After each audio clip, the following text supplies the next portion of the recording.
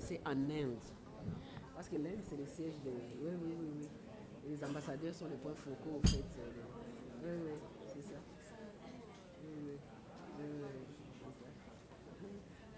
c'est ça. Enchanté, oui. Merci.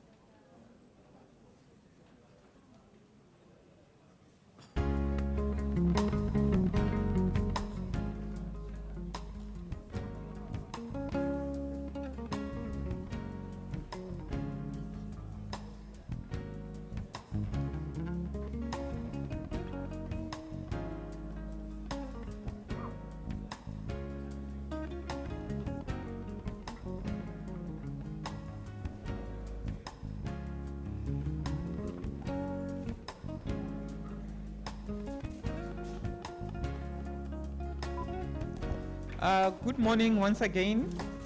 Let's state for Matabeleland North Province responsible for provincial affairs and devolution. Her Excellency, the African Union Commissioner for Infrastructure and Energy, will be joining us soon.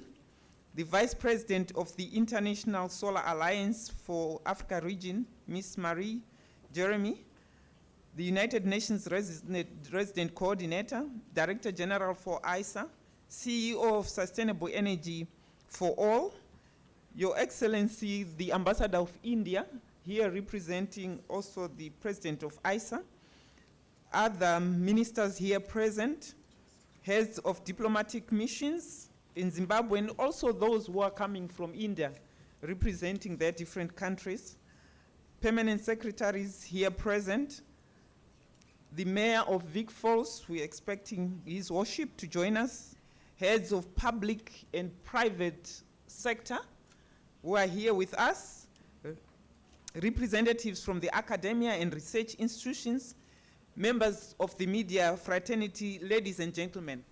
I would like to welcome you to the 8th meeting of ISA Regional Committee for Africa Region, the first part of the official meeting.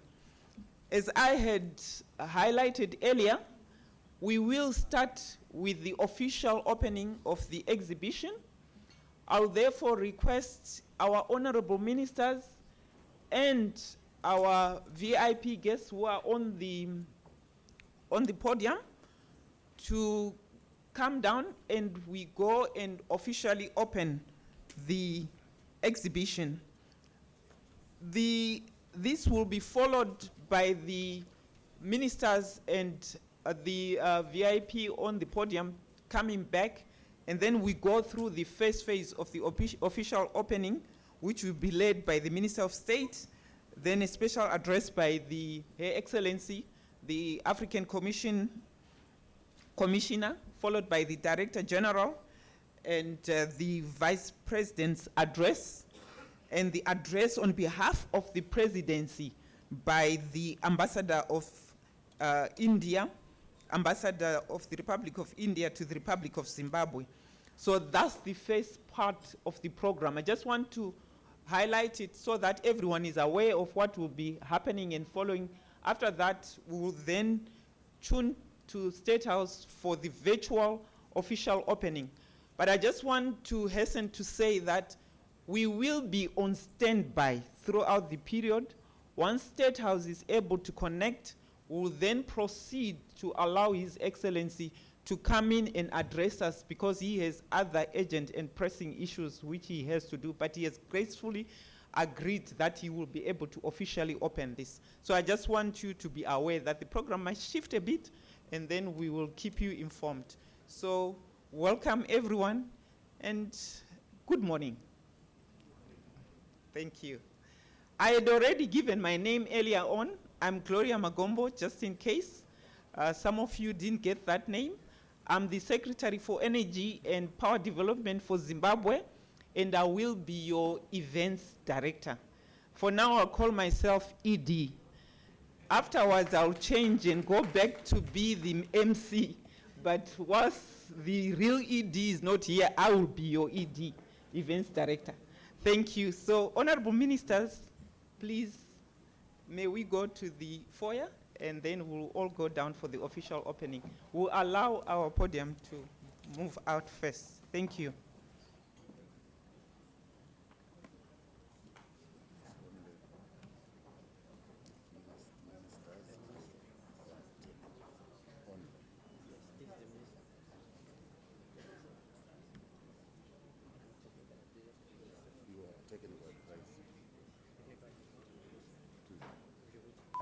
All honorable ministers, you are all invited, and heads of delegations, please come down for the official opening of the exhibition.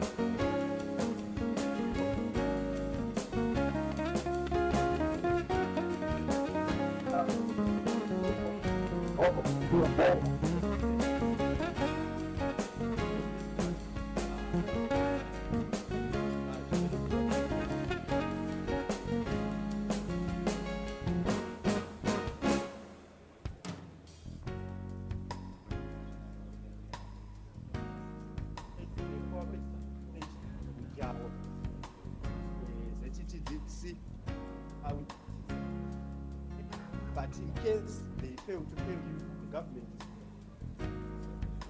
is able to pay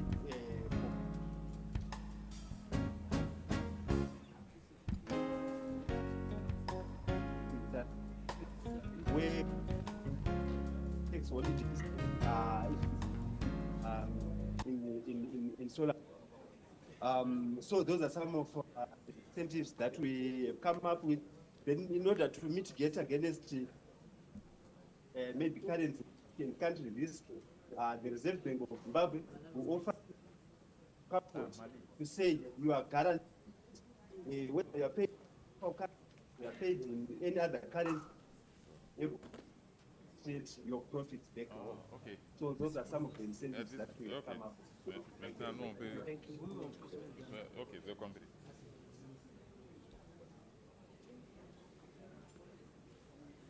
Okay. Attention.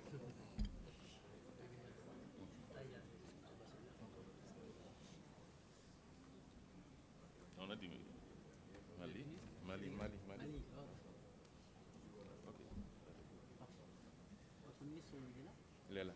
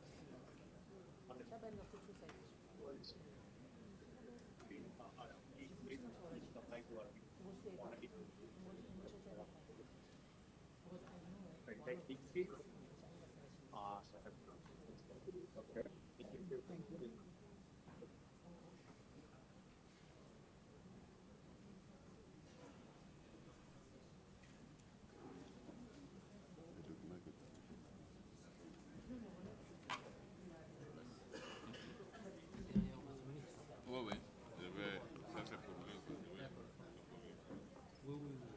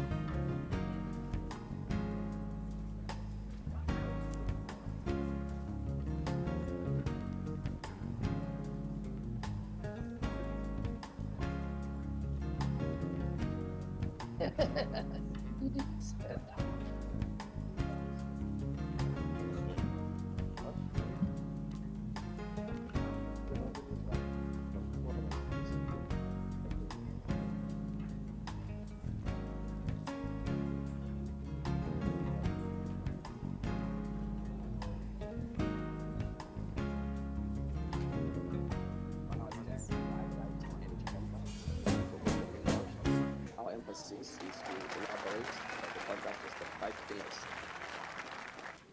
My apologies, ma'am. One program.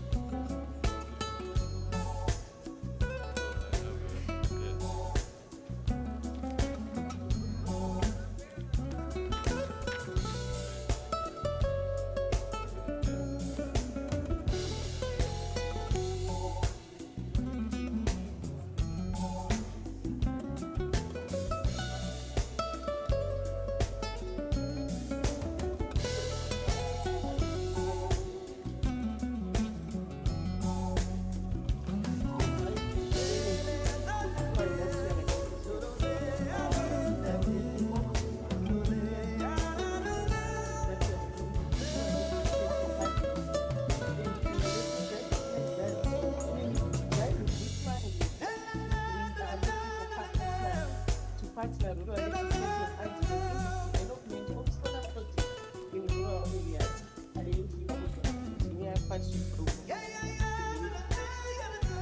Now, portfolio for solar community solar mini companies. This picture is one of such a community solar mini in Manila. I think this community solar mini we are like a community where we have a business center, institution, schools, health centers, and some village households that are clustered together. And when you can see from that picture, that is one of the beneficiaries. We are driving that for sustainability of this community solar mini companies. They have to be productive use of energy. So we are encouraging also productive use of energy. Also, if you come here, you can see we are doing that for institutional solar systems. Institutional solar systems, these are systems that are dedicated to institutions, mainly as a clinic. And these ones are education system for the who are benefiting from nightlife, the night study, and also the ICT. And this is another community which is showing the community that is also benefiting. Then here we are doing distribution network for our solar system. When you have a centralized generation with a distribution line that takes up power to the rural households and the rural community center. And we are also implementing solar home systems for individuals that are benefiting as village communities. Thank you.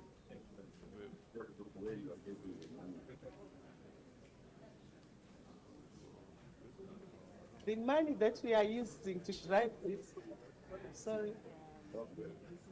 The money that we are using to drive this mandate, we are getting it from the 6% rural electrification levy that is levied on electricity consumption in Zimbabwe. Then we are also getting from fiscals and the partners that I alluded to earlier on. Currently, we are working with the UNDP in developing these mini grids. We have done 2 so far together that are complete. The Akwata in Chipinge and the in Mashonaland West. We are currently working on 2 other in Manika Land. That's the sources of funds. So partners. Thank you.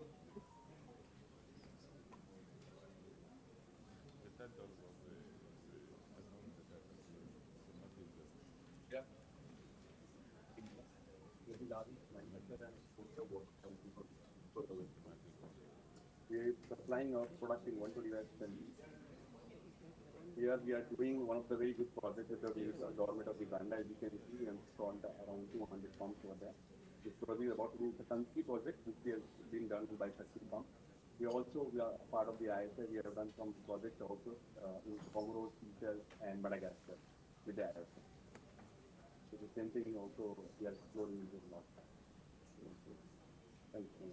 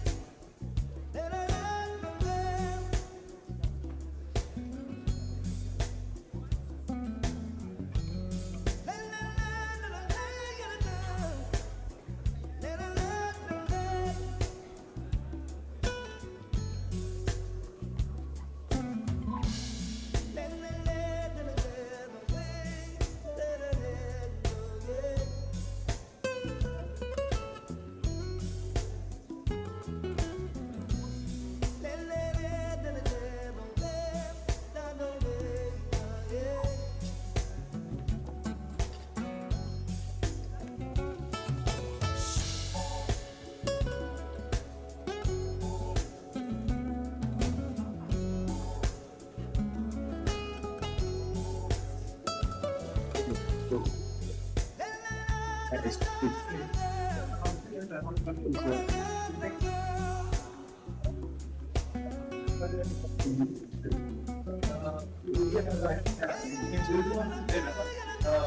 power supply. So we are no transmission line, but we are planning to, we will set up solar power depending upon the needs of the and capacity. We are so lines are not there, and we will do battery backup. And something with this. Africa is 60% of the resources we supply to the world. In return, 1% of solar power. I think we have a huge headroom. So thank you so much for your visit, and we look forward to investing in other parts of Africa. Thank you so much. Thanks always.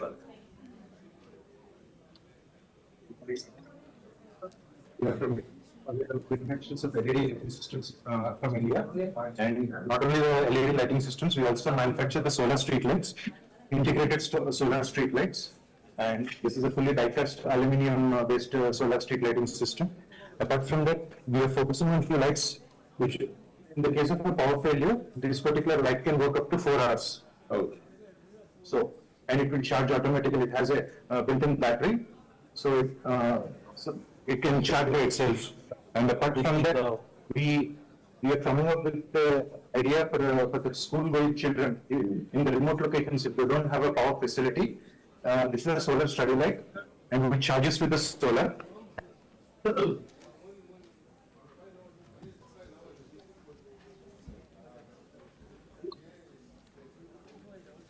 So he can use it for his study purpose. It has a 2-level brightness level, and it works for 6 to 8 hours, depending on the brightness what you want to study in. So this will be very useful for the school-going children and other areas across Africa. And we have done the solar projects across Africa, and we have done 100 kilowatt solar project in Ethiopia for the Ministry of Water and Energy.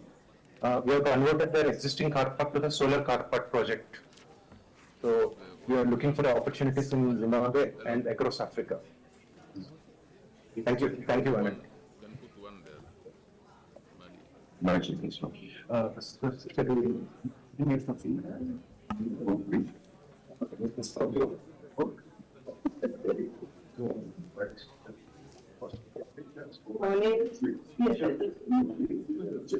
think we didn't constituents. Yeah. We will come around straight.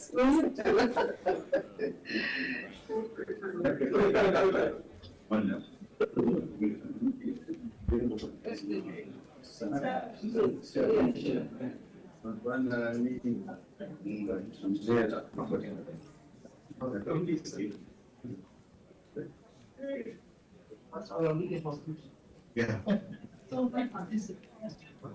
Yes. So. Good morning, honorable members. Welcome to Lamset Energy. Voice. Good morning, honorable members. Welcome to Lamset Energy. Lamset Energy is a subsidiary of Lamset Capital. With me here, I have our managing director. I'll hand you over to him, Mr. Tsarupo. Over to you, sir. Thank you. Good morning, everyone. Welcome to Lamset Capital. Today we here showcasing one of the projects which Lamset Capital is carrying out in Masvingo province, which is the regional hub for sugarcane production in Zimbabwe. Our government, the government of Zimbabwe, led by His Excellency, honored by His Excellency, President Mnangagwa, has invested a lot in water, and they've just opened 120,000 hectares of land which is earmarked for sugarcane production. To augment that, the responsible ministries allocated blocks where solar power producers can produce solar. So we are one of the players in the area. We are targeting to implement 50 megawatts of solar power. We have sent in our application to the ministry. We are also in the process of finalizing what we call financial closure. Once we generate this electricity, it's all going to support players in the agriculture sector who are sugarcane producers. Sugarcane is one of the key crops which helps us with forex. It also helps meet local demand of sugar in the country.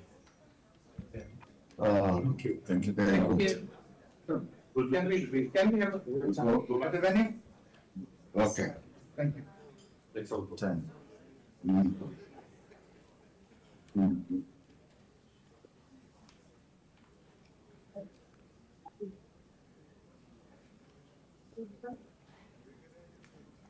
What about you?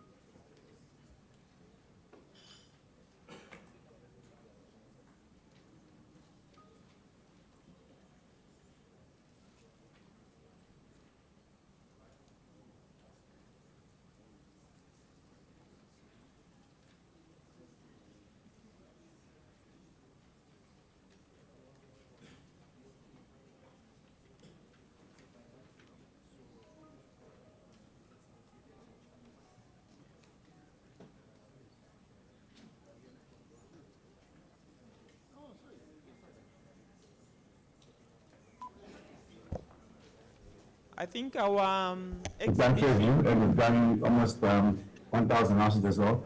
So we're actually in the process of doing Machingo and reviewing Machingo and Tekuchu. Sorry, yeah.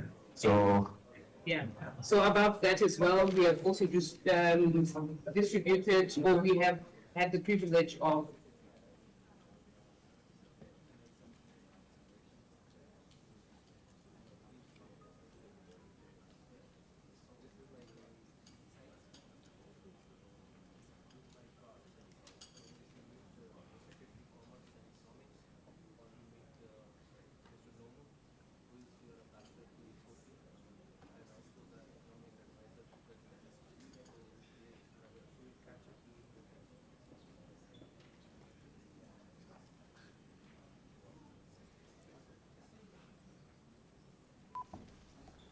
our dignitaries are coming back from the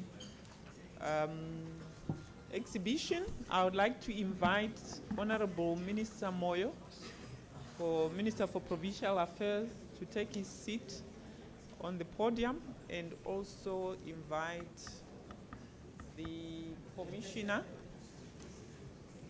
for the for Energy and Infrastructure from the African Union to also come and take a place.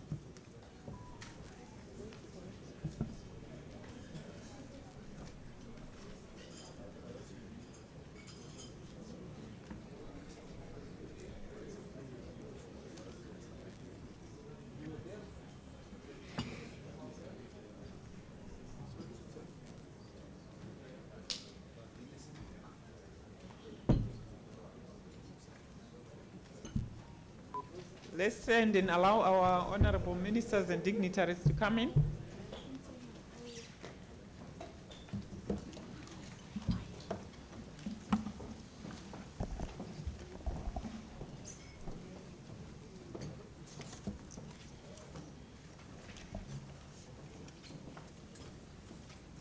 Let's be seated. Thank you.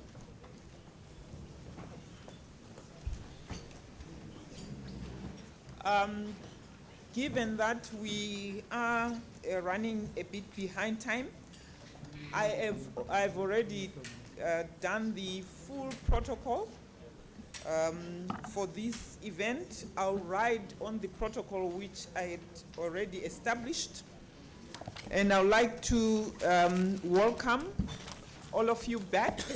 Actually, when the initial welcome was done, there were a few empty seats, and I see almost all the seats are full now. I would like to take this opportunity to call on our Minister of State for Provincial Affairs and Devolution for Matabeleland North Province to come and do the welcome remarks. Honorable Minister, you can come through. Thank you. Let's give him a round of applause.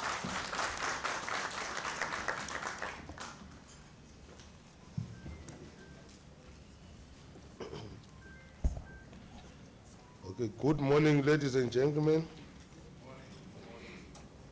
His Excellency, the President of Republic of Zimbabwe, Dr. Emmerson Mnangagwa, Her Excellency, the First Lady of Republic of Zimbabwe, Dr. Auxilia Mnangagwa, Honorable Minister of Energy and Power Development, Honorable July Moyo, let me say all protocol observed. It is my singular honor and privilege to warmly welcome you all to Matabeleland North Province, and in particular to magnificent city of Victoria Falls.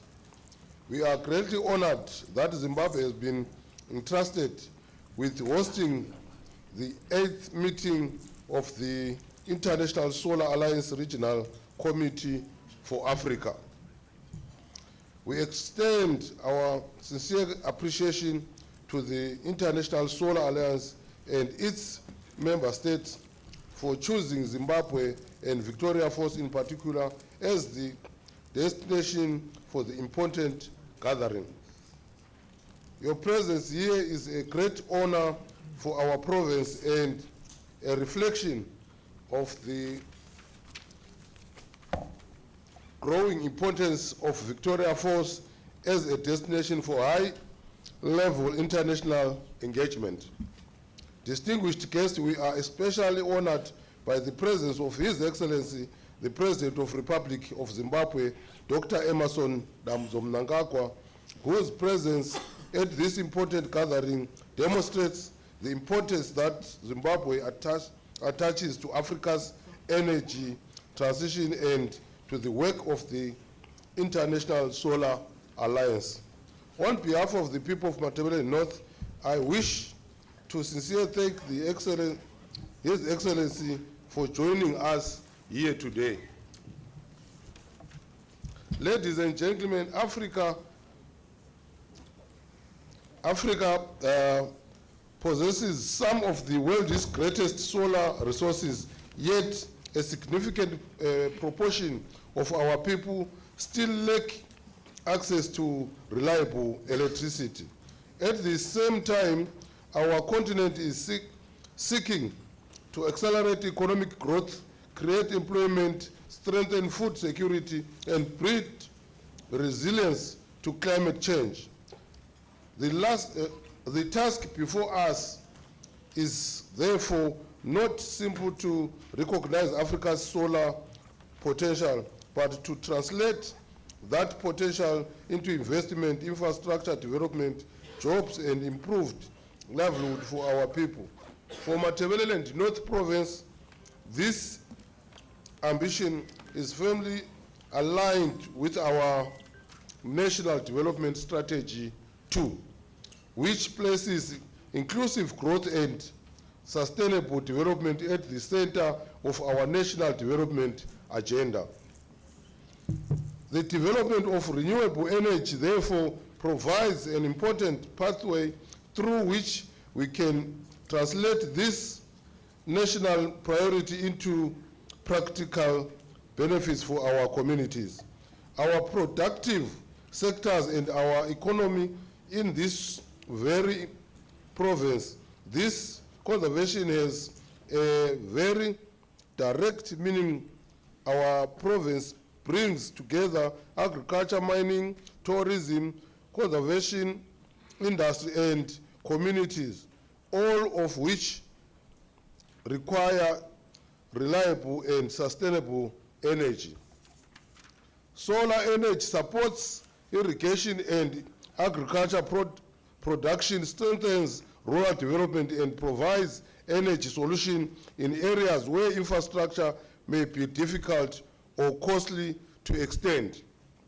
This is particularly important as we look at the future of our tourism and conservation sectors. Matabele North is home to Victoria Falls, one of the world's great cultural wonders, natural wonders, as well as Hwange National Park, one of the Zimbabwe's most important wildlife and conservation destinations. Our cultural heritage is one of our greatest economic assets, and renewable energy can help us grow these sectors while ensuring that the development we pursue remains sustainable. Distinguished guests, Matabele North is a province of significant economic and investment potential beyond tourism. We have significant opportunities in mining, agriculture, energy, and infrastructure.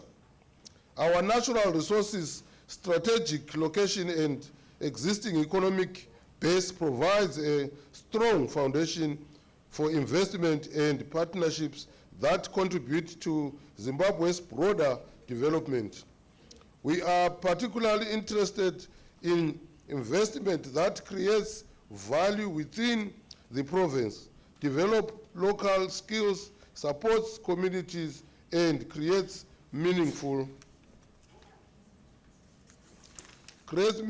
opportunities for our young people.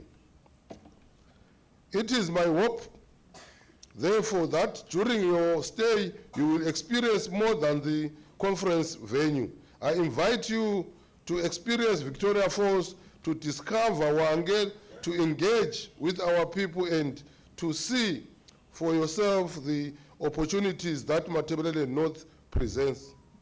We hope that this gathering will open doors beyond the conference itself, doors to new investment, new partnerships, new projects, and new possibilities for our province and our continent. Distinguished guests, as we deliberate over the coming days, let us remember that the true measure of this meeting will not only be quality of the discussion we have here, but what follows after we leave this room. Let us build partnerships that endure beyond Victoria Falls. Let us mobilize investment that creates jobs and strengthens our economies. Once again, on behalf of the people of Matabele North, I extend our warmest welcome to all of you distinguished guests. I thank you. Tiaboka Twalumba. Thank you, Honorable Minister.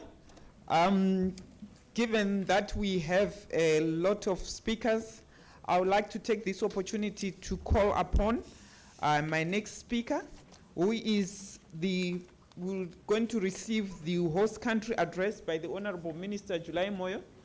Honorable Minister.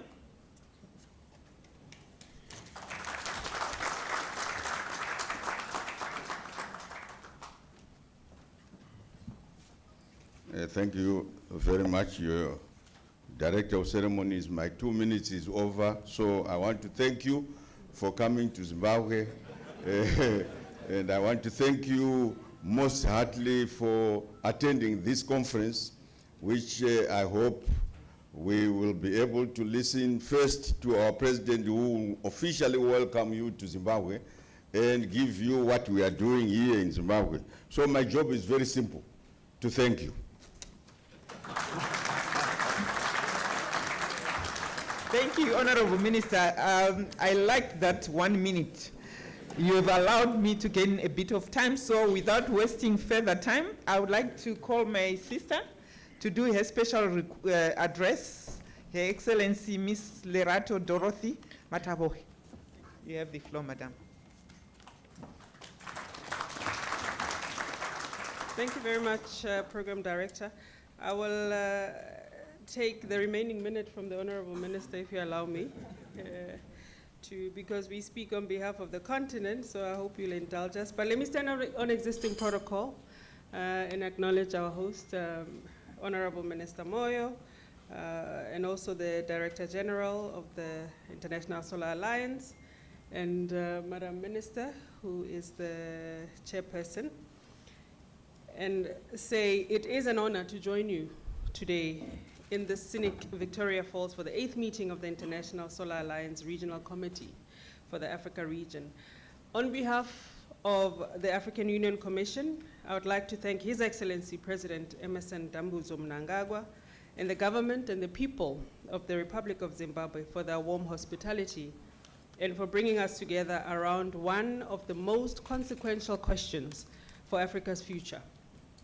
That question is, how do we turn our extraordinary solar endowment into reliable power, productive capacity, and shared prosperity? I also commend the International Solar Alliance for the role it continues to play in mobilizing cooperation, finance, technology, and knowledge around solar energy. The value of this alliance will ultimately be measured by the speed with which the partnerships that we have established and that they have established translate into electricity for households, farms, schools, hospitals, mines, factories, and businesses. For the African Union Commission, energy is not simply one development sector among many. Energy is the infrastructure that makes development possible. Our Agenda 2063 cannot be realized without affordable energy, without reliable and sustainable power. We cannot industrialize without energy, we cannot beneficiate our minerals without energy, and we cannot build competitive manufacturing, modern agriculture, digital economies, or resilient cities without energy. Electricity access, therefore, is not the end of our ambition. It is the beginning of economic transformation. Solar energy is indispensable in that ambition. The economics are moving in our favor as the African continent. Solar photovoltaic technology has become one of the most competitive sources of new electricity generation, and deployment across Africa is accelerating rapidly. Zimbabwe, our host, gives us practical examples of what a shift towards solar can look like. The Zimbabwe government's national renewable energy policy has set a target of 2,100 megawatts of renewable energy capacity by 2030, including 1,575 megawatts of solar. By May 2025, Zimbabwe's Ministry of Energy and Power Development reported more than 145 megawatts from renewable sources that had been connected to the grid, while a growing portfolio of solar projects is serving both grid and productive users. The rollout is visible across different parts of the economy. The 17.5 megawatt solar plant at Blanket Mine in Gwanda was completed and commissioned with battery storage for the mine's ownership and consumption. The ministry also reported 50 megawatts of solar at Manize and 35 megawatts at Zimplats for own consumption. These important examples show solar moving beyond household lighting and becoming productive infrastructure for industry. Zimbabwe is also demonstrating the importance of decentralized solar for communities that cannot wait for conventional grid expansion.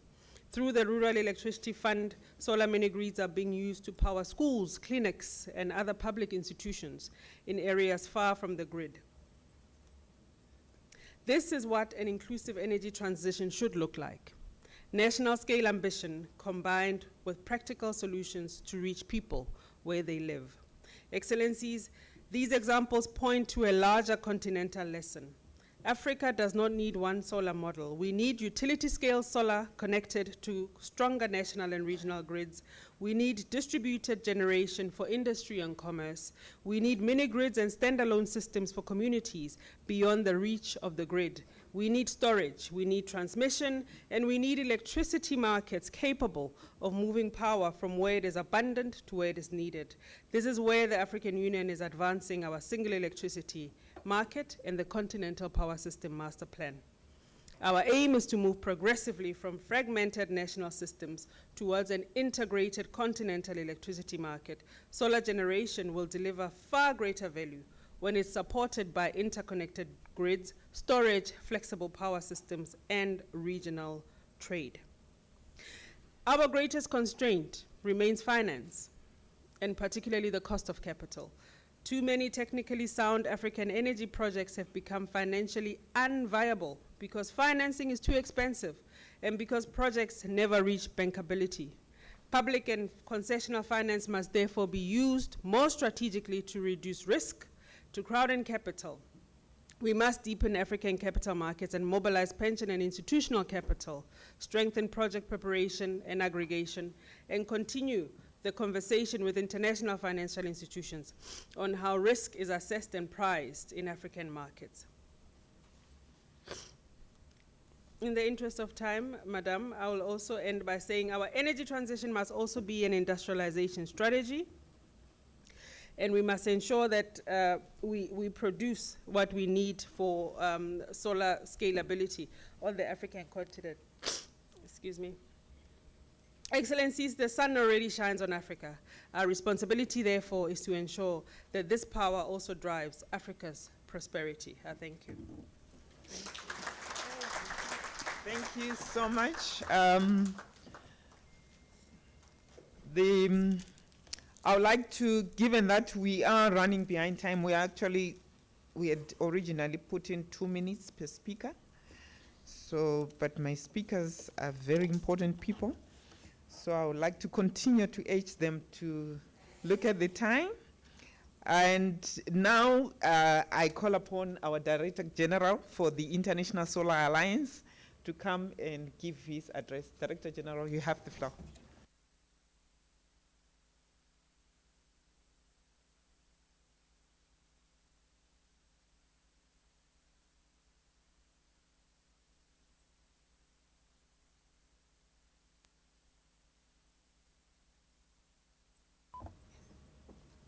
Can you hear me? Yes, sorry. I will stick to 2 minutes, even though I lost 20 seconds. Thank you, Honorable Richard Moyo, MP Minister of State for Provincial Affairs and Devolution, Matabeleland North Province. My friend, Honorable July Moyo, MP Minister of Energy and Power Development, Republic of Zimbabwe. Her Excellency, Mrs. Lerato Dorothy Matabeje, Commissioner for Infrastructure and Energy, African Union Commissioner, for your opening remarks. And it's my pleasure to welcome Her Excellency Mrs. Marie-May Jeremy, Honorable Minister, Ministry of Environment, Climate, Energy, Natural Resources, the Chair and Vice President for the ISA Assembly for Africa region. Ministers, delegates, I have only 2 messages. The first message is that I think we believe Africa is ready to move from megawatts to gigawatts of solar. Why do I say that? One, for the first time, working very closely for last 15 years in Africa, I find a political will and a momentum which says that energy as an essential artery for access, reliable and affordable energy is central to Africa's growth. Second, we now have all donors and all governments come together on a common shared platform of Mission 300, which is led by government's own national compacts. This unification was not available earlier. Third, the technology of solar and storage continues to come down while the world is spending $1 trillion more because of oil crisis of West Asia. All of this confirms that Africa is ready. In terms of ISA, as a multilateral agency of Global South with 129 countries, we are committed on our vision of moving from ambition to action. You will see that we will be, over the next 1.5 days, today releasing 3 big initiatives. One is a continental clean energy plan for solarizing Africa, which is not a report, but an implementation pathways for Africa. We will be signing an Africa Solar Facility that will operationalize a $200 million fund for young private entrepreneurs to invest in decentralized renewable energy in Africa. And we will be creating a program with 7 countries to begin with on solarization of agriculture that can enable 1 million solar pumps in Africa. We will be also talking about capacity building, energy storage, electric mobility, the progress on country partnership frameworks, and the role of digitization and new technologies along with harmonization of standards. So we are very excited. I will just want to thank the government and the people of Republic of Zimbabwe for their warmth and hospitality in welcoming us in Victoria Falls. And I thank all the member countries and partners for their continued guidance cooperation. I look forward to constructive deliberation. Thank you once again. Thank you. Since I'm slightly vertically challenged, I'll bring down the microphone. Thank you so much, DG, for giving us the full view of what we will be covering over the next 2 days. And without further ado, I would like to call upon the Vice President of the African region to come through. Honorable Minister, Mrs. Mary May Jeremy, please, you have the floor.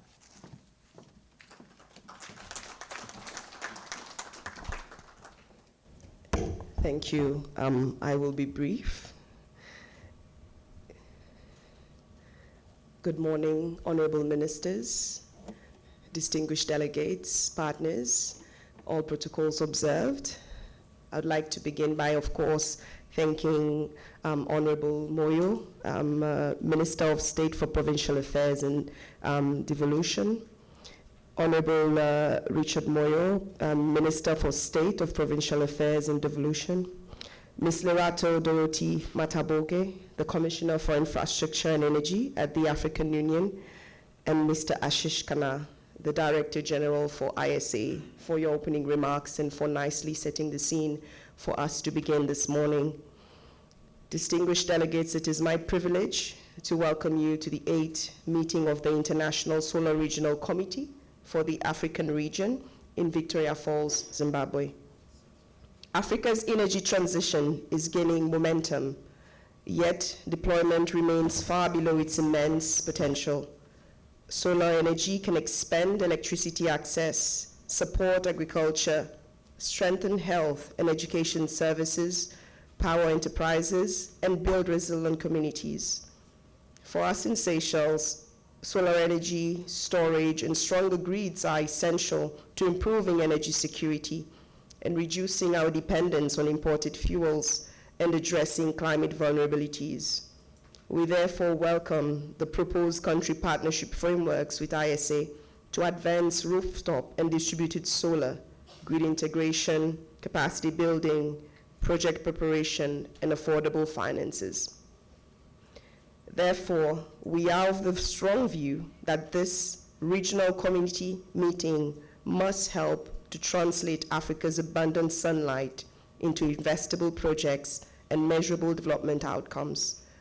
Through stronger partnerships, credible pipelines, and innovative finance, we can move from ambition to implementation.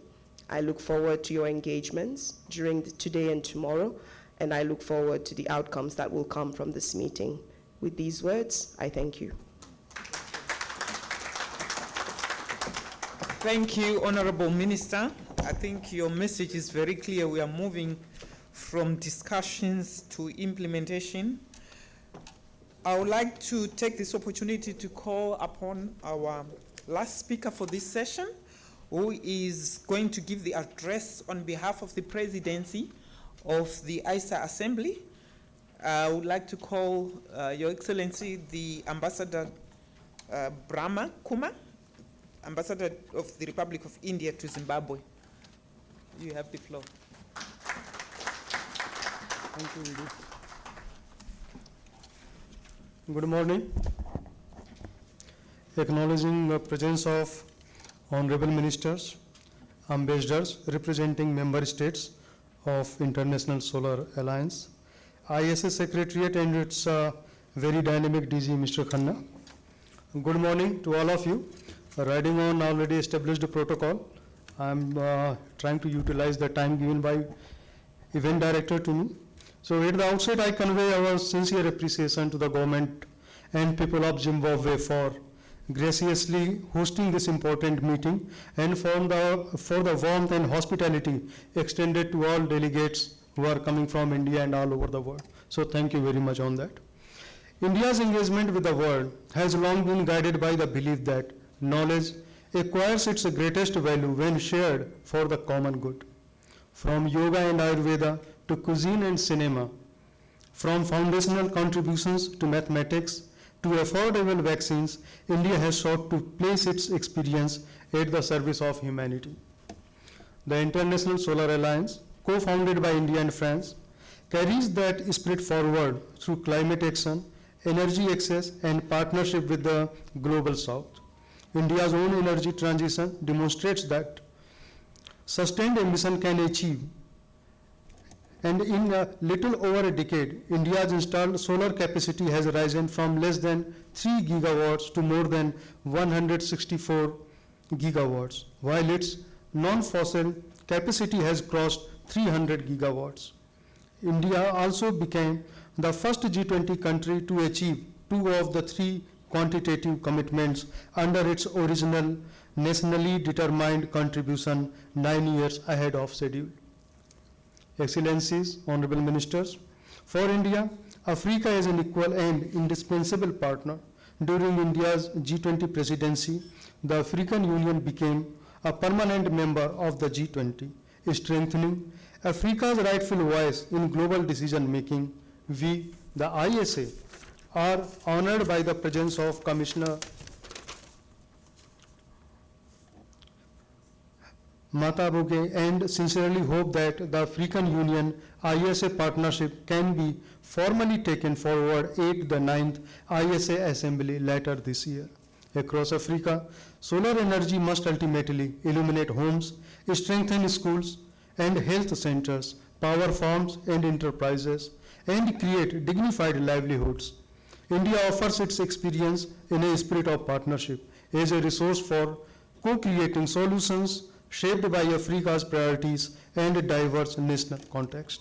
We hope that ISA's Solarizing Africa initiative will emerge as a continental platform that convenes partners, mobilizes finance, and translates ambition into implementation at scale. On India-Zimbabwe bilateral front, I am pleased to state that Indian industries are growing and enhancing their investments in Zimbabwe and expanding their operations. Like today, we have seen one of Indian prominent investors. They are into FMCG, but now they are moving into solar energy. So thank you, Varun Beverages, for that. And I also take this opportunity to warmly invite all of you to the Bharat Renewable Energy Expo and Summit and the 9th session of the ISA Assembly from 2nd to 5th November 2026 at Bharat Mandapam, New Delhi. We look forward to carrying the spirit of Victoria Falls forward into decisive collective action in New Delhi. So, Dhanyavad, thank you, Tatenda, thank you. Thank you, Your Excellency. Tatenda. We have come to the end of the first part of the official opening. We will then transition to the plenary whilst we are waiting for State House to come in. We will ask the Director General and all the dignitaries who are on the podium to remain there so that if there's any transition, it will be easy for us to move on to the address by His Excellency. So I'd like to take this opportunity to thank you all, especially our speakers this morning, for reminding us that we do have the resource. The sun has always been with us. We have to remain focused in moving from just looking at the sun and looking at the potential challenges which we are facing as a continent, but working together as a continent to make sure that we deal with the issues of costly finance, work together to interconnect ourselves so that those who have can give those who do not have. And we have to ensure that each meeting, each program, each conference should come up with tangible results which will make a difference for the development of our nations. And we continue to take this opportunity to thank our sponsors who have been with us. I would like to quickly mention them. We have Zesa Holdings, Zera, the NOIC, National Oil Company of Zimbabwe, Petrotrade, Rural Electrification Fund, and Varun Beverages, and also want to thank our different exhibitors who represent the small and medium enterprise development community within the Victoria Falls, who are exhibiting here with us, together with the different sponsors. They are also exhibiting. We also have NASA, Varun Beverages, Finmark, Lamset. For those who didn't go down, I'm just mentioning these so that you are aware.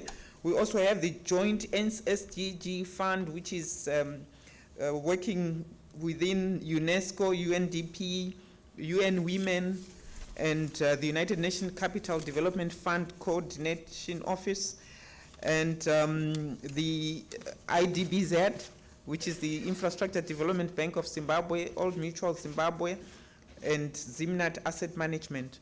We would also like to acknowledge our foreign exhibitors, Echoes and Solutions, all the way from India, Kakti, Pumps India, Enlight, Horizon Solutions. So we'd like to take this opportunity to pause here and hand over to the chair of the 8th committee to take up her position. Madam, you have the floor. Thank you, Madam Edie.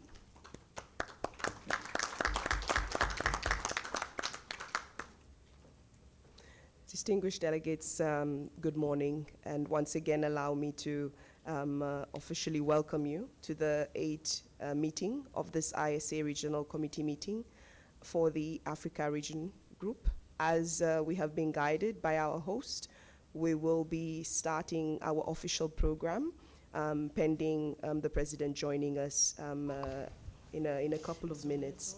So without further ado, allow me to turn our attention to the proposed agenda. You would have seen that the ISA Secretariat has circulated a provisional agenda for this meeting as contained in the working documents that have been circulated to all participants. I would like to open up this agenda for adoption, and I request that if members have any comments, that they do flag them for us to record before we proceed.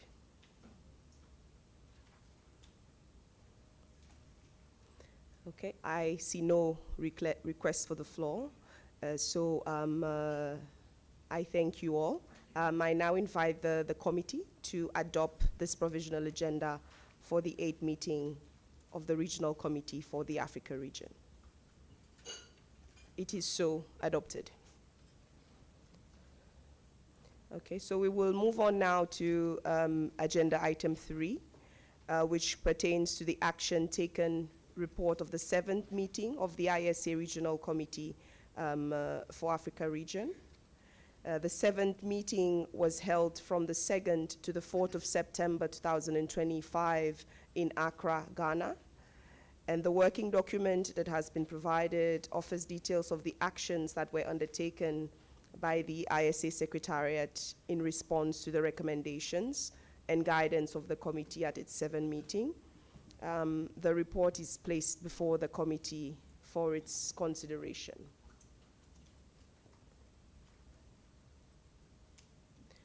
I invite members of the committee to provide your comments to the report, if any.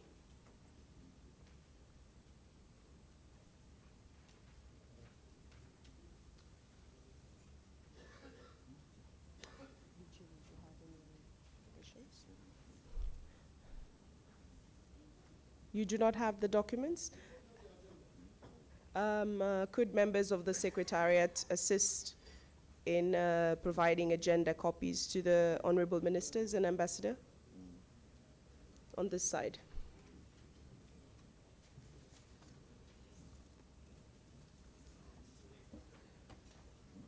So that would be the document referenced ISA/RCA 8, working document 1A. So that's the full agenda that I'm making reference to.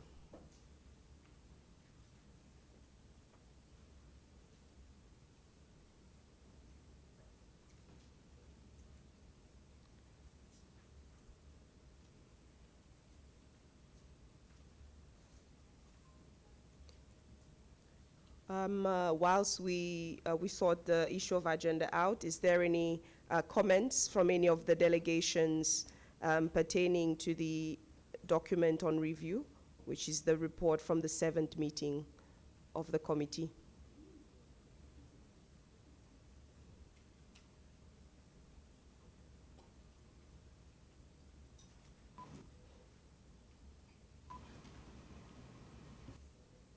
Okay, it seems there are no comments, so in the absence of any further comments, we can proceed to the next agenda item. So please feel free, members, to either raise your flags or your hands if you wish to take the floor, and the Secretariat will assist.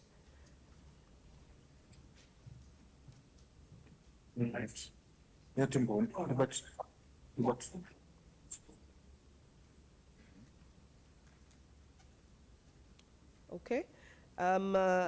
Moving along now to agenda item 4, which pertains to update and future plans for ISA pillars, platforms, initiatives, and activities in the African region. This item provides an opportunity for us to review the direction of ISA's engagements in Africa and the mechanisms through which the regional and country priorities can be translated into implementable programs and projects. The discussion will cover, I hear some feedback.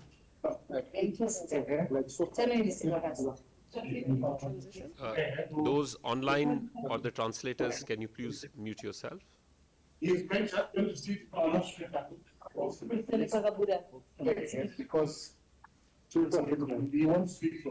who?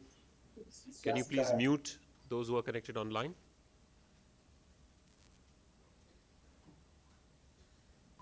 Thank you. Thank you. So as I was saying, the discussion of this agenda item will cover ISA's evolving pillars and platforms, including catalytic finance, country and regional engagements, capacity building and digitalization, technology roadmaps, strategic partnerships, and the activities that are being advanced across the Africa region. I now have the honor of inviting the Director General of ISA to deliver his presentation under this agenda item.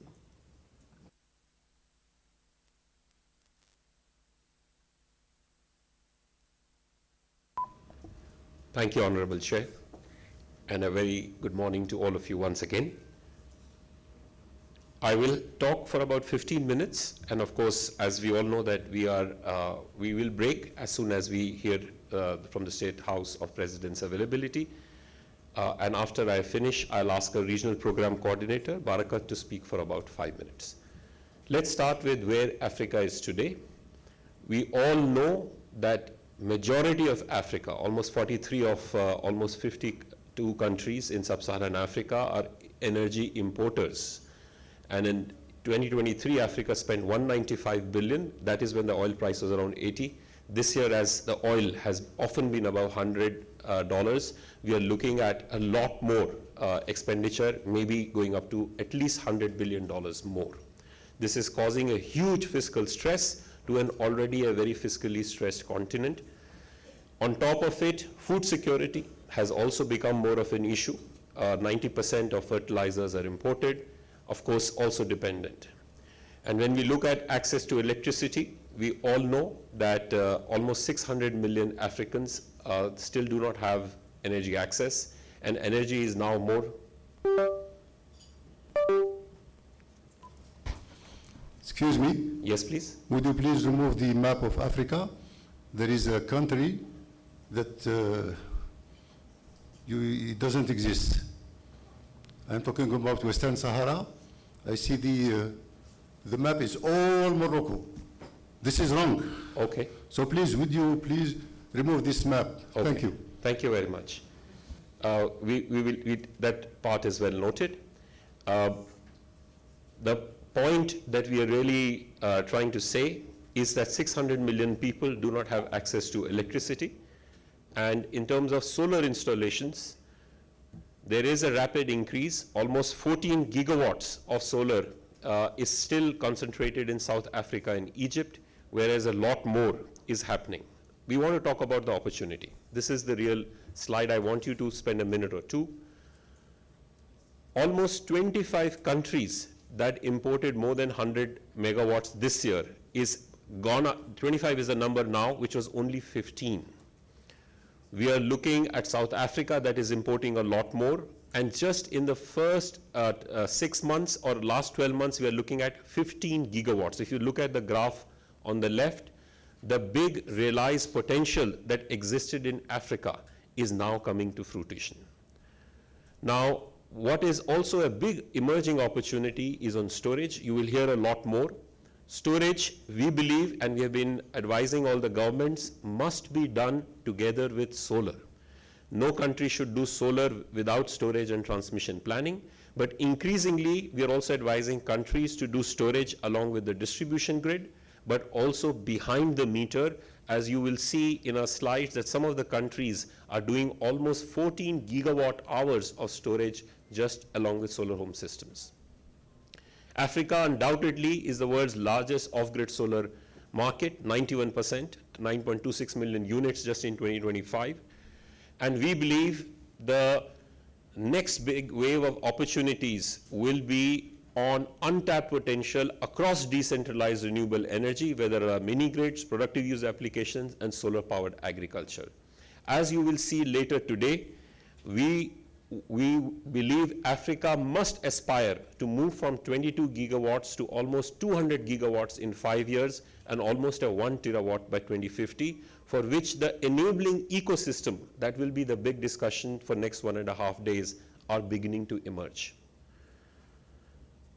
Why this is the right time to do that? I said it in my opening, but let me reiterate. For far too long, the program was fragmented. Different donors, different governments, different parts were doing different elements. But now there is a unified momentum behind Mission 300, where national compacts of governments are now driving a very clear program on policy, programs, and projects. As I mentioned, the political will to put energy at the heart is clearly there, and each country, each political leadership is completely behind the question of energy access and affordable, reliable energy, with almost all countries having solar as one of the main sources of their least cost generation plan. And why is that? Because the cost has come down. The competitive tenders in a lot of markets outside Africa, but some of them in Africa, is coming as low as 2 to 3 US cents without storage and 4 cents with storage. Now, in all African countries, these prices may not be realizable, but that gives you the potential of where we are looking at. And finally, it's all about enabling private sector. Africa is realizing that rather than waiting for a lot of concessional money solving the energy problem, it must be solved largely by private sector. Not only through IPPs of large projects, but also mini grids, where Nigeria is having 10,000 mini grids by private sector, solar home systems, and even solar pumps. All of them, the ecosystem can be enabled by private sector, the solar rooftop being the lowest hanging fruit that we will talk. How is ISAs now working on getting things done and moving from ambition to action? We are helping a lot of countries on energy transition planning. How does solar figure in your least cost roadmap?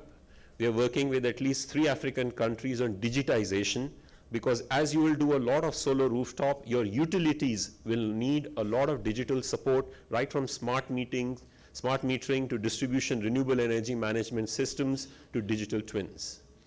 We, for the first time, while not being a bank, are launching a catalytic finance activity today, which will allow private sector entrepreneurs to get equity support and risk mitigation for financing DRE in terms of solar in agriculture or doing a lot of mini grids and solar power home systems and rooftops. We believe a lot of small countries must aggregate procurement. And we have a platform called SIDS. We are very grateful. Mauritius will tell you later on that how a 400 megawatt large scale program is happening by aggregation and a consolidated strategy. We will like for 18 SIDS countries, 4 or 5 of them in Africa, to learn from each other of how you can do aggregated procurement to bring down the cost, On technology scale-up, we are moving beyond pilots. In fact, I believe no country should do now pilots because the technology is proven. Whether you want to do solar pumps, whether you want to do rooftop solar, we will be working on both DRE last mile and solar agriculture. One of the defining value propositions for ISA is on building local capability. In my own experience across 30 countries, it's only when the capacity in countries to make policies, regulations, procurement, private sector ability to implement, and local financing and their maintenance comes, then the countries really go ahead. We have opened up Star Seas centers in 11 African countries, and we will be doing a lot of AI-based learning systems for democratization of knowledge. We have a country partnership strategy with more than 8 countries operational in Africa, in which we have set up local offices to implement across the value chain of solar. This is our global mandate. I'll not go into the detail. Some of it I have already mentioned before. I want to go into specifics that we are launching. The Africa Solar Facility is based on a global solar facility that ISA has set up in India, and we will be signing an agreement with Africa 50, which is co-owned by more than 34 governments in Africa, who will be the fund manager for investing in equity and de-risking products for private sector investments in DRE. And that's almost going to be a 200 million fund, for which the first financial close is about 71 million. This is an anchor capital, and all the governance and measures for actually hosting this facility have come to a conclusion. This was a promise we made you last year, and we are so glad Zimbabwe is becoming the place where this is being signed for launching it.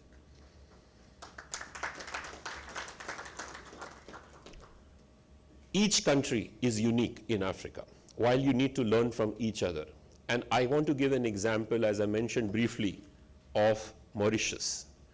In Mauritius, we have a 220 megawatt solar plus storage tender that the government has put for private sector IPPs, that is there on ISA's e-procurement website.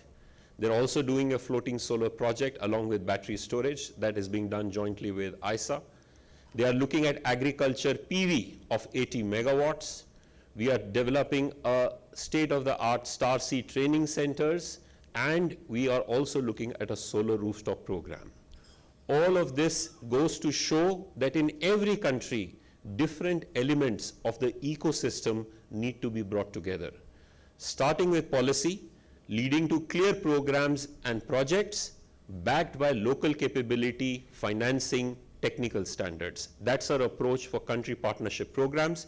As you can see from this, ISA is graduating from doing small pilots of $30,000, $40,000 to big 200 megawatts, $500 million engagements with countries. On capability, we have 9 Star Sea centers. All of you are represented here.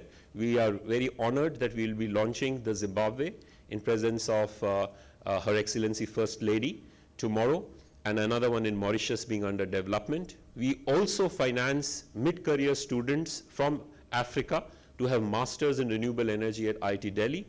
90 of them have graduated and are taking middle management positions.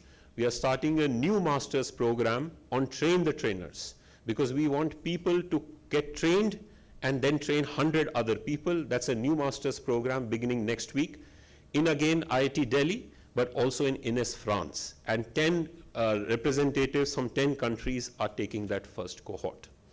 But we are going beyond. In the world of AI, the training should be on everyone's smartphones. This is where, as you know, the young people get trained. So by our assembly, we will be launching at least 50 programs on an AI-enabled learning management system that we are calling ISA Academy. And this would be available in all languages, whether French, Portuguese, Swahili, and this will allow a lot of local people to get as much training on different elements of rooftop, on solar power pumps and basics and even maintenance. All of this will be pulled together in what we believe the time is right for Global South to create a Silicon Valley for solar, that we are calling Global Capability Center, that will also be launched in November, in which, in addition to ISA Academy, we will be launching a grid planning and management module, financial structuring to help different countries get finances, and also about utility aggregation for solar rooftop, that I will talk as a very key element. What this means is we want to curate standardized IT digitally enabled programs that can be taken to any country. And latest AI-based solutions on digital twins will be available to all the African countries, because rightfully so, while Africa lagged behind in energy access, it should not lag behind on digitization and AI. Very briefly, the big initiative is on combining food security and energy security. We believe with India's experience of having done 3 million solar pumps in last 3 years, with another 5 million solar pumps planned for next 4 years, this is a great potential for sharing lessons and doing a big program in Africa. We are delighted that later today, in few hours, we will be signing a community of practice on solarization of agriculture, initially signed by the 7 countries mentioned, but eventually going beyond. And there, the ecosystem of how 1 million solar pumps can happen by having first the right policy regulation, but also looking at financing elements by which farmers can get some blended finance and risk mitigation, some form of a right sizing of the agriculture pump, and a digital e-market development through monitoring and resilience, and then building capability. Each Star C will have a solar pump to be trained, but also all the mechanics and the technicians will be trained on putting those pumps and maintaining them. So all of this is extremely important. I don't need to tell you the opportunity. Africa can be the food basket for the world, but is today, unfortunately, having $65 billion of food imports, and irrigation is one of the binding constraints, and diesel and large-scale irrigation are not feasible. Therefore, solar-powered pumps are one of the most important elements. We are working on financing solution, because one of the biggest questions for farmer is how to get money. There are different kind of models. We are working on countries and at the region on different models, whether it is a direct lending model to the farmer, in which the big problem in some countries has been on what kind of securitization beyond the solar pump the financial institutions demand, and that is a dialogue which is very important. In some countries like Ethiopia, we are asking for financial institutions to be fine with just having the pump as a collateral. We are looking at supplier-anchored program where large suppliers on mass orders can pass on the benefit directly in their pricing, or in some countries, farmer cooperatives are very strong, and can the lending mechanism be done through farmer cooperatives? Each of the solution will need to be tailored to countries, but this is a program that we are developing, and then we are very keen to work with countries on these solutions. I do want to mention that the lowest hanging fruit right now in Africa is solar rooftop. Why? One, it is the fastest way. If you decide today and you want 100 megawatts of solar power, in next 6 to 9 months, if you are based on diesel and HFO, you can replace to solar rooftop. It doesn't require land, it doesn't require new sites, no transmission networks that are often difficult and takes time, and it can help meet the peak demand in the day. And if you can have behind the meter storage, it can also meet the evening peak. And we are not the only ones. Look at the trend on the right.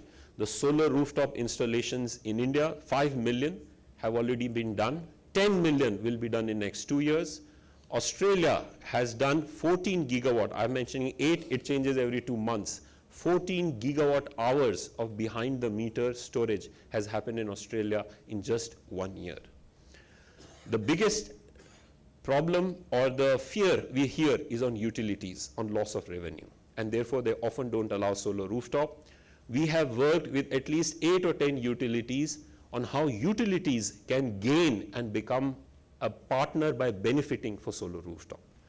This is a technology for which the time has come, and if utilities embrace digitization, they need not lose revenue and actually can monetize using the utility aggregator model. Watch out for this space. We believe this will grow up many, many fold in Africa, and we will be partnering with a lot of countries. Agri-PV is a new opportunity. What is Agri-PV? For land-constrained countries, if a farmer is growing certain kind of crops, especially related to vegetables, spices, then you can have agriculture photovoltaic over the farmland. And this allows food security and energy security to go hand in hand. We will be releasing a global report on different kind of temperate climate zones, arid, semi-arid, tropical, temperate, continental. What kind of crops need not have any drop in productivity of the crops? As you know, because of excess rain, if you put actually some shade, it's sometimes better for the crop. And we believe this will be a game changer because in some countries, this can actually meet most of the energy requirements. Let me again share a number from India. 1% of arable land in India, if put Agri-PV, can generate 1,000 gigawatt of solar. So we can do this assessment. Later in the day, we'll be launching an assessment we have done for Rwanda. I will just mention that we also have a big program on innovation. We launched SolarX in Africa. There are winners who are scaling up those programs. But we are also hearing circularity on solar PV and battery waste. We launched it in our assembly last year, and we are glad that 132 members, including 47 private sector companies, 25 research institutions, and startups are already part of it. Our estimate is this will be a multi-billion-dollar industry because you can get 98% of solar PV waste and battery waste recycled. And this will create a lot of jobs and a lot of revenue. So we request African countries who want to be members, including their private sector, to come.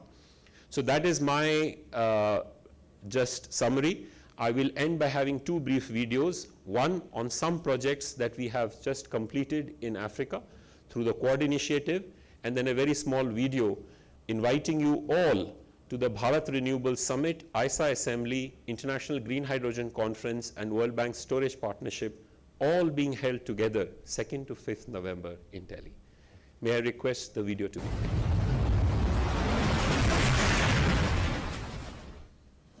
Across Africa, solar energy is helping communities access essential services, strengthen livelihoods, and build greater resilience. From reliable water and healthcare to food preservation and local economic activity. With funding support from the Ministry of External Affairs, Government of India, under the Quad Climate Initiative, the International Solar Alliance, ISA, is implementing solar solutions across partner countries through the Project Implementation Agreement signed on November 26, 2024.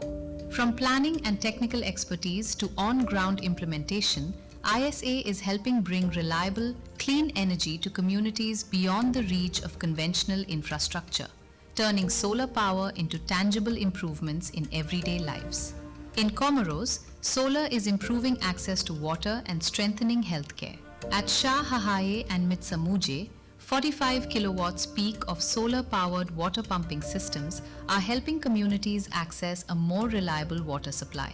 At Mutsamudu Hospital, a 72 kilowatt peak hybrid rooftop solar system supported by 154 kilowatt hours of battery storage is helping provide more reliable work for essential healthcare services. In Seychelles, solar is supporting water security, food preservation and healthcare across Mahé and La Digue. 6 kilowatt peak solar water pumping systems are helping strengthen access to water, while 21 kilowatt peak of solar-powered cold storage is helping preserve fresh produce, reduce losses, and protect livelihoods. In Madagascar, solar is helping bring essential services closer to remote communities. Across Betoloho Fokontani, Andinga Dingana, and Kafpa, 3 kilowatt peak solar water pumping systems are strengthening access to water. At Betoloho Fokontani, a 14 kilowatt peak solar-powered cold storage facility with 10 metric tons capacity is helping preserve produce and livestock-related supplies, supporting local livelihoods and reducing losses. Comoros, Seychelles, and Madagascar, these interventions demonstrate the impact of practical solar solutions on the ground, helping communities access water, keep food fresh, power healthcare facilities, and strengthen livelihoods. By combining finance, technical expertise, and implementation support, ISA is helping turn solar energy into reliable services, stronger communities, and more resilient livelihoods.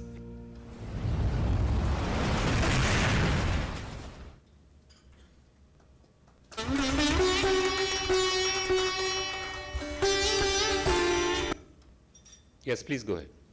Play the video.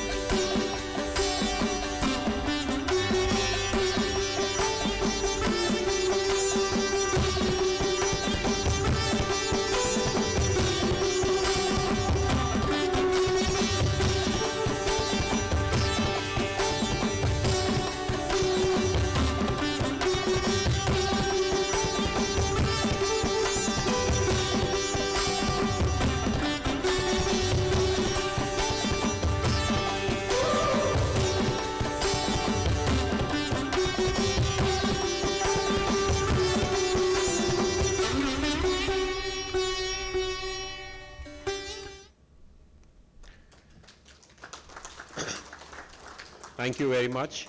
My only last message with all of you is that this cannot be done by each one of us in isolation.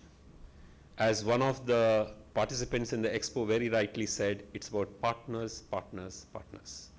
We are delighted that we are able to scale this through collaboration and leadership of individual countries, but we also have partnerships with World Bank, Africa 50, Nigeria Sovereign Investment Authority, lot of philanthropies, and this is something that we are committed to, and please have a word that Global South's ability to lead the charge is now. Thank you very much. I think we are still waiting, or we are ready? We're still waiting. Okay. Yes. So with your permission, Chair, can I ask my regional program head to just speak for 5 minutes? Please come. Thank you. Go ahead.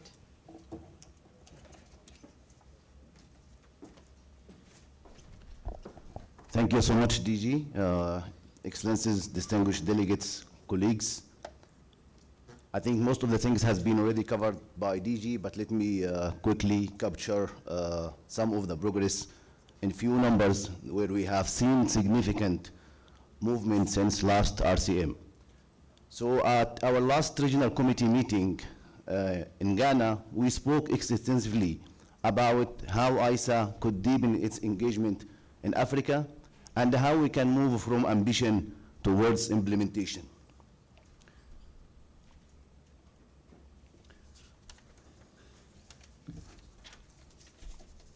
So this slide, give you the sense that Africa remains at the central of the ISA mandate.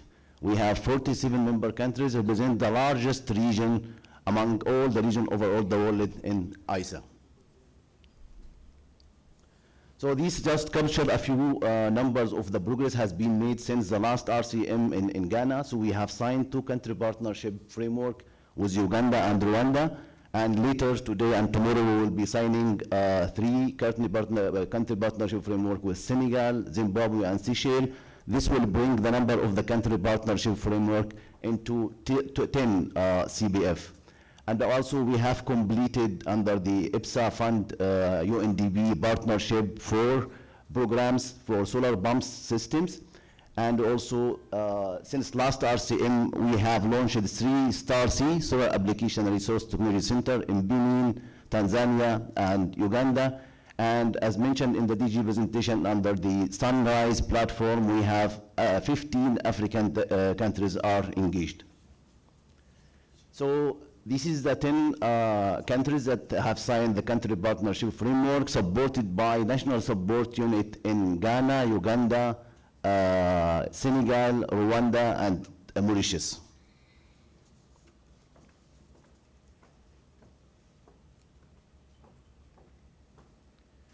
So this slide gives you the sense of how ISA is trying to bring different elements together to create the ecosystem.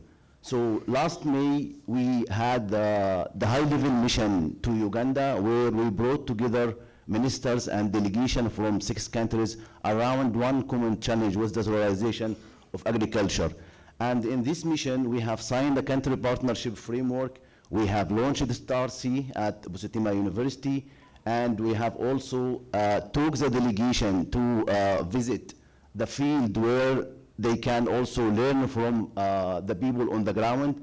Not only this, but also, so we created a pipeline of project, and also we started the community of practice that will be announced formally today later.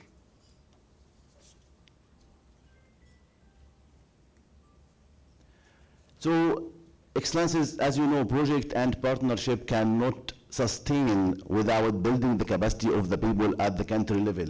So, and as you've seen, Africa has taken the largest share of the 3 cohorts that ISA is doing for building the capacity, the Global Solar Fellows, where we have 15 fellows this year, 20% Africa share, and also the IT Delhi Fellowship Program, the share of Africa, 50%, and the training of trainees also 10 candidates, 70% from Africa. These are the Quad project that has just seen the video in Comoros, Madagascar, and Seychelles. So these are numbers in the different countries, what has been achieved in terms of the programs and the initiatives. But since we are going to have a detailed ministerial discussion in the afternoon, I will not go in detail about these programs, but you can see what has been done since last year and moving really from ambition to the implementation. In Mauritius, 15 megawatt floating solar, 220 megawatt also now on the SIDS platform, 100,000 rooftop system ambition also, and in addition to the Star C and Digital Twin, in Ethiopia, 400 megawatt solar park, 300 pumps, and also the agriculture, the Gandhi Hospital, Star C, and more. In Rwanda, also 200 megawatt floating solar, 700 megawatt utility scale, 20,000 hectare for agriculture. We are working also with Rwanda to develop the scheme for solarizing of agriculture. In Ghana, what's really very impressive in Ghana, last year we had the pleasure to meet the Honorable President. And during the meeting, the Honorable President announced that we will go for 3,500 pumps. And immediately, now 500 pumps has been already rolled out as a pilot phase onto how to scale to the 3,500 pumps. And so you can see how we are moving from ambition to action with the political support and the ownership from the highest level at the country level.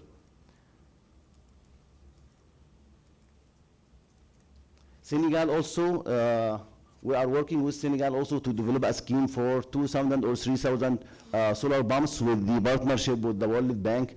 Digital MRV also platform we are developing. Star C is already there. Gambia also, we are working on Gambia to develop 100 megawatt solar utility scale and 600 women-led gardens. Also, we are working with Gambia to solarize the agriculture. In addition to the fisheries also and capacity building. In Guinea, Nigeria, Malawi, we are doing a lot of assessment for solar mini grid and the rooftop.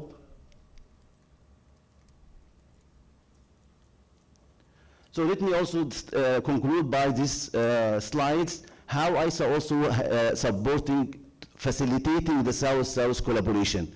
So last month we have also facilitated a visit for a delegation from Eswatini, where are they developing 70 megawatt utility scale and also agriculture.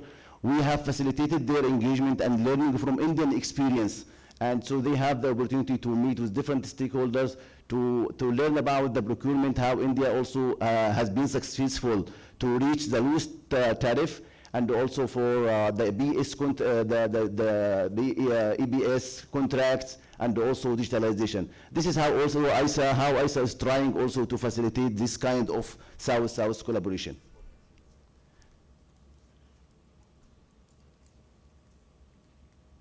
So now, I think there a lot of progress has been done. So the next step is to move from progress to scale. Thank you so much.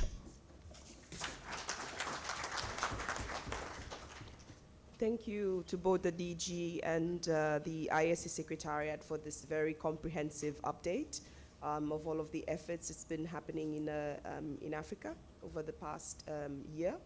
I will open the floor to members on whether you have any comments or questions that you want to raise to the ISA team in regards to the presentations that have just been presented.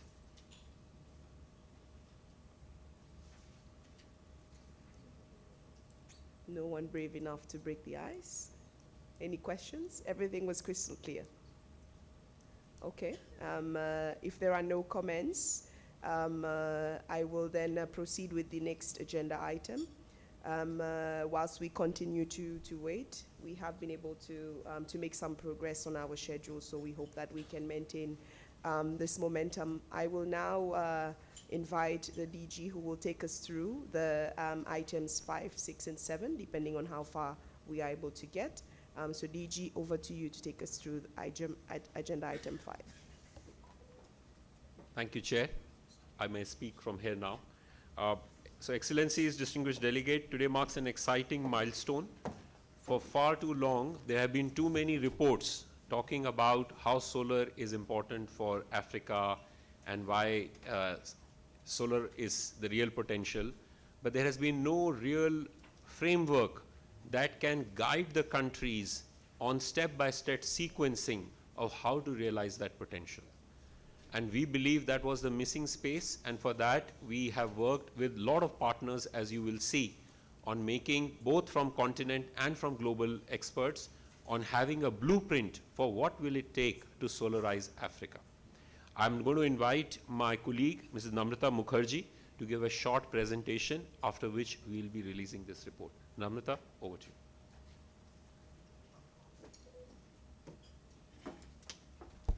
Thank you, Director General. I'm going to request Madam Mataboge to give us a little keynote address before we can start with the presentation, if that's fine, ma'am.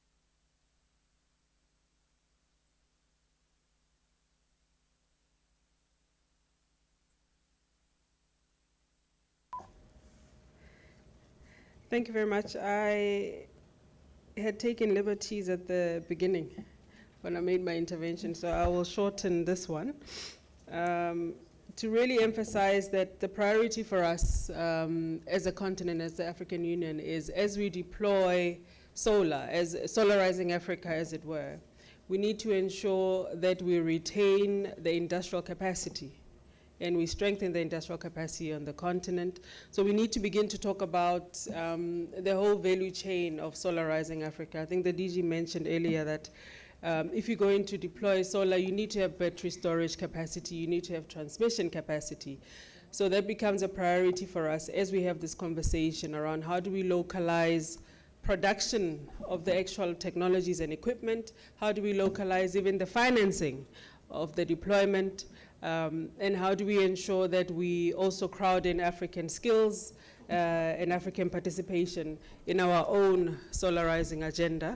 So it's quite important that the Alliance is enabling an accelerated transition into solar, but we do need to ensure that we keep keen focus on African localization and on ensuring that we reach our industrialization capabilities. So thank you very much, Madam.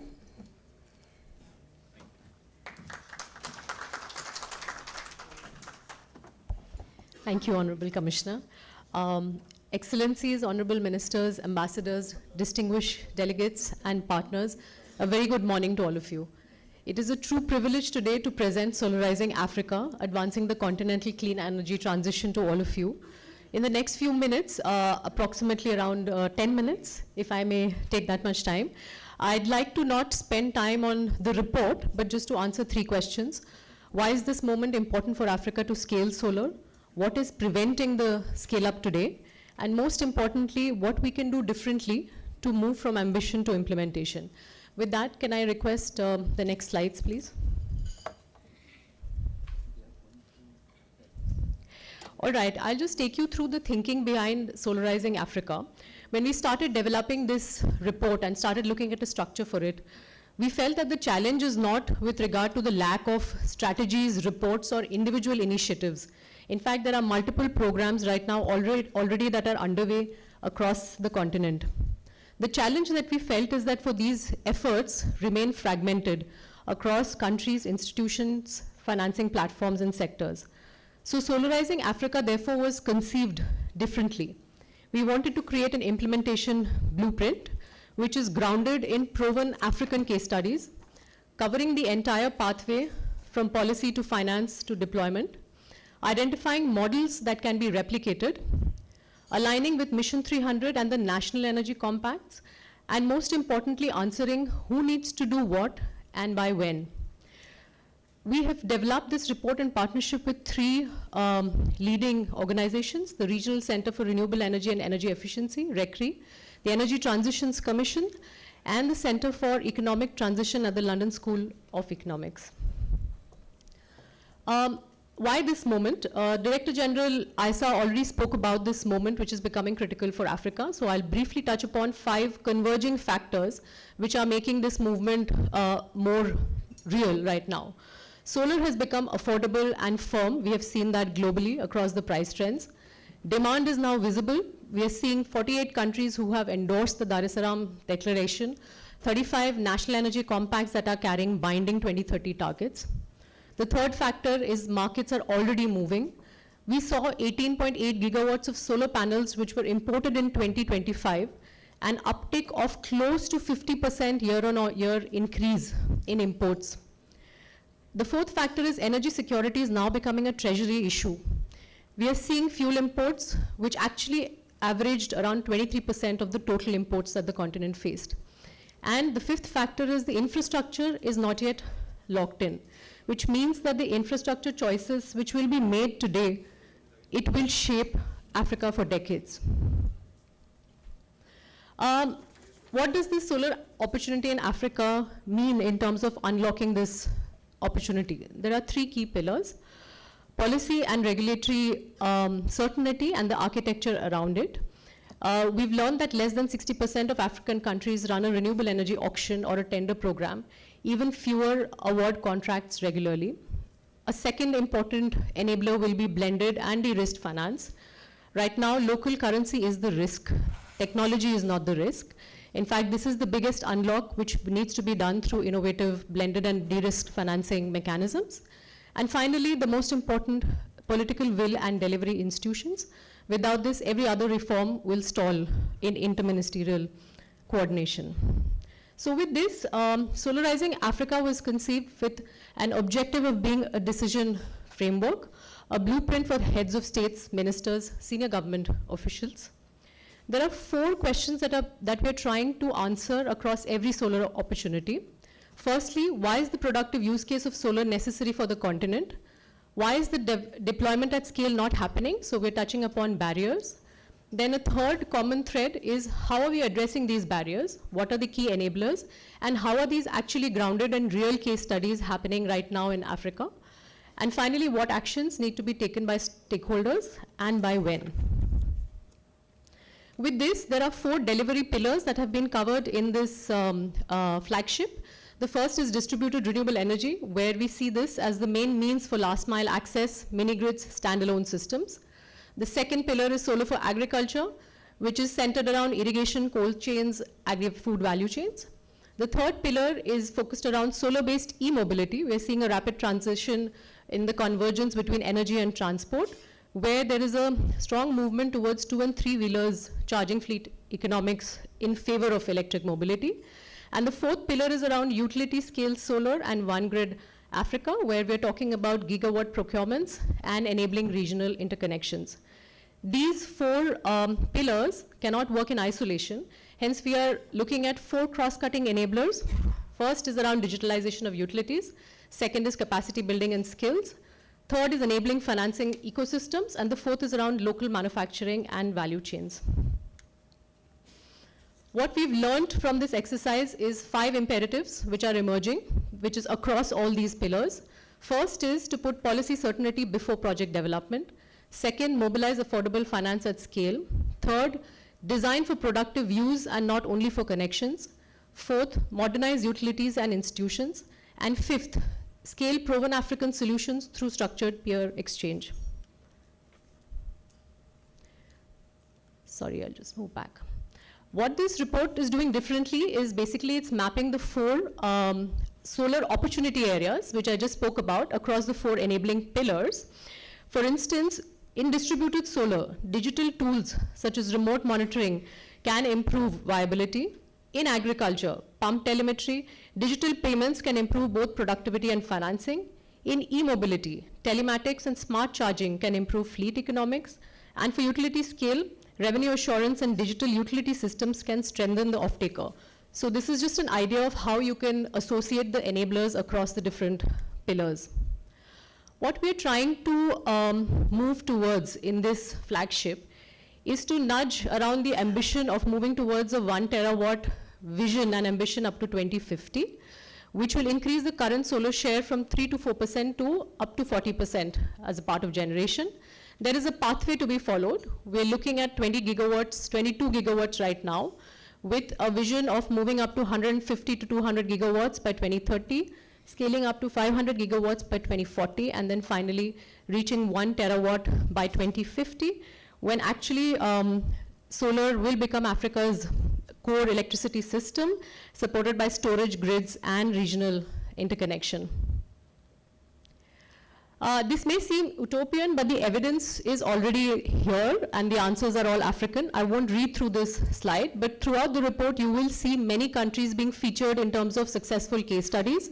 We have Nigeria, for instance, which has a successful DARES program, which is the mini-grid scale-up program, which has led to multiple impact metrics, which you can see on the screen. Similarly, for Egypt, the utility scale solar projects have been successful because of bankable long-term PPAs, and so on. And so these examples are actual real examples for all of you to look at when you look at this flagship.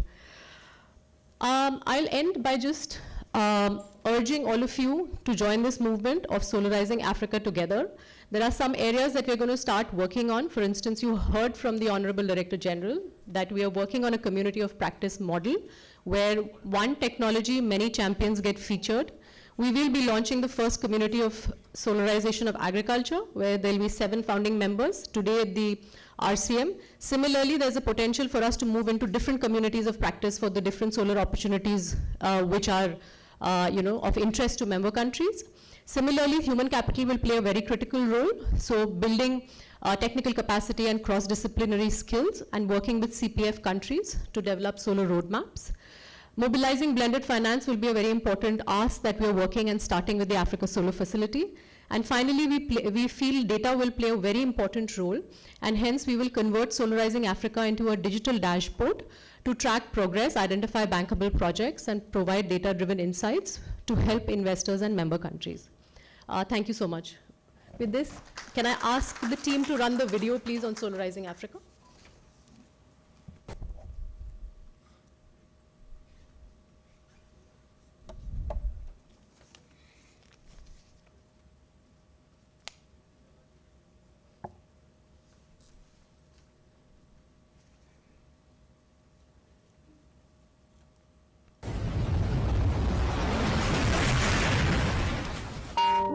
Africa receives the best sunlight on Earth and the least electricity. We are told solar is expensive. Unreliable power already costs 2 to 4% of GDP every year. Not the price of solar, the price of waiting. So how much has Africa actually built? 22 gigawatts. 14 of them sit in 2 countries. 1/3 of the world's solar. The world put $521 billion into solar. Africa got 2%, and promised is not delivered. Of 9 billion for mini-grids, 14% arrived. Then 3 things changed. Solar prices fell 67%, battery prices fell 93%, and cheap became dependable, round the clock. The market did not wait for permission. Our other developing countries are already buying this. This was never about electricity. A pump, a cold room, a workshop open after dark, a clinic that never loses a patient to a power cut. There is no single Africa, so there is no single answer. Grid, mini-grid, rooftop. The difference is not the obstacle. It is the opportunity. The answers are already African. Nigeria scaled access. Egypt made contracts bankable. Kenya trained first. Zambia cut duties. Imports rose 8-fold. Ethiopia turned power into industry. It works. Here. 48 countries in Africa signed the Dar es Salaam Energy Declaration. 35 published a compact. The targets are already yours. So what is still missing? Not sunlight, not technology, not even money. What is missing is the machinery, policy that holds, finance that arrives, institutions that can procure, people who can build. In India, the first 50 gigawatts took 11 years. The next 50 took 14 months. Nothing changed but the machinery. This report does not end at the last page. It becomes a roadmap, a pipeline, a build site. Countries learning from each other instead of starting over. 1,000 gigawatts by 2050, 3% of Africa's power, to 40. The sunlight is settled. The technology is settled. What remains is the part only you can do.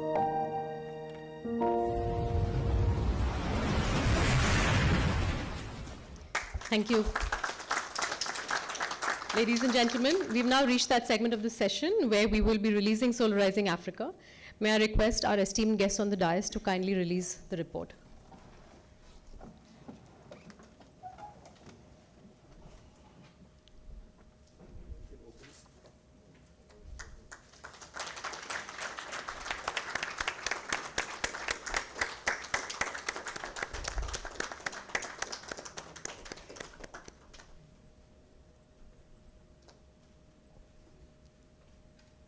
Thank you. Can I also request our partner organizations, RECRI, ETC, and SETEX to come up on the stage so that we can take a group picture?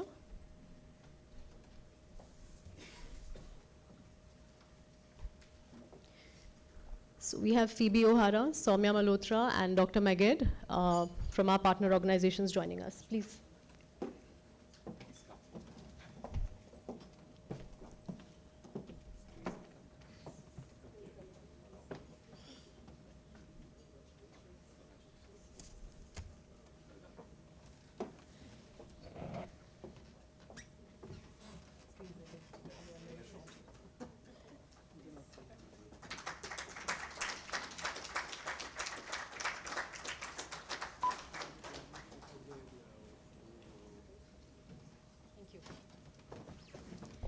Thank you so much, everyone. May I now request dignitaries on the stage to please take their seats. We will be witnessing signing of the joint declaration between the International Solar Alliance and the Africa Union Commission, with signing being done by Her Excellency, Ms. Loreto Dorothy Mataboge, Commissioner for Infrastructure and Energy, Africa Union, and His Excellency, Mr. Ashish Khanna, Director General, ISA. There's a table, ma'am, on the end.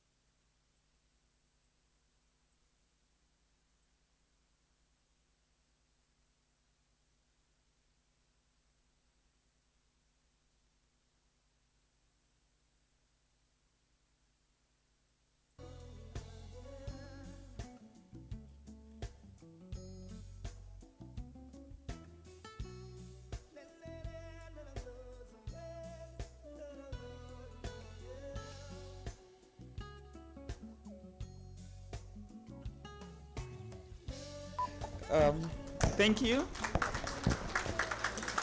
We'd like to give a round of applause to the partners, African Union and ISA. We will soon be moving to State House Live, just in time. State House, we are ready to receive the feed. We will be going into the national anthem. I'll request all the people in this room to stand as we sing the national anthem. Once we are not yet, once the feed comes through. I just want to give you information in advance so that you don't get confused when the feed comes through. So we're just waiting for the feed.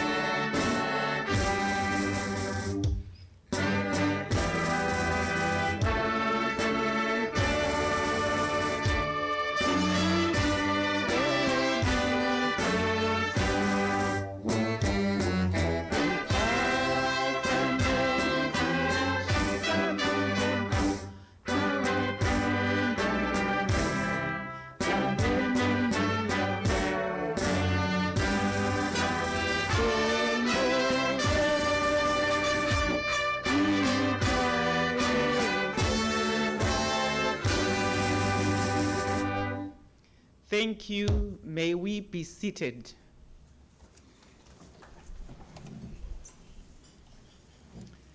Your Excellency, the President of the Republic of Zimbabwe, Dr. Emmerson Dambudzo Mnangagwa, Her Excellency, the First Lady of the Republic of Zimbabwe, Dr. Auxilia Mnangagwa, Honorable Minister of Energy and Power Development, July Moyo, Honorable Minister of State for Matabeleland North Province, Honorable Richard Moyo, Her Excellency, the African Union Commissioner for Infrastructure and Energy, Ms. Lorato Matabohe, Vice President of the International Solar Alliance for African Region, Honorable Minister May Jeremy, the Director General for the International Solar Alliance, Mr. Ashish Khanna, and also the Ambassador to India representing the presidency of the ISA, all ministers here present, Your Excellencies, members of the Diplomatic Corps, ladies and gentlemen, I would like to ride on the existing protocol and welcome our President, His Excellency, the President of Zimbabwe. My name, once again, I will introduce myself, is Gloria Magombo. I'm the Secretary for Energy. Initially, I was the Events Director, ED. I'm now changing to Master of Ceremony now that the real ED is here. Honorable Minister, I would like to call you to the podium to introduce His Excellency. Thank you.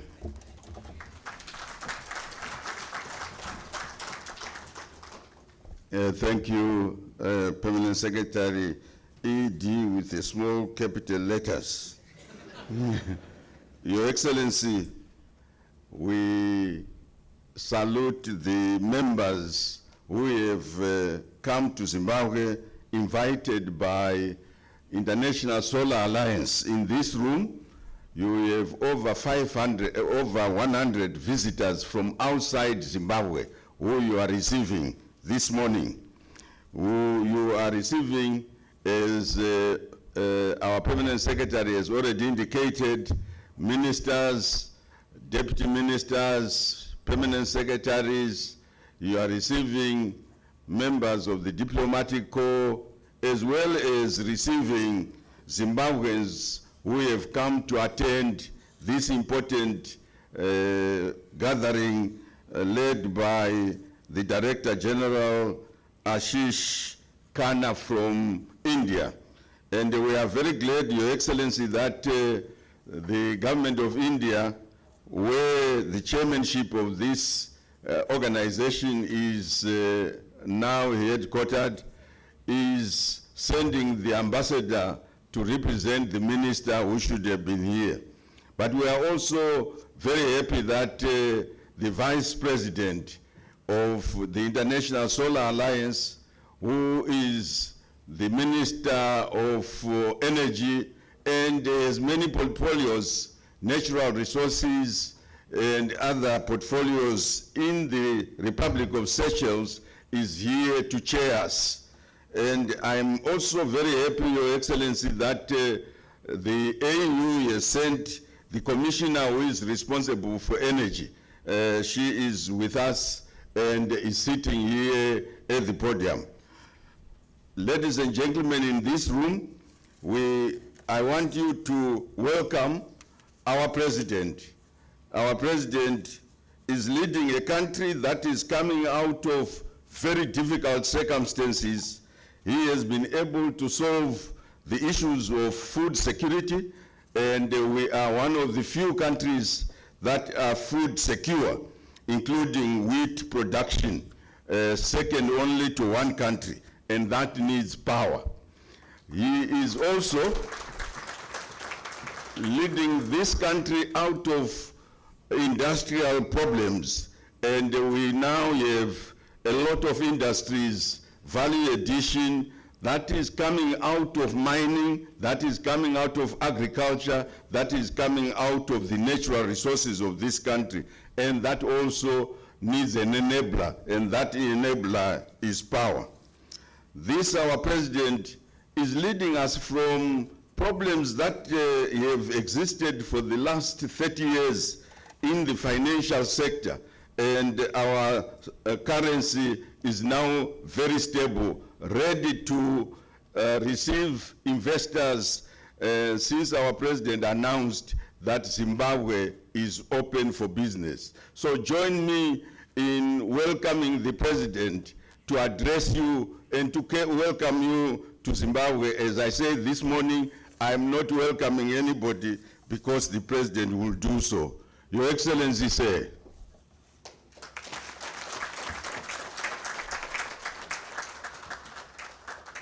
Let's all stand whilst His Excellency takes his podium.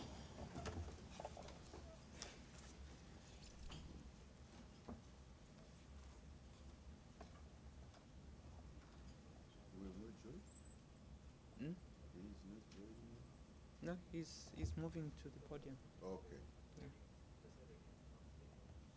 It's okay.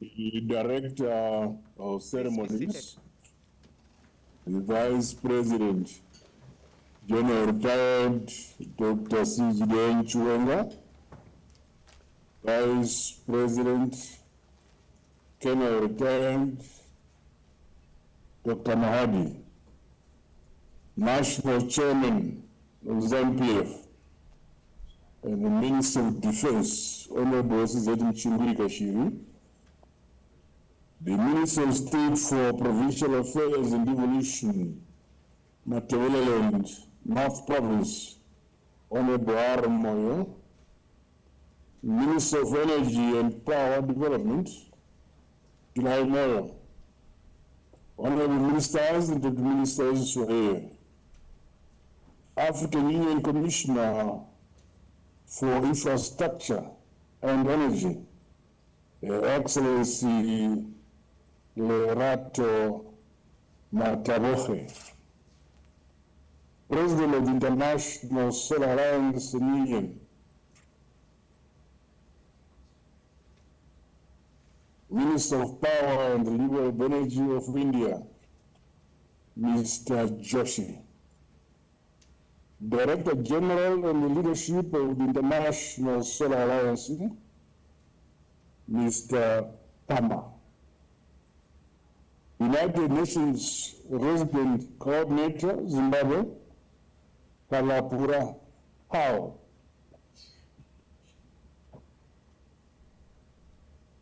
the Chief Executive Officer of Sustainable Energy for all and the Special Representative of the United Nations Secretary General, Ms. Ogubi. Your Excellencies, heads of delegations, distinguished representatives of member states, academia, development partners and financial institutions, captains of industry and commerce, comrades and friends. On behalf of government and the people of Zimbabwe, and indeed on my own behalf, it is my pleasure to welcome you all to Zimbabwe, and in particular to the resort tourist field of Victoria Falls, Mbosio for this 8th meeting of International Solar Alliance Regional Committee for Africa. At the outset, I convey my warm greetings to His Excellency Prime Minister Modi of India and His Excellency the President of France, Mr. Emmanuel Macron.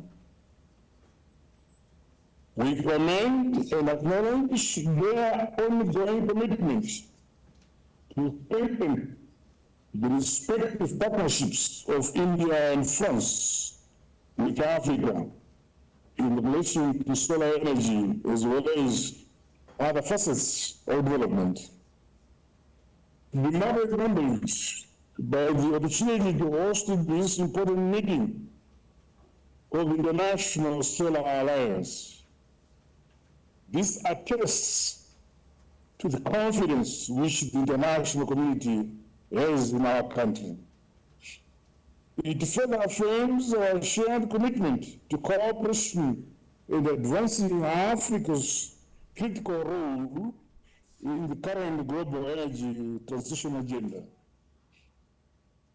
The International Solar Alliance provides us an opportunity to strengthen Africa's economic integration, share experiences, build capacity, develop projects, promote technologies, and mobilize investments. Outcomes and recommendations from this forum should proffer practical solutions to translate Africa's solar energy potential into wealth and an overall improved quality of life for our people. Your Excellencies, ladies and gentlemen, We are meeting at a critical time where global energy systems are undergoing transformation, driven by climate commitments and rapid technological advancements. This shift is characterized by the adoption of clean energy solutions, supported by technology cost reductions for enhanced energy efficiency. Our African continent, which possesses some of the world's richest resources, must industrialize, modernize, and scale up access to essential services. To this end, the rural natural resources, the rich natural resources, including solar, must be viewed as instruments of economic transformation and prosperity. In this context, access to reliable energy remains fundamental to Africa's development, as outlined in the Africa Union Agenda 2063. Given its consistent availability, solar energy offers a major opportunity to strengthen energy security and support rapid socio-economic development. The trend to convert Africa's enormous solar potential into projects that will deliver measurable development outcomes is now. I call upon us to deliberately set out sound policies, effective institutions, appropriate technical standards, transparent procurement systems, and reliable electricity infrastructure to realize this objective.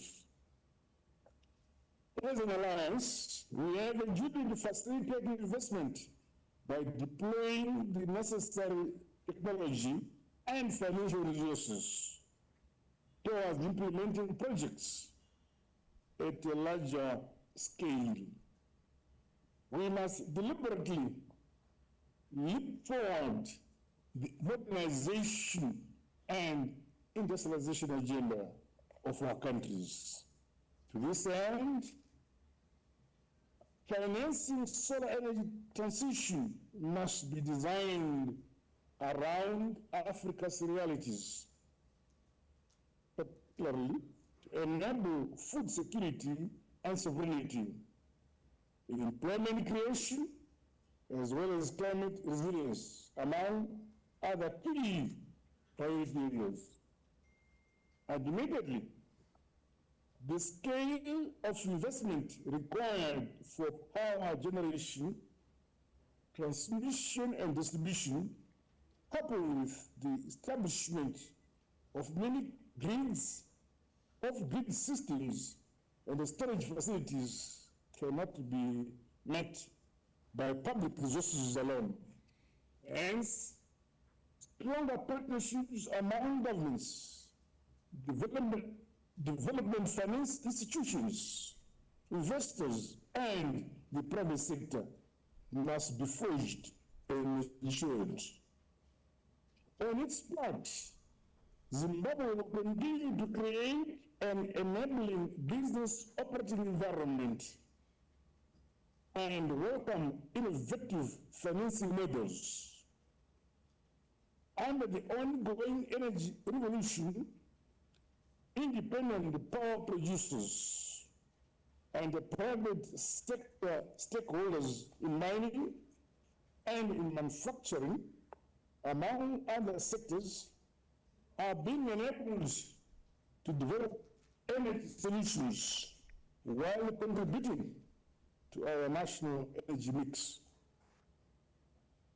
The International Solar Alliance is challenged to provide timely assistance to member states with regards the development of standardized approaches and connect viable projects to appropriate financing. In doing so, greater leverage should be deployed around regional and community financing platforms, particularly where projects can benefit from regional electricity markets and the shared infrastructure. Meanwhile, Africa's energy transition must be just and inclusive, leaving no one or no place behind. We all have a responsibility to empower the women and young people of our continent as the central participants in the ongoing transition, as well as entrepreneurs, technicians, engineers, researchers, and inventors. I exhort us to strengthen the capacity to manufacture, to adapt, install, operate, and maintain closer technologies, solar technologies. This entails necessary technical and vocational education. In this regard, capacity building programs such as the Solar Technology Application Resource Center are welcome initiatives that will contribute to increased technical knowledge, training, and the skills transfer for our young people. I challenge our entrepreneurs, the youth and women across mother continent Africa to boldly participate in the solar energy value chains. Our collective success should not only be measured in megawatts generated and installed, but in empowered levels, jobs created, enterprises developed, local capabilities, and the broader trade in the energy solutions, among other aspects. Your Excellencies, ladies and gentlemen, energy access must be increasingly linked to production and productivity across economic cycles. In the case of Zimbabwe, renewable energy is an important pillar of our national energy security and economic development. In the agricultural sector, solarization supports energy access, food security, climate resilience, and improved rural household incomes. My administration welcomes the International Solar Alliance communities of practice on the solarization of agriculture. Through our successful village business units, agro-industrial parks, and solarized irrigation schemes, we are ready to use such platforms towards sharing experience and developing more practical, scalable solutions that can be replicated across Africa. Broader priorities in the national development, strategy number 2, include increasing universal energy access. This is encouraged by expanding renewable energy generation through pursuing utility-scale solar projects, solar mini grids, solar home systems, solarization of public institutions, and productive use applications. The presidential solar program, targeting over 1.2 million households, is set to accelerate access to electricity, particularly for rural development and industrialization. It is my expectation that the country partnership framework to be concluded during this meeting will go a long way towards providing an important basis for strengthening cooperation between Zimbabwe and International Solar Alliance. Excellencies, distinguished guests, Africa's ongoing engagement with International Solar Alliance must deepen as member states realize greater access to technical assistance, project preparation, capacity development, and investment opportunities. Zimbabwe is supportive of the Alliance institutional presence on the African continent and welcomes the establishment of the country office in Zimbabwe. Overall, our goal should be towards a partnership that is sustainable, practical, responsive, and focused on implementation. It is critically important that our discussions focus on the following priorities among others. One, mobilizing affordable and appropriate finance. Two, strengthening bankable solar projects and moving them from concepts to implementation. Three, strengthening technical and institutional capacity to effectively develop, regulate, and manage solar projects. Four, promoting innovation and local participation in solar value chains to support industrial development and empowerment, as well as five, strengthening monitoring and accountability to ensure that progress is measured through tangible high-impact results. As the current crop of Africa's leaders, we shall continue to assume our shared obligation and responsibility to improve the quality of life for our people, working with unity of purpose.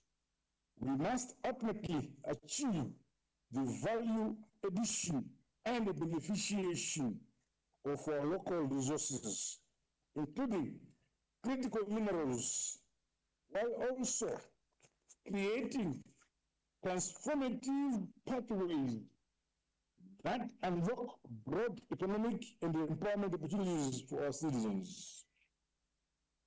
Zimbabwe remains committed to work with the International Solar Alliance and African member states to advance this agenda. We look forward to translating our country's partnership framework into practical and transformative results. Africa's resources remain the solid foundation for energy, security, and self-sufficiency, as well as industrialization, modernization, and shared prosperity for all our peoples. With this remark, it is now my singular honor and privilege to declare the 8th meeting of the International Solar Alliance Regional Committee for Africa officially open. I wish us successful and productive deliberations. God bless you all. God bless Africa. God bless Zimbabwe. I thank you. Thank you, Your Excellency, for this address. Very clear mandate to say let's move from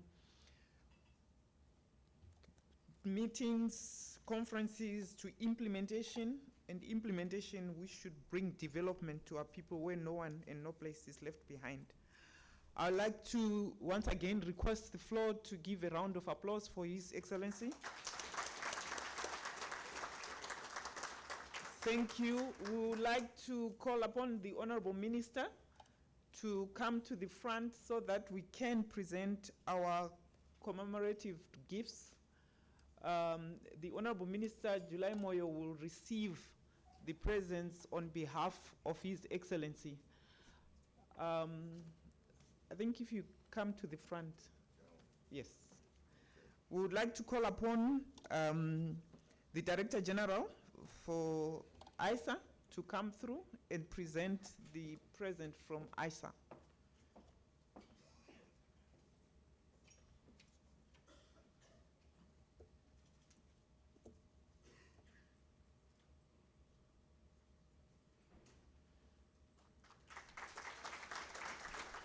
Thank you for that presentation. Would you like to say something, Director General? Okay. The presentation is a solar wash, from what I've understood from ISA. Thank you so much. I would also like to call upon the Deputy Minister of Energy to also present another gift to His Excellency.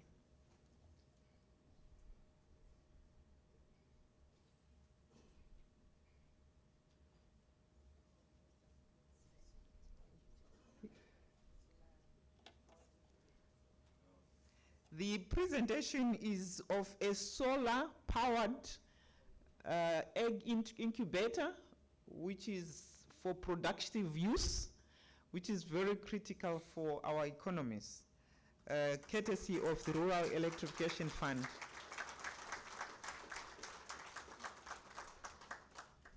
Thank you for receiving the gifts. You may be seated.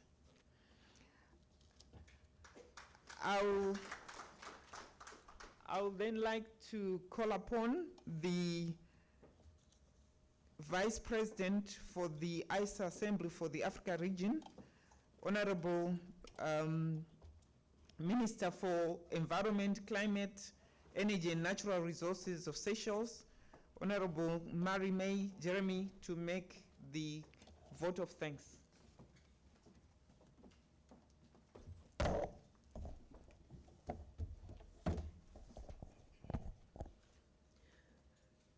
Your Excellency, Dr. Emmerson Dambudzo Ngagwa, President of the Republic of Zimbabwe, Honorable Deputy Minister of Energy and Power Development, Honorable Ministers and Deputy Ministers, Ambassador and High Commissioners, Permanent Secretaries, and Senior Representatives of Government, Distinguished Representative of the African Union Commission, Director General of ISA, representatives of international organizations, development partners, and financial institutions, distinguished delegates, ladies and gentlemen.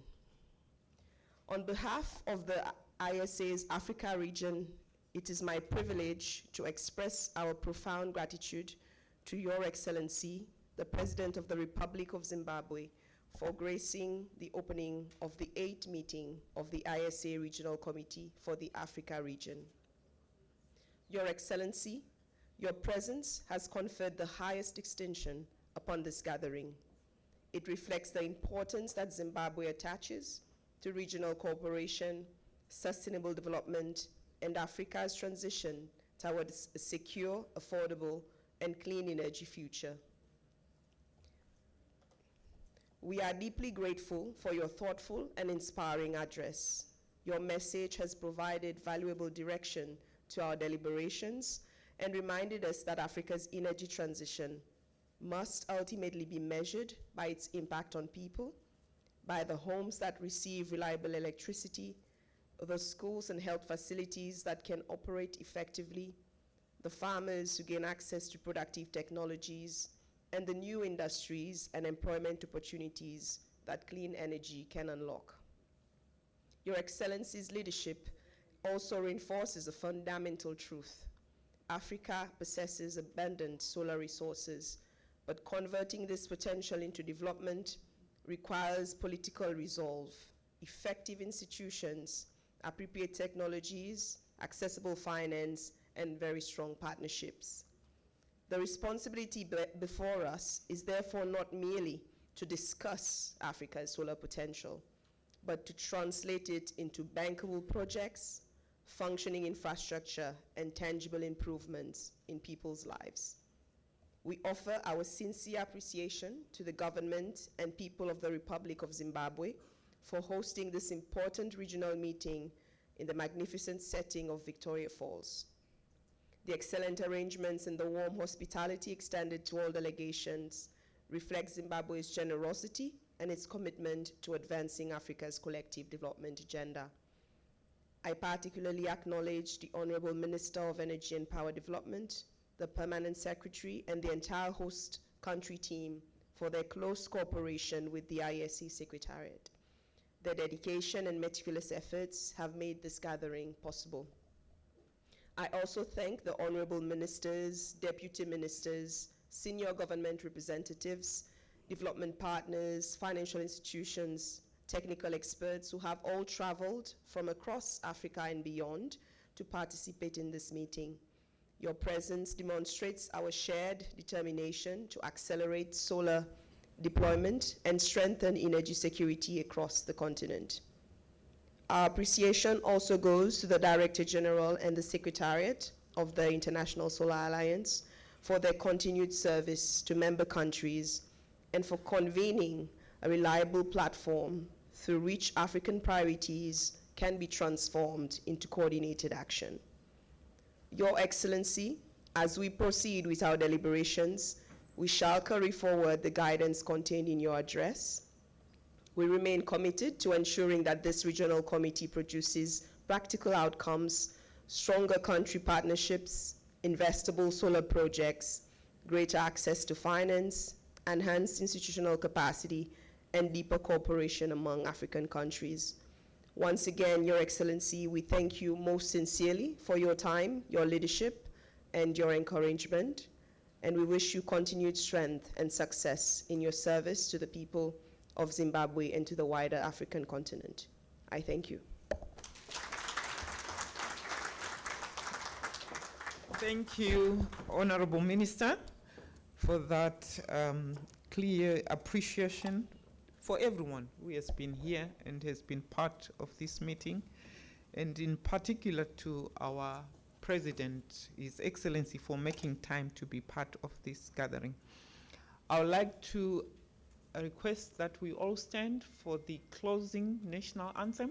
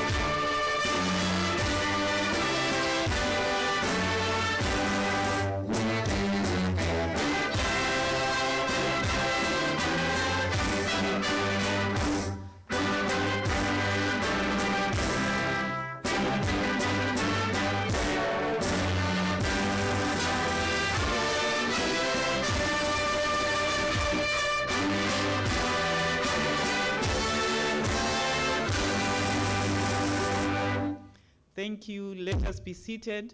I would like to invite the podium to come to the front and take a photo. We will find a way of including His Excellency in this photo. If you can indulge us, Your Excellency. Thank you. But we will find a way. Let's come through and do a photo. Yes. Thank you so much. We were going to try and use AI. Yeah. Yes. I'm sure it will be. Who else to join? Just the height of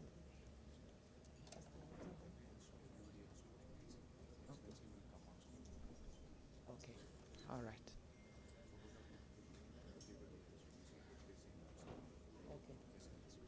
Okay. So you will be facing the screen.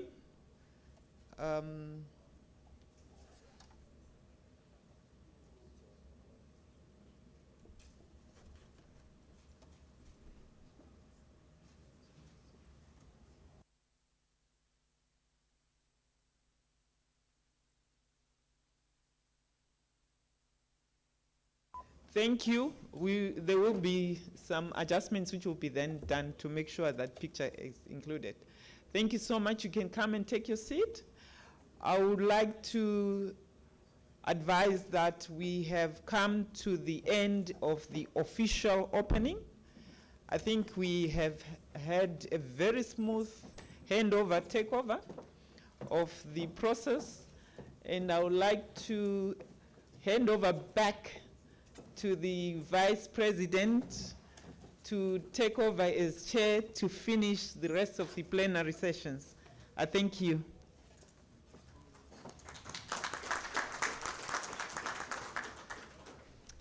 Thank you, Madam MC, wearing many, many hats today.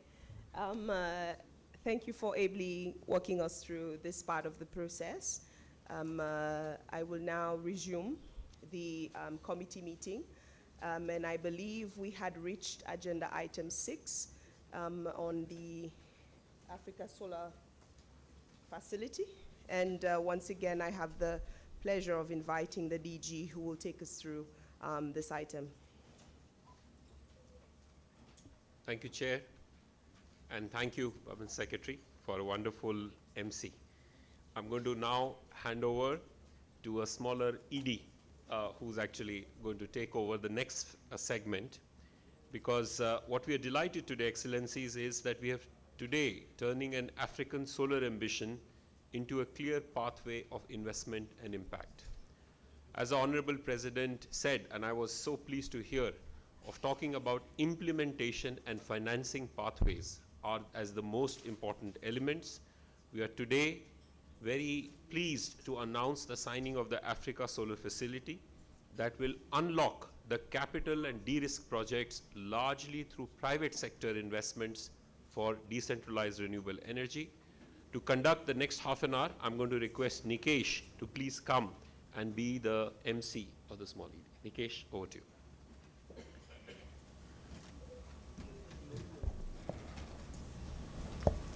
Excellencies, distinguished delegates, colleagues, I welcome you all to this session on Africa Solar Facility, where we will be signing the facility today and operationalizing this.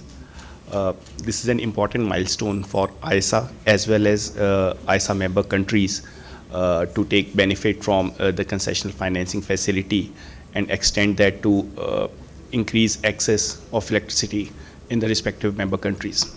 I will request Chief of Unit ISA Kankar to please come and take you through a short presentation.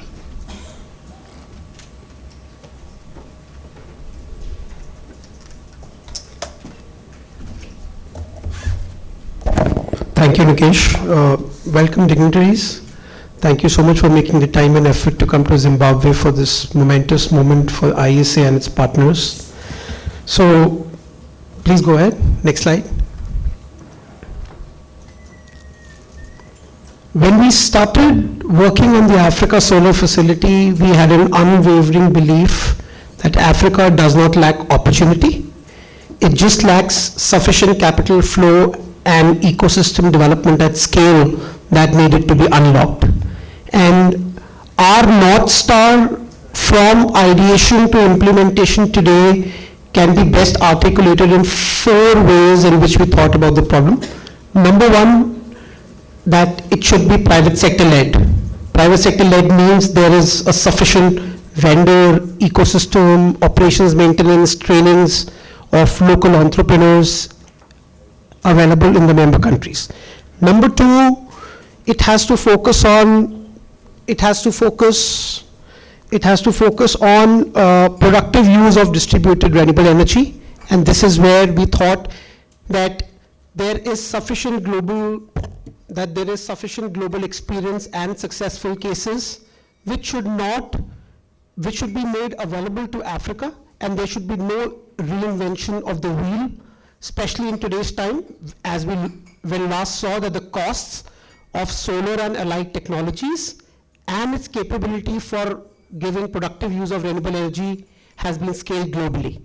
Number three, we were also very sure that we have to mobilize local African capital to solve the issue of local currency financing, which ma'am spoke about in the last session, and there should be a decreased dependence on international concessional capital. And lastly, but not the least, we have to design something which should be additional and complementary to the existing financing programs by other international organizations in the continent. So with this, very proud and very happy, pleased to say that we got the right partners with us on board. Along with ISA, we have Africa 50, as DG mentioned, is the fund manager. We have the World Bank and the NSIA, who's kindly contributed to the Africa Solar Facility. ISA is also represented by the Government of India. So we thought that these 4 or 5 kind of organizations brought in very complementary strengths under one platform. For example, ISA brings in the country access and convening power across member countries. Africa 50, as you already all know, are very experienced in investment and fund management across the African continent. The World Bank, developmental support and market creation and best practices from across the globe. And NSIE, of course, brings in the African institutional capital with the belief that when NSIE comes on board, that will promote and encourage other sovereign pension insurance funds in Africa to also come along with us. And these organizations together form the Africa 50 DRE Fund, sponsored by the ISA. And we ultimately want to enable rural communities, farmers, MSMEs, youth, social services sector by productive use of renewable energy, reducing the perceived risks for DRE and promoting private sector through providing them catalytic financing capital for growth. With this, I would request partner remarks to come in, and over to Nikesh to take this forward, please. Thank you so much.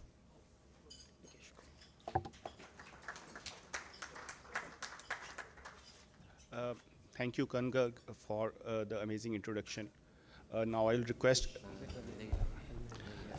thank you, Kan, for the introduction.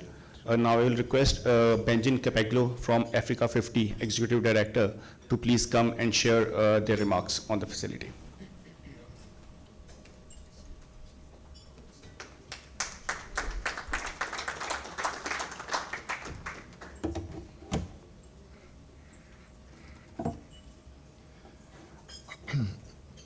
Your Excellencies, Ministers, distinguished partners, dear guests, dear colleagues, today is for us a decisive moment for Africa's energy future. We are signing together with International Solar Alliance a commitment to closing Africa's energy deficit with the single most abundant resource our continent has, the solar power. Actually, Africa is home to 60% of the world's best solar resources, yet the continent accounts for less than 1% of the global installed solar capacity. Also, across our nations, we still have over 600 million people who lack access to reliable energy. We believe this is not just an energy challenge. It is an economic bottleneck. It is a barrier to healthcare and education, and it is a constraint to our industrial growth. This Africa 50 DRE Fund, sponsored by International Solar Alliance, it is being created to change the narrative. Renewable energy is no longer just a climate imperative. It is the most competitive, resilient, and transformative engine for economic growth across Africa.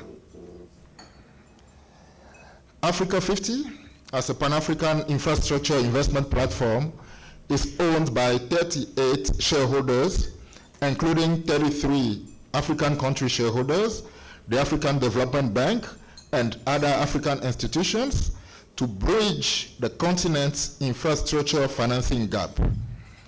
By blending commercial agility with a public interest mandate, we bridge the gap between project concepts and financial close. And we do so by developing bankable, high-impact energy assets, and we also catalyze institutional capital at scale to turn Africa's clean energy potential into powering realities. Dear guests, closing the energy gap requires scale, speed, and strategic alignment. No single institution can do this alone. This is why we believe that the true power of the strategic partnership between the International Solar Alliance, the Nigeria Sovereign Investment Authority, the World Bank, Sustainable Energy for All, and Africa 50 to create this platform is a true testament to what we need to do on the continent. Together, we are linking policy, development finance, sovereign wealth, and private capital into a seamless pipeline for clean energy infrastructure. Dear Ministers of Energy present in this room today, we believe your leadership and commitment to creating enabling environments are what will make this capital deployable.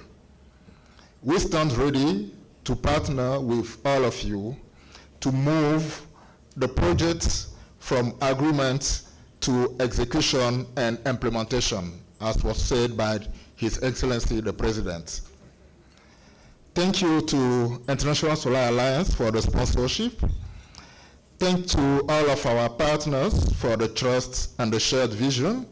And most importantly, thank you to the African government and shareholders of Africa 50 for the support since inception.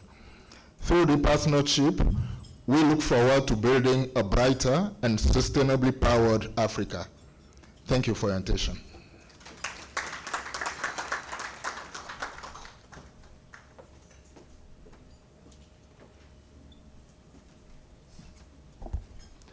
Thank you, Benjamin, for your address. Now I would request our another esteemed partner, World Bank, represented by Thomas, to come on the stage and share his remarks.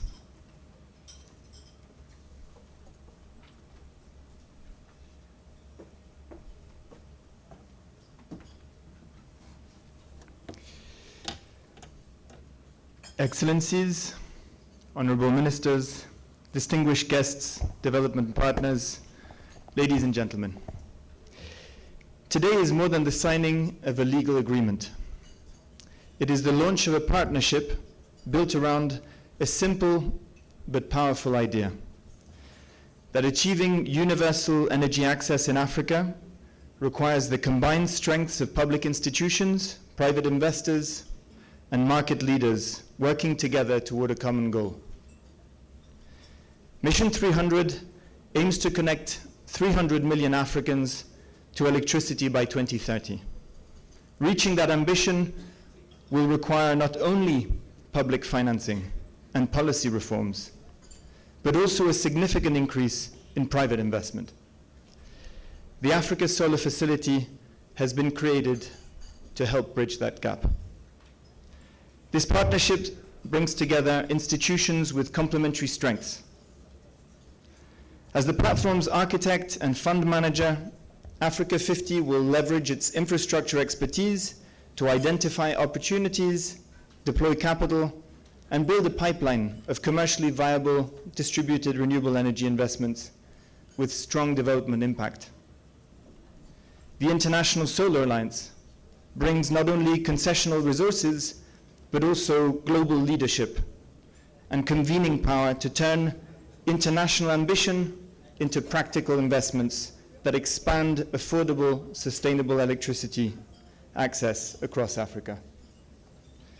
Through the Patient Capital Facility, the World Bank provides concessional IDA financing to improve risk-adjusted returns, mobilize private investment, and help the platform deliver its development goals with strong governance, transparency, environmental and social standards, and measurable impact.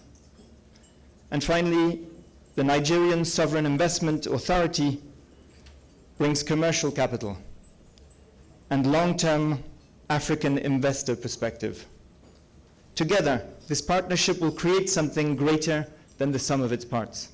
Together, we are creating a platform that can mobilize investment at scale and accelerate electrification across Africa. But its success will not be measured by the size of a fund or the number of agreements signed. It will be measured by the entrepreneur who can keep a business open after dark, by the health clinic that can provide better care, and by the millions of people whose lives and opportunities expand because energy has become accessible, reliable, and affordable. To Africa 50, the International Solar Alliance, our investors, partners, governments, advisors, and colleagues, thank you. Thank you for your leadership, for your persistence, for your collaboration. Let us now move from ambition to delivery, and together help bring the promise of electricity to millions across Africa. Thank you.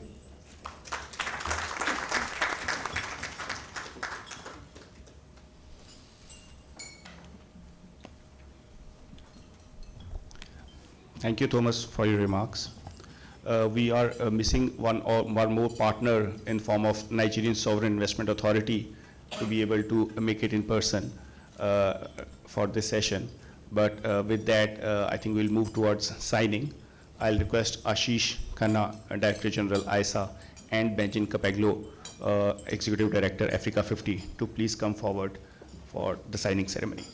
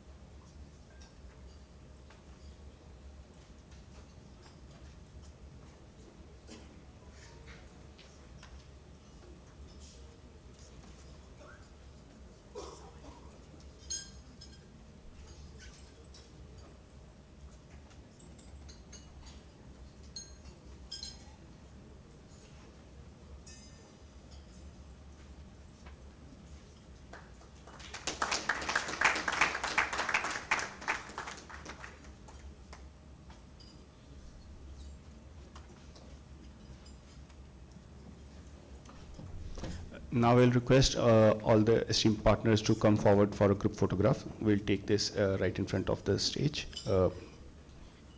Farai, JP, Thomas, please.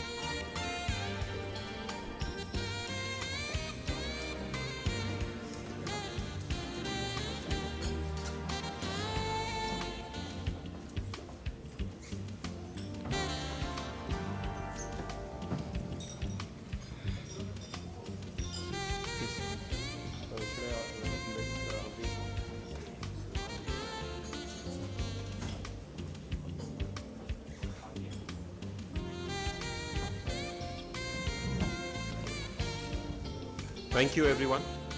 In the spirit of continuing to talk about big implementation platforms, you saw Solarizing Africa as an integration of different aspects, followed by Africa Solar Facility, which is a concrete $200 million fund that goes beyond ISA's small pilots. And now let's move to the third big initiative that is being rolled out at this regional committee meeting, which is on a community of practice for advancing the solarization of agriculture, both through solar pumps and agri-PV. As we heard the Honorable President and multiple people, solving the demographic dividend of Africa by providing jobs is a central challenge. And the unique advantage of doing solarization of agriculture through solar pumps and agri-PV, as I mentioned early morning, is that food security and energy security together can generate huge job opportunities for the young and women. In terms of details, it is my joy to announce that this community of practice is about bringing African countries together to learn from each other. It's one of the first communities of practice that we are launching based on very detailed work done with 7 countries. To take this next half an hour for all of us together on what are the details of this community of practice, I'm going to request Aarti from our ISA communications team to be the MC for next half an hour. Aarti, over to you. Thank you, sir. Good morning, Excellencies, distinguished guests, ladies and gentlemen. Welcome to this session on advancing the solarization of agriculture in Africa through solar pumps and agri-PV. Solar energy can play a transformative role in making African agriculture more productive, resilient and sustainable, powering irrigation, water pumping, agri-PV and other productive uses. Today, we take this agenda forward through the ISA community of practice on solarization of agriculture in Africa. To begin, I invite His Excellency Mr. Brahmakumar, Ambassador of India to Zimbabwe, to share his experience with PM Kusum and its role in advancing solar-powered agriculture. Your Excellency, over to you. Thank you, Aarti. Ladies and gentlemen, Excellencies, good morning once again. It is a pleasure to address this regional meeting of the International Solar Alliance on this particular agenda item on advancing the solarization of agriculture in Africa through solar pumps and agri-PV. Africa has enormous agricultural potential and abundant solar resources. At the same time, many African farmers face high energy costs, unreliable electricity, water stress, and the growing impact of climate change. Solar energy offers a practical opportunity to address some of these challenges. India has gained valuable experience in this area. Through the PM Kusum program, India is promoting solar pumps for farmers, the solarization of agricultural pumps, and decentralized solar power generation. The program has already enabled the installation of hundreds of thousands of solar pumps across India. Our experience shows that solar pumps can reduce dependence on diesel, lower irrigation costs, and provide farmers with more reliable access to energy. These lessons are particularly relevant for some of the African countries where solar-powered irrigation can support agricultural productivity and rural livelihood.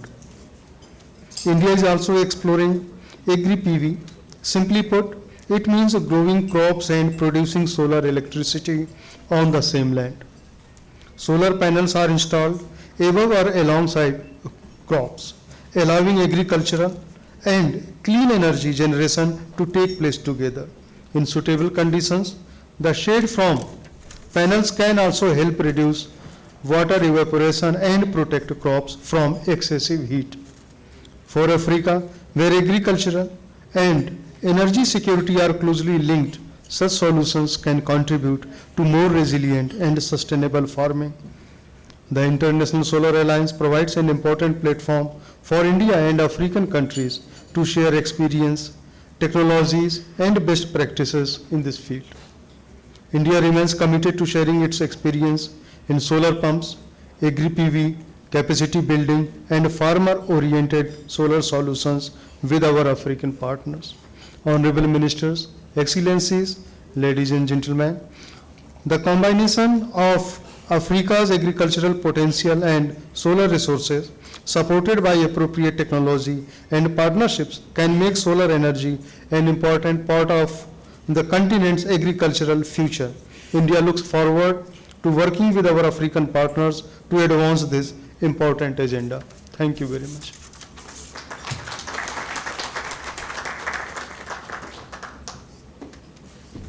Thank you, sir, for your address.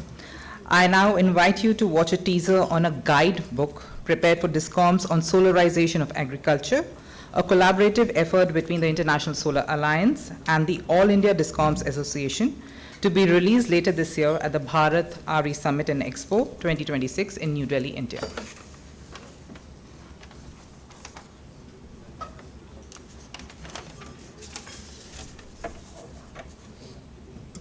I request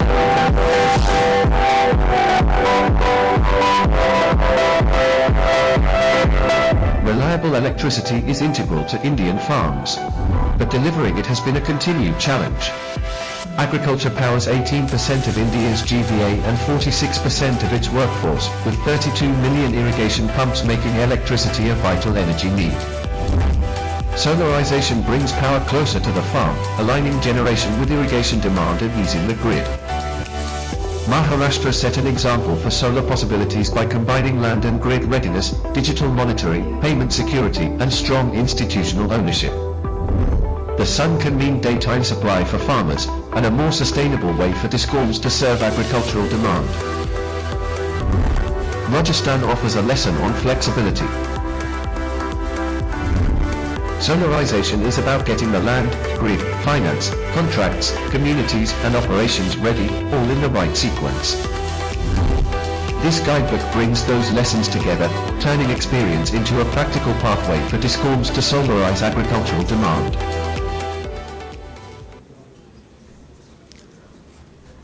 Moving on to the next segment in this session, the launch of the Solar Water Pump e-learning program for farmers. Solar water pumping has significant potential to support irrigation and reduce dependence on conventional fuels. By providing the technology is only one part of the solution. Farmers also need practical knowledge to understand what solar pumping is, if it is right for their farm, how to select the appropriate system, how to operate and maintain it, and how to get the best value from the technology. This e-learning program brings this practical knowledge directly to farmers through a simple and accessible digital learning format. We are honored today to have Ahmed Zaz, His Excellency Mr. Sidronius Okasi, Honorable Minister of State for Energy, Ministry of Energy and Mineral Development, Uganda, for this important launch. Sir, I request you to please join us on stage. I also invite Mr. Ashish Khanna, Director General, International Solar Alliance, Mr. Avdesh Jha, Chief of Unit PPIC, International Solar Alliance, and Mr. Jaiman Gajjar to join us on the stage and dignitaries on the stage to launch this film.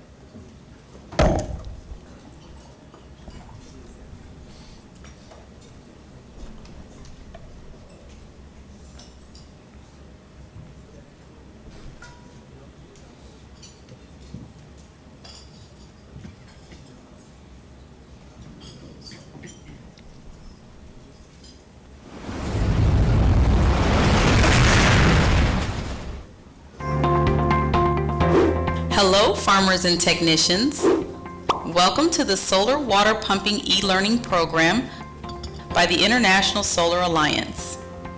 Across Africa, farming is not just a livelihood. It sustains economies and supports communities. Somewhere across Africa, a farmer rises before dawn, prepares the soil, tends the crop, and waits for rain. This is not one story, it is hundreds of millions of stories. Africa has 5 to 7 hours of strong sunlight every day, especially during the dry season when farms need water the most. Solar water pumps turn that sunlight into irrigation. No fuel, no engine breakdowns, no rising and unpredictable fuel prices. Just a system that runs from sunrise to sunset. But the technology alone is not enough. Solar pump failures in Africa are driven less by technological issues and more by gaps in knowledge and skills across farmers, technicians, and dealers. Poor decisions, incorrect installations, and weak after-sales support lead to financial losses, reduced trust, and limited impact. The solution lies in building the right knowledge, skills, and capacity, not adding more hardware. The Solar Water Pumping e-learning program by the International Solar Alliance is designed to close this gap across Africa. The program has 2 tracks. Track 1 comprises 5 structured modules that guide smallholder farmers from assessing suitability and making the right purchase to operating effectively and maximizing long-term returns. Track 2 comprises 6 modules for technicians and dealers, covering water resource assessment, system design, installation, maintenance, fault diagnosis, after-sales service, and ethical professional standards that define trustworthy practice in this field. Together, the 11 modules form a comprehensive knowledge chain, spanning from informed farmer decisions to reliable system delivery. At a broader level, every farmer who makes informed decisions and every technician who works correctly strengthens the foundation of solar irrigation as a reliable and productive technology across the continent. This program is designed to work across different languages, literacy levels, and delivery environments, whether through community screenings, mobile devices, extension officers, or dealer networks. The technology is ready, the need is clear, the opportunity spans an entire continent. What turns opportunity into outcome is knowledge. The International Solar Alliance acknowledges Shakti Pumps India Limited for its valuable technical expertise, knowledge resources, and contribution to the development of this farmer training program.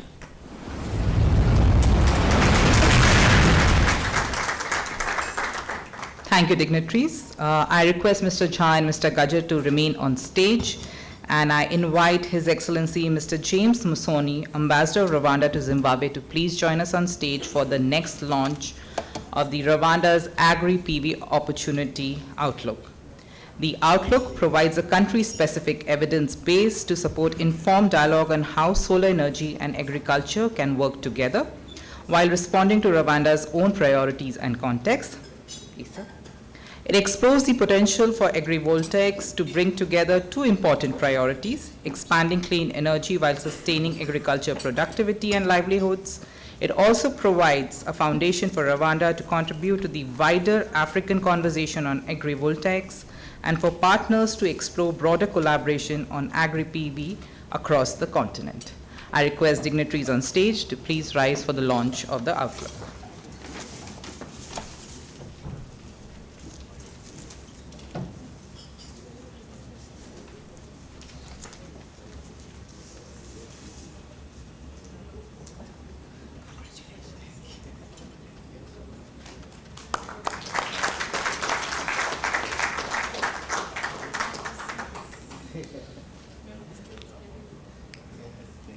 Thank you, sir. Congratulations. Thank you. Thank you, dignitaries. Please take your seats. We now turn to the... If I may take 30 seconds, just to share that when I was in Rwanda in May, the Minister of Agriculture and Infrastructure asked, do you think agriculture PV can really work in Rwanda? Before I move on to projects, can you do a quick diagnostic? And what I wanted to just share is that such a diagnostic that looks at all the districts of Rwanda, on which districts can do agri-PV or what potential is possible to be done in 3 months. That's the message I want all the ministers to take. Thank you very much. Thank you, Director General. We now turn to the ISA Community of Practice on Solarization of Agriculture in Africa.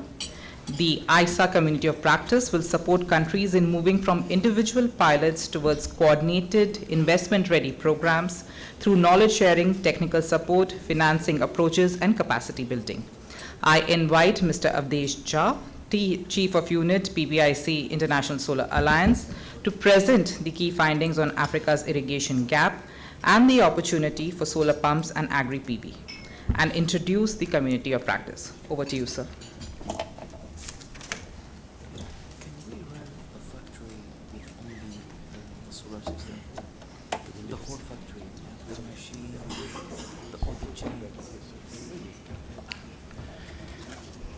Excellencies, distinguished colleagues, today 7 countries are moving beyond a statement of intent. So through the Zimbabwe declarations, Zimbabwe, Rwanda, Uganda, Ethiopia, Ghana, Senegal, and the Gambia are committing to operationalize the ISA Community of Practice for Solarization of Agriculture in Africa. So in short, ISA COP is not intended to be another conference series. It is a country-led membership or mechanism for turning shared knowledge into practical program design, financing pathways, and scalable implementations. So the need of the hour is for such a platforms to become clear when we look at the scale of the opportunity and the fragmentations for the deliveries. So as we can see that only around 4 to 6% of Africa farmland is irrigated, compared to 20% globally and 38% in Asia. At the same time, the productive use solar agriculture market in sub-Saharan Africa is $11.3 billion US. Yet only around 6.5% is currently serviceable on the productive use side. So this gap is not simply because of the technology. It is the affordability issue, inconsistent specifications, the weak O&M and the data systems, and the isolated country efforts. In Kampala, when in the May we had the mission, ISA articulated an ambition of at least 1 million solar pump across Africa. And achieving that ambition requires differentiated policies, smarter financing, and the local capabilities. So ISA COP is designed to convert these common constraints into a shared delivery toolbox. So where do we start? So ISA COP starts with each country's own agriculture demands, farmers' requirement, the water demand, the cropping patterns, the financial and institutional contexts. There would be technical groups. There will be 2 technical groups working on these segments. And together, the country groups, the technology working groups will be co-developing the reusable tools, which will develop the schemes and the business models, the finance and the guarantee structures, the sizing and the procurement standards, water safeguards, the digital monitoring, reporting, and the verification tool, and the local capacity building approaches. Just to give you a context, that while we are discussing, we are also already discussing with the different countries, and different countries like Ghana has a program. They are already running 500 solar pumps, and they have a plan to scale it to around 3,500. Senegal, we are working on 2,000 to 3,000 pumps to be developed. In Gambia, we are working on the community garden, where the solar pump would be an important tool. Ethiopia, we have a large ambitious program. Then Uganda, around 10,000 solar pumps. So already the work is going on, and the technical working group comprising the members from these countries would be working together to develop the different schemes and the design and the financial models on that.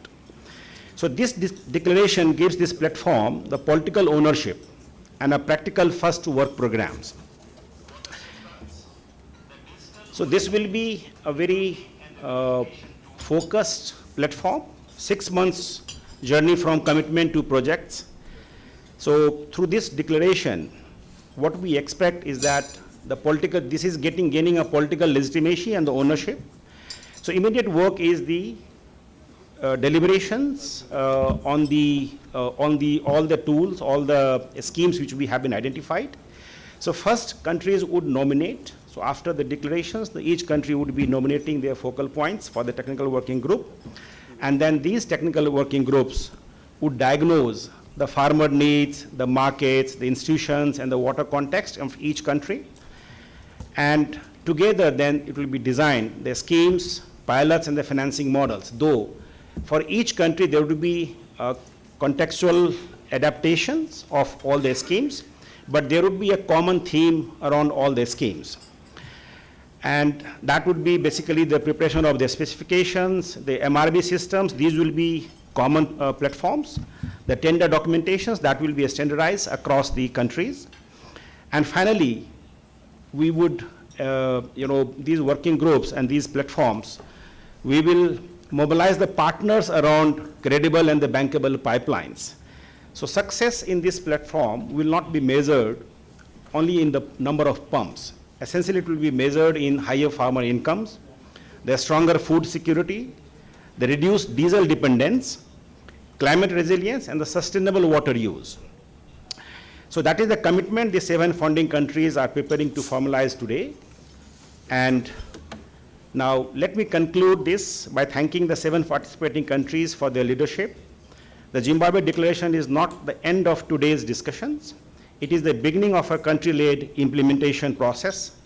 We invite development partners, financial institutions, technical agencies, and the private sector to support this platform and help countries move from fragmented projects to scalable national programs.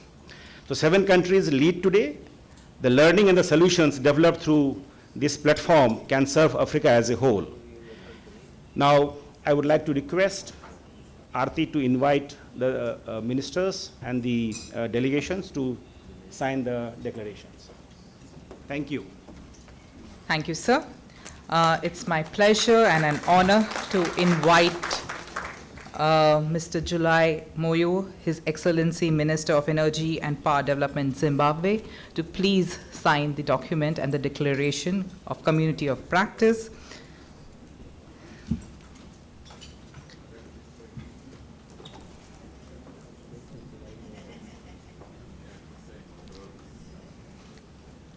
I request next His Excellency Mr. Nani Juvara, Minister of Petroleum, Energy and Mines from the Gambia, to please join us on stage for his signatures.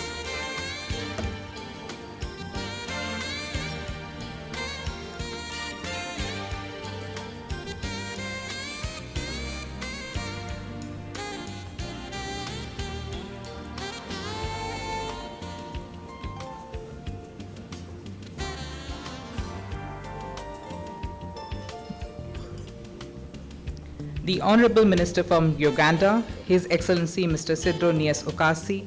Sir, we request your signatures next.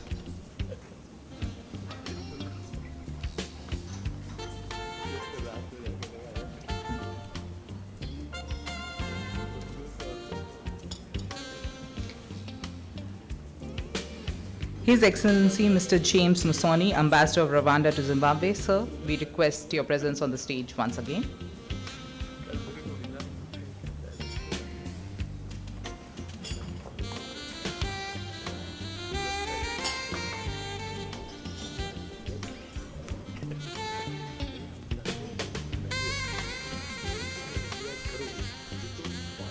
Mr. Abakar Goye, Chief of Staff, Ministry of Energy and Petroleum from Senegal.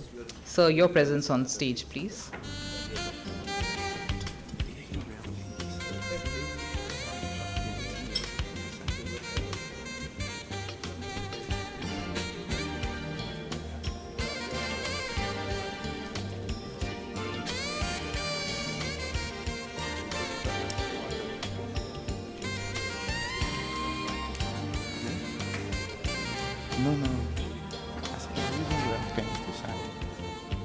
Mr. Edward Kukobor, Director, Ministry of Forestry, Ghana. Sir, your request, your signatures, please, sir.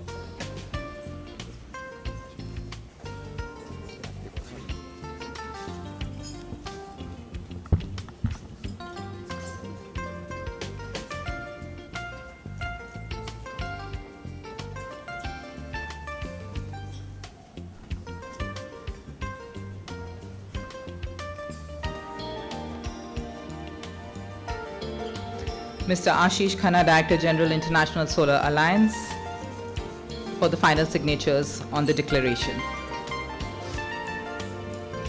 Ladies and gentlemen, the ISA Community of Practice Declaration is being signed in front of you. Congratulations, everyone, and a big round of applause to all of us. I request the dignitaries to please come in front of the stage and the dignitaries on the dais to please rise for a group photograph.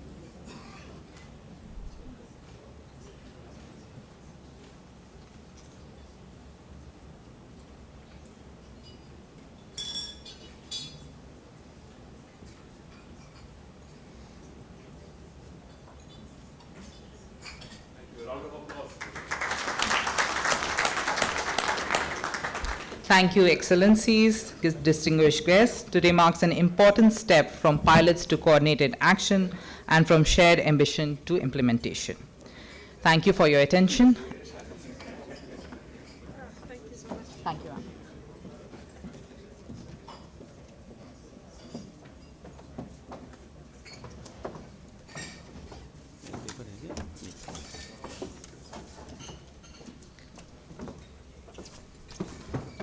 Thank you, dignitaries, and I hand over the proceedings to the chair.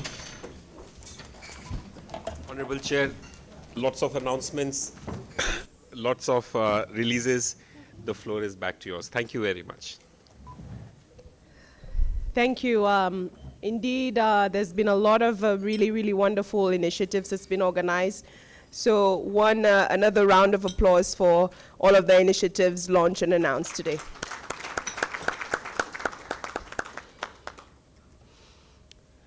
Okay, so we have now concluded agenda items 5, 6, 7.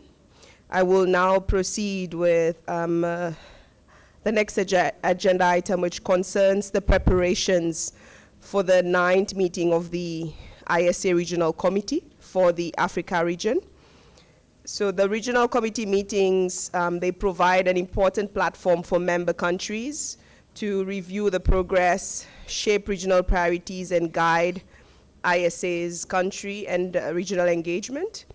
Early planning, therefore, for the next meeting will help ensure that we have broad participation, substantive preparations, and we can close alignment with the priorities identified by the ministers.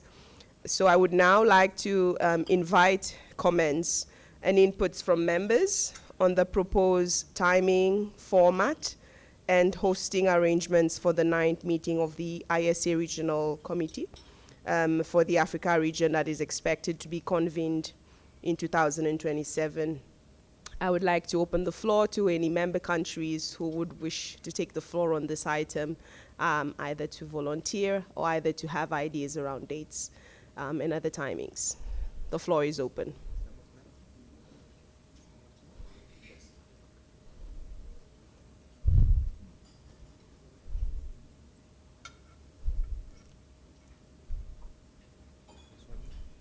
Okay.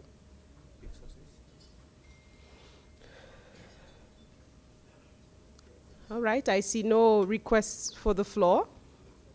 So people are still thinking, or we don't have any ideas yet as to any offers for the next meeting.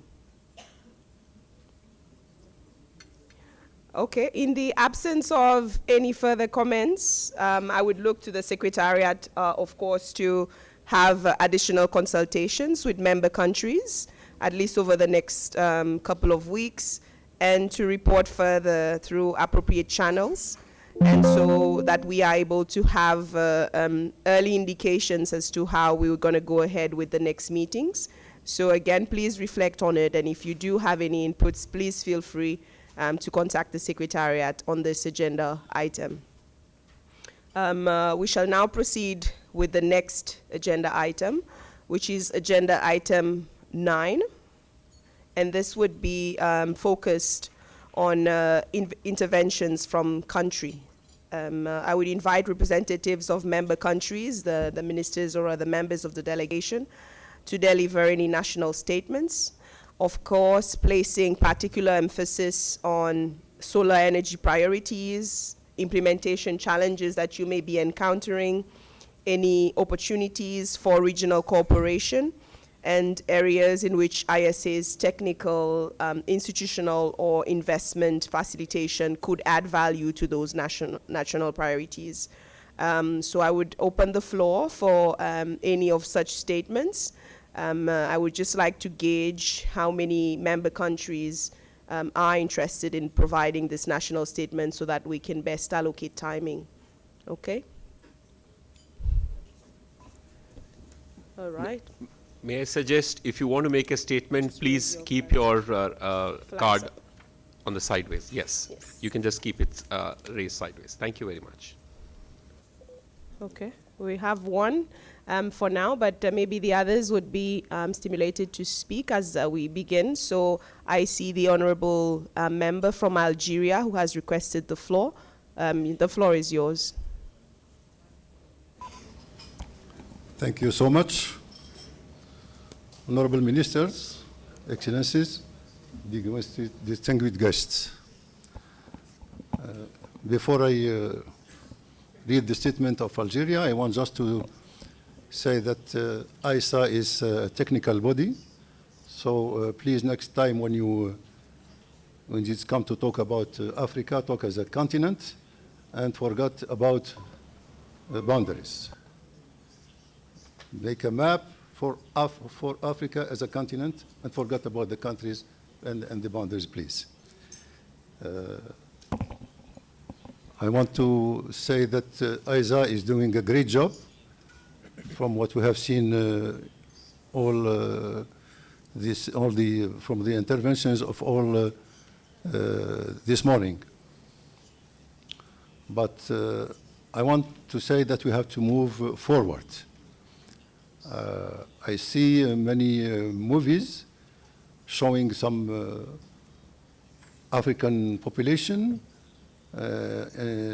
in extreme poverty, and with giving them some possibility of solars and pumps to have water. This is very good, but I would say that we have to move forward. All the intervention I saw were talking, somebody say that it's not a problem of finance, it's not a problem of technology, it's a problem of machinery. So where we are going to get this machinery? I didn't see anyone saying that Africa will one day have its sovereign industry to fabricate or to have factories and to fabricate its own machinery for the photovoltaic. And I saw also that there is a DRE 2050 sponsored by ISA till 2050.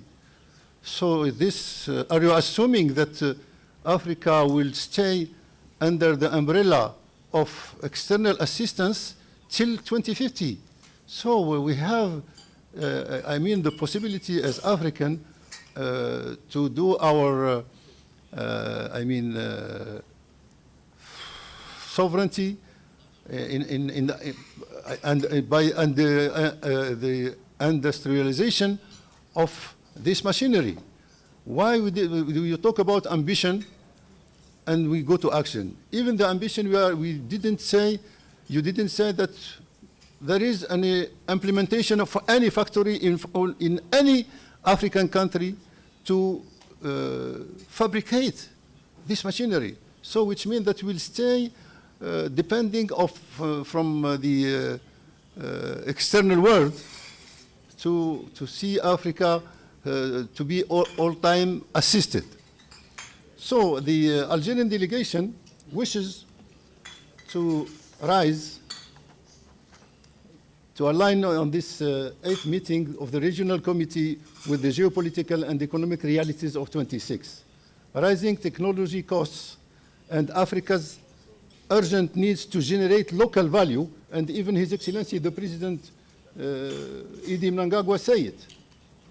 We need to generate our local values rather than import turnkey solutions. In this spirit, we propose, I am summarizing a little bit because it's a big document. Maybe I will give you the original one.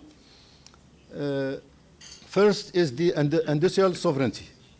If it's late to put it now, I mean maybe in this meeting, let's talk about the 9th meeting. We call for a ministerial roundtable on interstate fiscal harmonization, leading to a memorandum of understanding across border industrial corridors, harmonizing customer rules which allow integrated African ecosystem for photovoltaic component assembly and manufacturing, reducing our dependence on external markets and encouraging green industrialization as it is at its value on African soil. Second, financial sovereignty, a high-level technical meeting bringing together African stock exchanges and financial institutions should produce a roadmap for a unified clearing platform with standardized continental carbon pricing for mini-grids and rural electrification. This will bypass international intermediaries and ensure emission reduction revenue benefit local communities directly. Third, the circular economy. Ahead of 2030, we must anticipate the e-waste crisis from our first wave of solar and battery installation. We propose a panel of industry experts and regulators to present a model regulatory framework on extended producer responsibility, turning this ecological challenge into a pan-African industry for critical metal recovery. Fourth, climate resilience. A practical engineering workshop should share hardened materials and extreme climate maintenance solutions, adapting solar park specification to flooding, cyclone, and severe water stress, including strict standards such as waterless cleaning to secure long-term investment viability. Fifth, urban transition. We propose an energy planning session bringing together mayors of major African cities and efficiency providers, concluding with a call for pilot projects to integrate solar cooling and rooftop photovoltaic into urban planning and ease demand peaks caused by record heat waves. Chair, these 5 elements share a single objective, ensuring Africa captures the technological, financial, and industrial values for its own solar transition. Algeria stands ready to contribute actively to their implementation. This is the statement, but let me tell you exactly what's happening in Algeria as a solar producer. You know that Algeria, we have the most hot desert, not only in Africa, I think even in the world. And our target is to arrive to 15,000 megawatts by 2035. Now, we are implementing 3,200 through 12 plants all over the country. The producer runs between 80 to 20 megawatts for each one. This is what I want to say. And Algeria stand with ISA. The position, as you see, is both beneficiary and a contributor to the ISA collective ambition for Africa solar future. Thank you.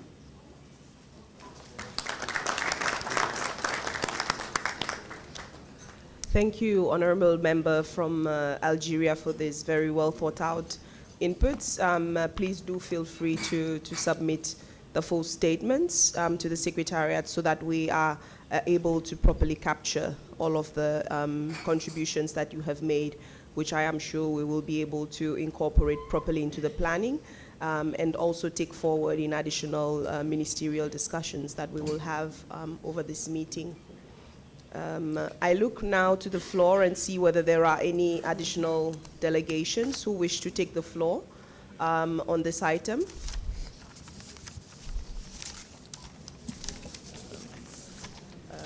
I think there's on the left. Can you lift it up? Mali, I'm sorry. Okay, so I have the colleague from Mali, and then we will go to the one in the middle. I couldn't see the name, but if you could just keep it standing so that we are able to have sight on it from the podium. So the floor to Mali. Ok, merci Madame la Présidente. Merci à Lisa et aussi aux organisateurs, les autorités du Zimbabwe qui ont bien voulu inviter la délégation malienne. Mais c'est tout simplement que le ministre avait prévu pour intervenir ici, mais malheureusement depuis ce matin, il ne se sent pas bien. Donc il est même allé à la clinique ici pour prendre des soins. Donc c'est la raison pour laquelle il n'est pas là avec nous. Donc à sa place, moi je n'ai pas le discours, je ne peux pas me permettre d'intervenir, sinon c'était prévu. Voilà, donc c'est ce que je voulais dire. C'est vraiment un remercie, on apprécie la collaboration avec Lisa, tout ce qui a été fait, et on voulait davantage renforcer cette coopération avec une participation plus acquise. Voilà, merci bien. Merci aux délégations de Mali. Nous sommes vraiment désolés d'entendre le nouvelle de votre ministre.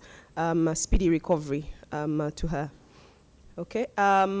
Moving along now to the other. So DRC? Yes, you have the floor. Merci, Madame la Présidente. Merci à l'Assemblée.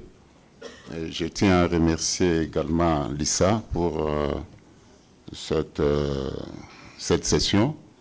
Je remercie aussi je félicite beaucoup plus les 7 pays qui ont beaucoup plus pris conscience et émergé dans l'essence, dans la vision de l'ISA. La République démocratique du Congo, c'est un pays qui a une vaste hydrographie, mais aujourd'hui, nous visons beaucoup plus sur le mix énergétique. Et voilà pourquoi, dans la trajectoire, nous souhaiterons que l'ISA puisse nous accompagner pour développer des infrastructures au niveau des énergies renouvelables, notamment les systèmes solaires. On a les actes que nous comptons collaborer avec ISA, beaucoup plus sur l'électrification décentralisée, le transfert des compétences, l'amélioration à l'accès à l'énergie, donc beaucoup plus dans des zones isolées. Si on peut nous accompagner, surtout du côté agriculture, puisqu'il y a des zones aussi où il n'y a pas assez d'eau. Si nous pouvons être assistés, accompagnés, ça sera une bonne chose. Et voilà, il y a toute une série de points qu'on peut déposer au secrétariat. Mais l'important pour le message, c'est l'accompagnement. On renouvelle vraiment cette demande-là. Merci.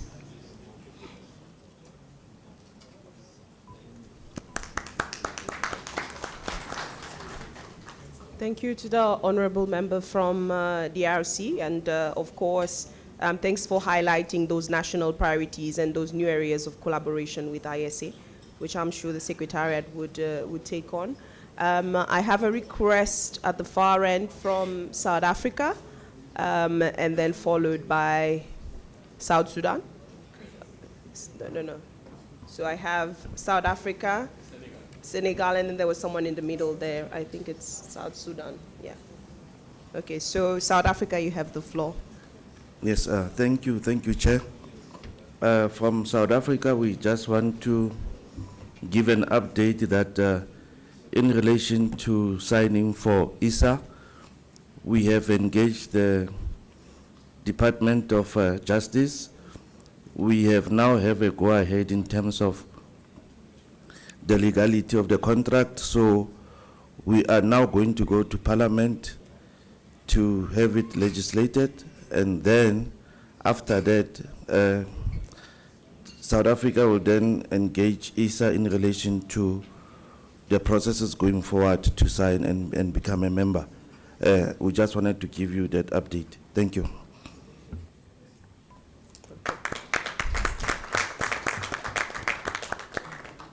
That is good news, South Africa, and I think we'll all look forward to officially welcoming you as a member. The floor next I can give to South Sudan. Thank you. Excellencies, distinguished ladies and gentlemen, our commitment as South Sudan, Your Excellency, South Sudan is not waiting. We are commissioned 20 megawatt as a plan in Congo. South Sudan, in our policy, we are looking towards to a clean energy. And also we plan to launching the new site in South Sudan for a solar power about 20 megawatt. We need to confirm to you that South Sudan is committed to ISA for developing our energy in South Sudan. Also, South Sudan, if you compare with African, we are the less. The power we use now in South Sudan is almost around 5 to 4. So maybe South Sudan need ICA to support South Sudan in terms of solar power. Thank you very much.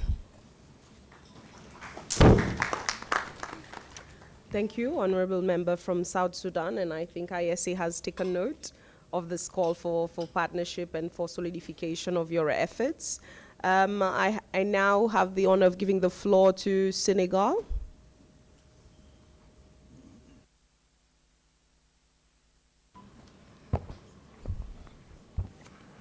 Je vous remercie, Madame la Présidente, Monsieur le Président, Monsieur le Directeur Général de l'Alliance solaire internationale, Excellences, Mesdames et Messieurs les ministres, Excellences, Mesdames et Messieurs les ambassadeurs, distingués délégués, Mesdames et Messieurs. C'est un réel plaisir pour moi de prendre la parole au nom du ministre de l'Énergie et du Pétrole du Sénégal, empêché. Je voudrais d'abord remercier l'Alliance solaire internationale ainsi que les autorités de la République du Zimbabwe pour leur accueil chaleureux et pour l'organisation de cette importante rencontre. Le Sénégal a fait le choix de placer la transition énergétique au cœur de son ambition de développement et de sa volonté de renforcer sa souveraineté énergétique. Cette ambition s'inscrit pleinement dans la vision Sénégal 2050 avec un objectif clair, disposer d'une énergie plus accessible, plus compétitive et plus durable, et porter à 40% la part des énergies renouvelables dans notre puissance installée à l'horizon 2029. Dans cette trajectoire, le solaire occupe naturellement une place importante. Nous voulons que le solaire réponde à des besoins concrets, produire, irriguer, conserver, transformer et créer des activités et des emplois. C'est dans cet esprit que nous apprécions particulièrement notre coopération avec l'ISA. Cette coopération nous a déjà permis d'avancer à travers des initiatives et des projets pilotes et concrets, notamment dans le domaine de la production de froid solaire pour la conservation des produits horticoles, ainsi que dans celui du pompage solaire agricole. Ces expériences sont importantes pour nous. Elles nous permettent de tester des solutions, d'en tirer les enseignements et surtout de préparer leur passage à l'échelle. Nous attachons également une grande importance au STAR-C et au renforcement des compétences, car la transition énergétique ne sera durable que si nous disposons en Afrique de femmes et des hommes capables de concevoir, d'installer, d'exploiter et de maintenir les technologies solaires. Aujourd'hui, nous avons procédé à la signature du CPF entre le Sénégal et l'Alliance solaire internationale, ce qui est une véritable feuille de route qui permettra de rapprocher les priorités du Sénégal des programmes et initiatives de l'ISA, de mieux coordonner nos interventions et de mobiliser les financements nécessaires tout en accélérant la mise en œuvre des projets solaires concrets à fort impact.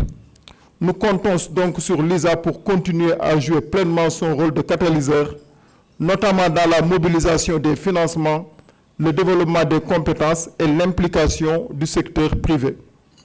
Le Sénégal réaffirme sa volonté de contribuer à une coopération africaine plus concrète, plus solidaire et davantage orientée vers les résultats.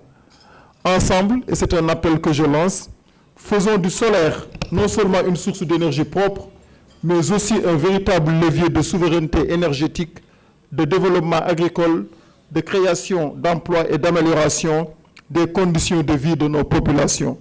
Je vous remercie de votre aimable attention.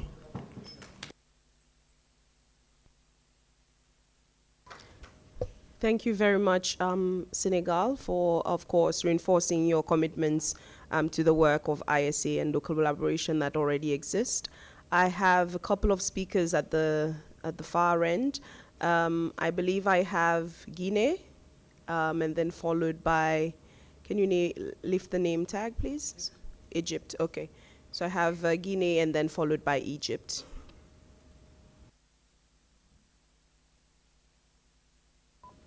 Guinea, you have the floor.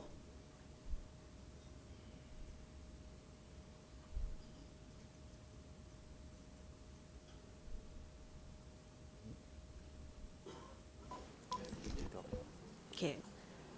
Monsieur le directeur général de l'Alliance solaire internationale, mesdames et messieurs les vice-présidents, mesdames et messieurs les membres du comité régional de l'Alliance solaire internationale pour la région d'Afrique, mesdames et messieurs les ministres, distingués invités, mesdames et messieurs, tout protocole scrupuleusement observé.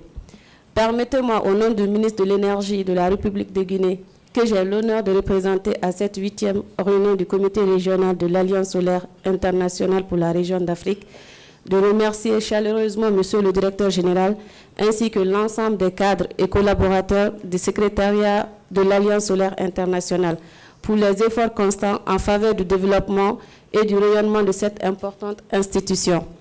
Mesdames et messieurs, en référence aux priorités stratégiques proposées par l'Alliance solaire internationale, notamment la mise en œuvre du programme Africa Solar Facility, destiné à faciliter le lancement concessionnel des projets solaires, la solarisation de l'agriculture, qui constitue un levier important pour le développement rural et l'amélioration de la productivité agricole, ainsi que les centrales STAR-C en tant que moteur de formation, de renforcement des capacités et de développement institutionnel dans le domaine de l'énergie solaire en Afrique.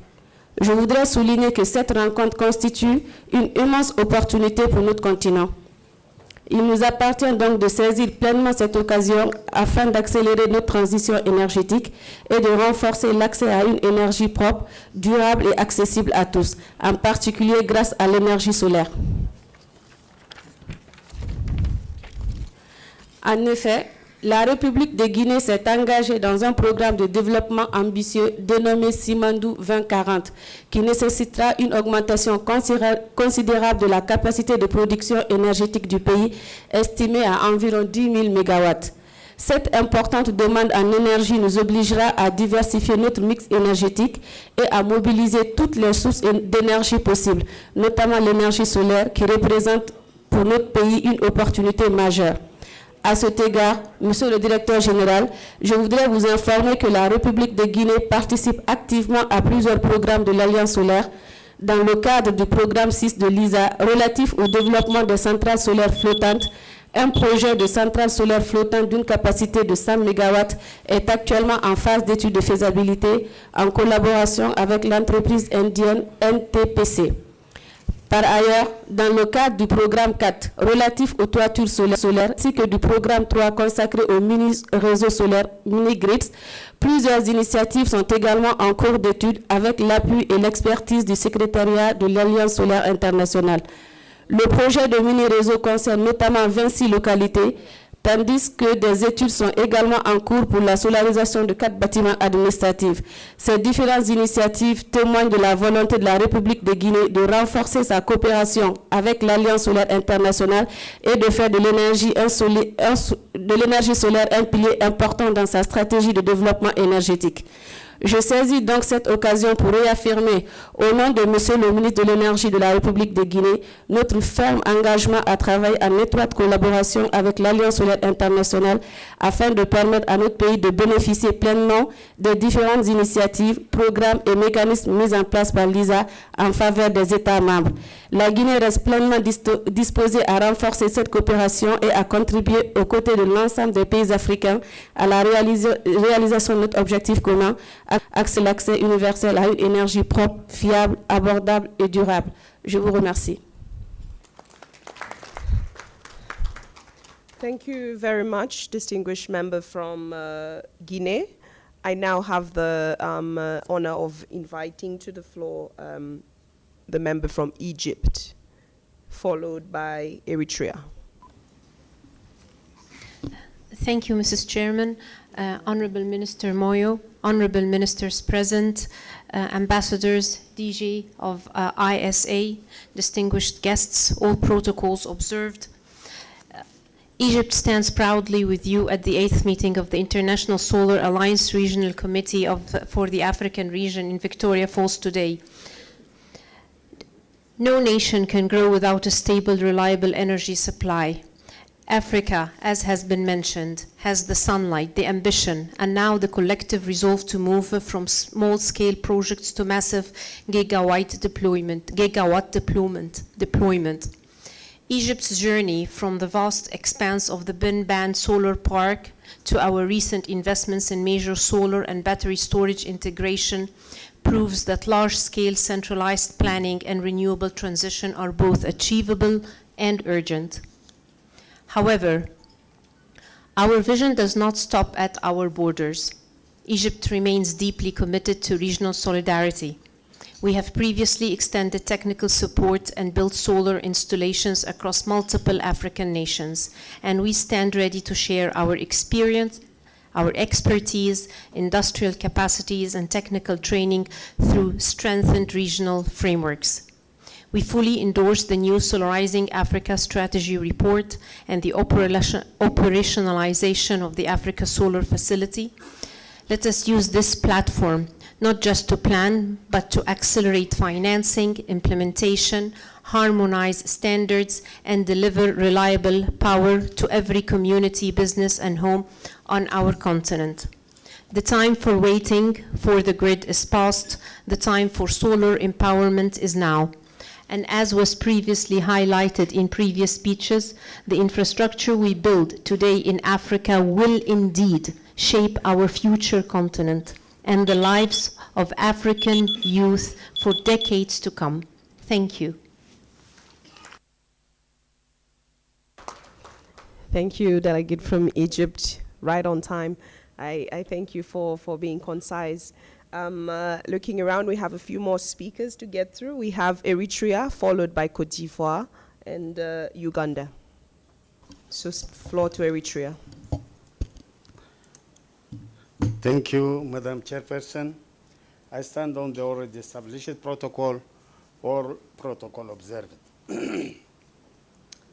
Madam Chairperson, it is a great It is a great honor for me to address this 80th meeting of the International Solar Alliance Regional Committee for Africa on behalf of His Excellency Mr. Subhat Ephraim, Minister of Energy and Mines of the Government of the State of Eritrea, here in the magnificent setting of Victoria Falls.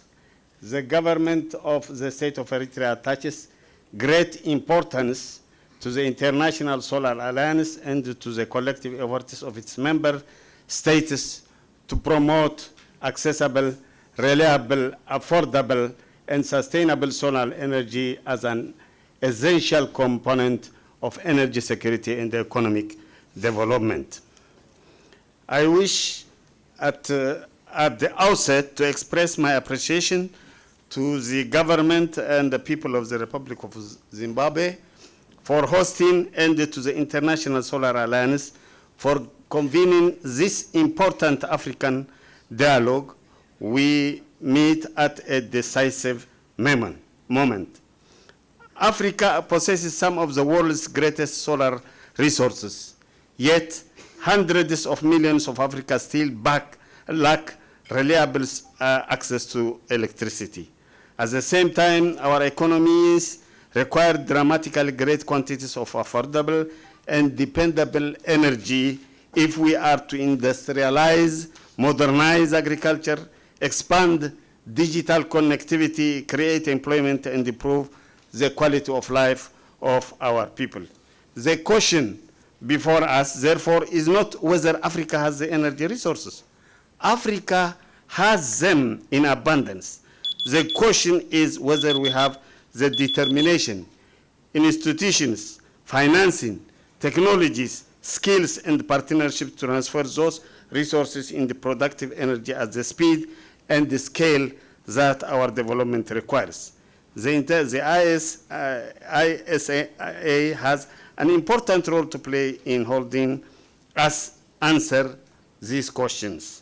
For Africa, solar energy cannot be viewed simply as another source of electricity. It is an instrument of economic transformation.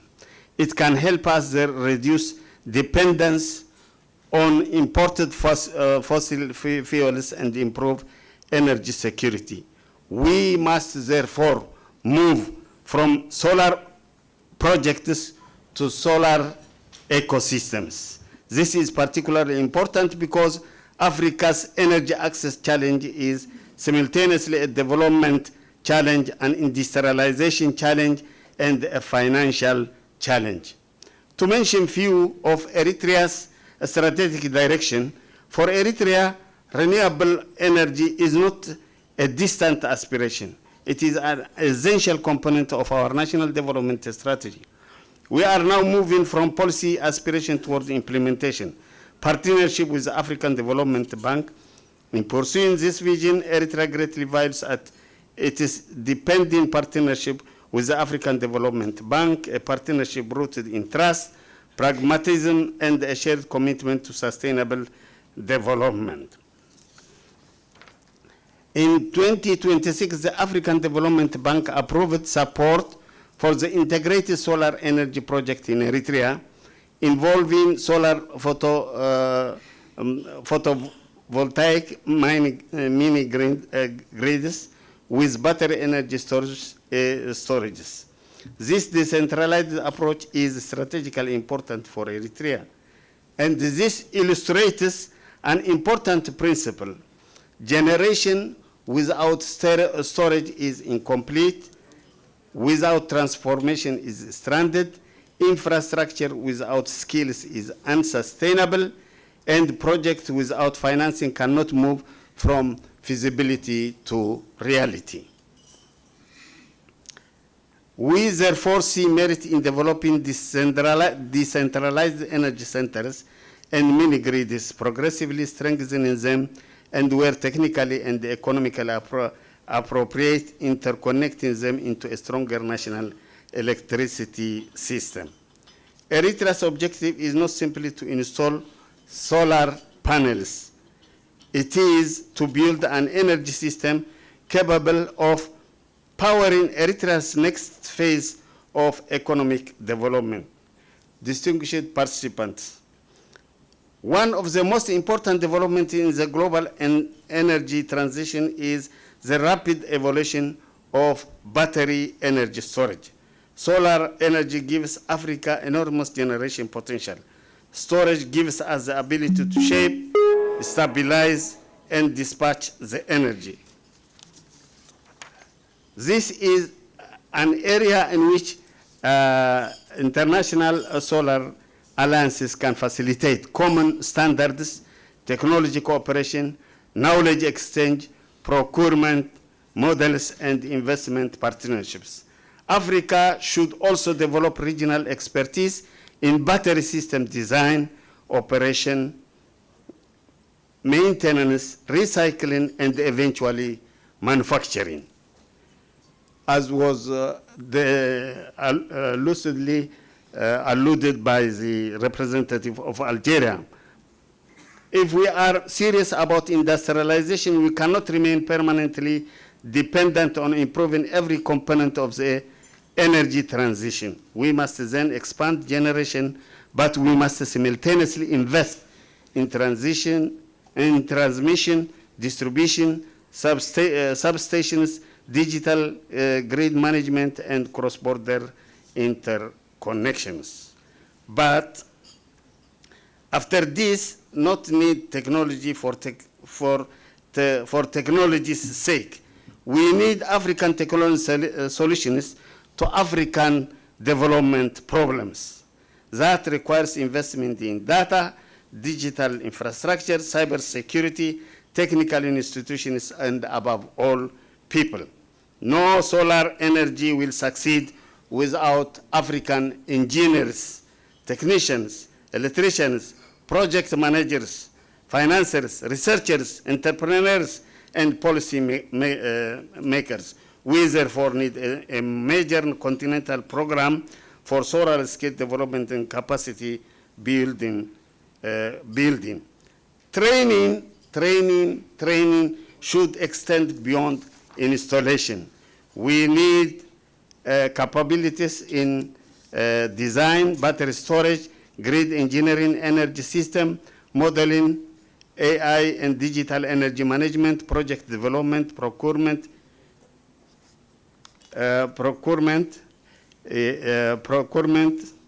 environmental and social safeguards, financial structuring, operation and maintenance, and research and innovation. Eritrea is ready to participate in such cooperation. We should also ensure that young Africans and women are not merely beneficiaries of the energy transition, but participants and entrepreneurs and the leaders with it. Excellencies, perhaps the most immediate obstacle is not technology, it is finance. Africa has no shortage of viable renewable energy opportunities. What we lack is sufficient access to affordable, appropriately structured capital. Many projects fail to progress because they remain trapped between concept and bankability. A feasibility study is completed, a resource assessment is undertaken, a technical concept is developed, but the project does not reach financial close. We need to close this project preparation gap. Solar project preparation and acceleration. Honorable Delegate, I would ask you to please come to a close and I will conclude. Okay, blended finance must blend risk as intelligibly as it blends capital. Let us create mechanism. Africa cannot afford a 10-year journey from concept to construction. I would therefore suggest that this meeting consider an African Solar Acceleration Compact. We stand before an extraordinary opportunity, and we call upon development partners, financial institutions, technology providers, and investors to move with us from possibility to implementation. Let us make the coming decade the decade in which Africa does not merely expand electricity access, but build energy sovereignty. In conclusion, what we require now is political will, strategic partnership, innovative finance, and disciplined execution.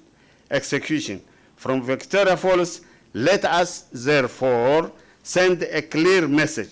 Africa is ready to move from energy poverty to energy opportunity, from dependence to resilience, from projects to system, from potential to production, and above all, from promise to implementation. I thank you for it. Thank you, Eritrea. I now give the floor to Côte d'Ivoire, followed by Uganda. So please, I do call on you colleagues to be concise such that we can allow for everyone to come in. I thank you.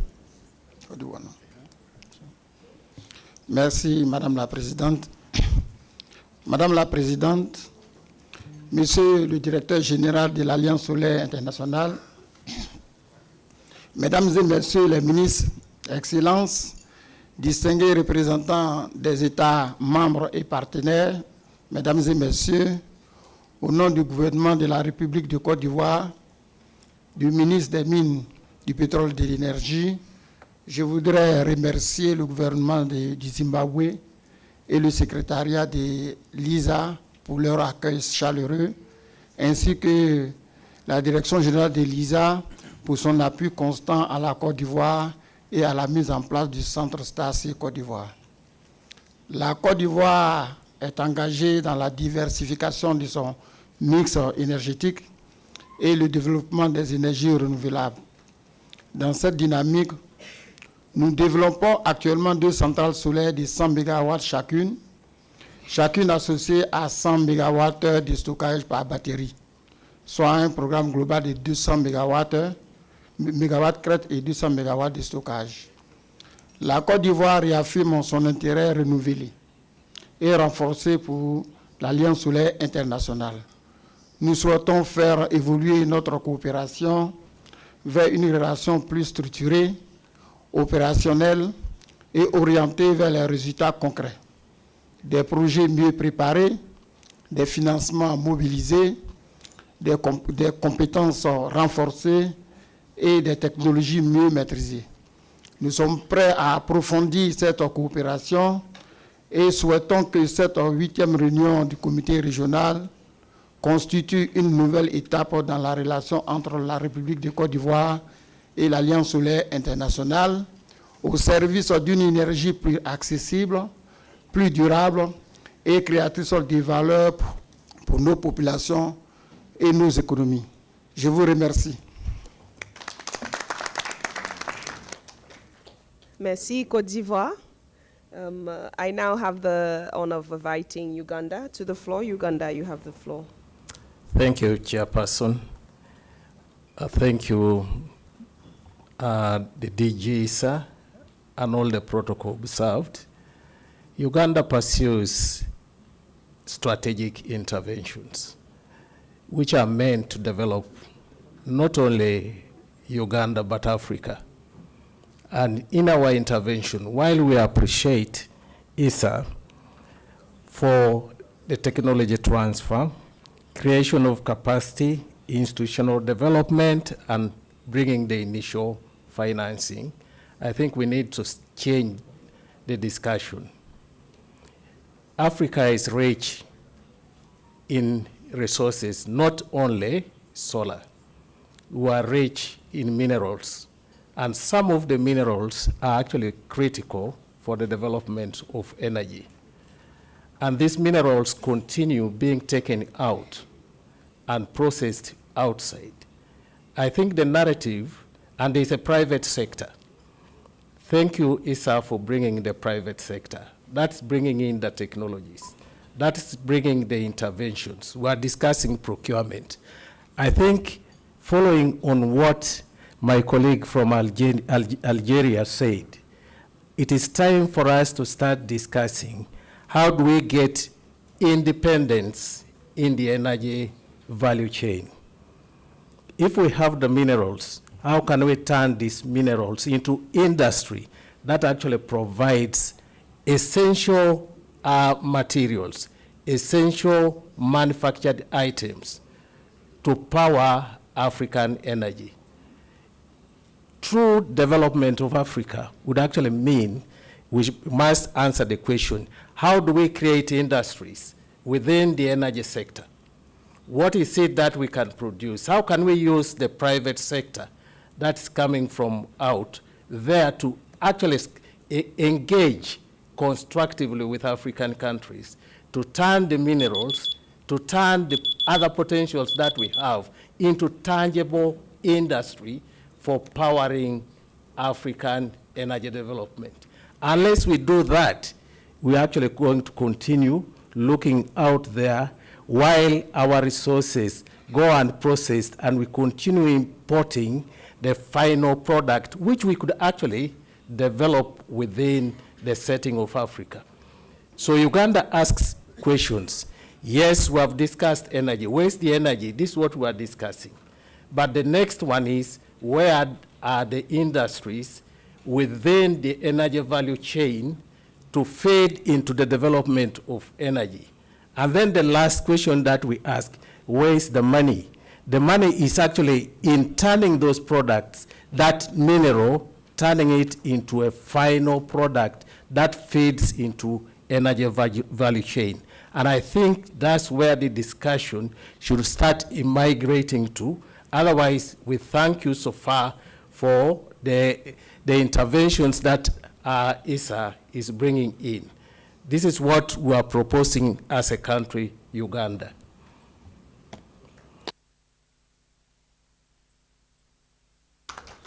Thank you very much, Uganda, for these thought-provoking statements. I think they're very useful questions that we have to put on the table, especially when we're discussing about the machinery that will really help power Africa as we move forward.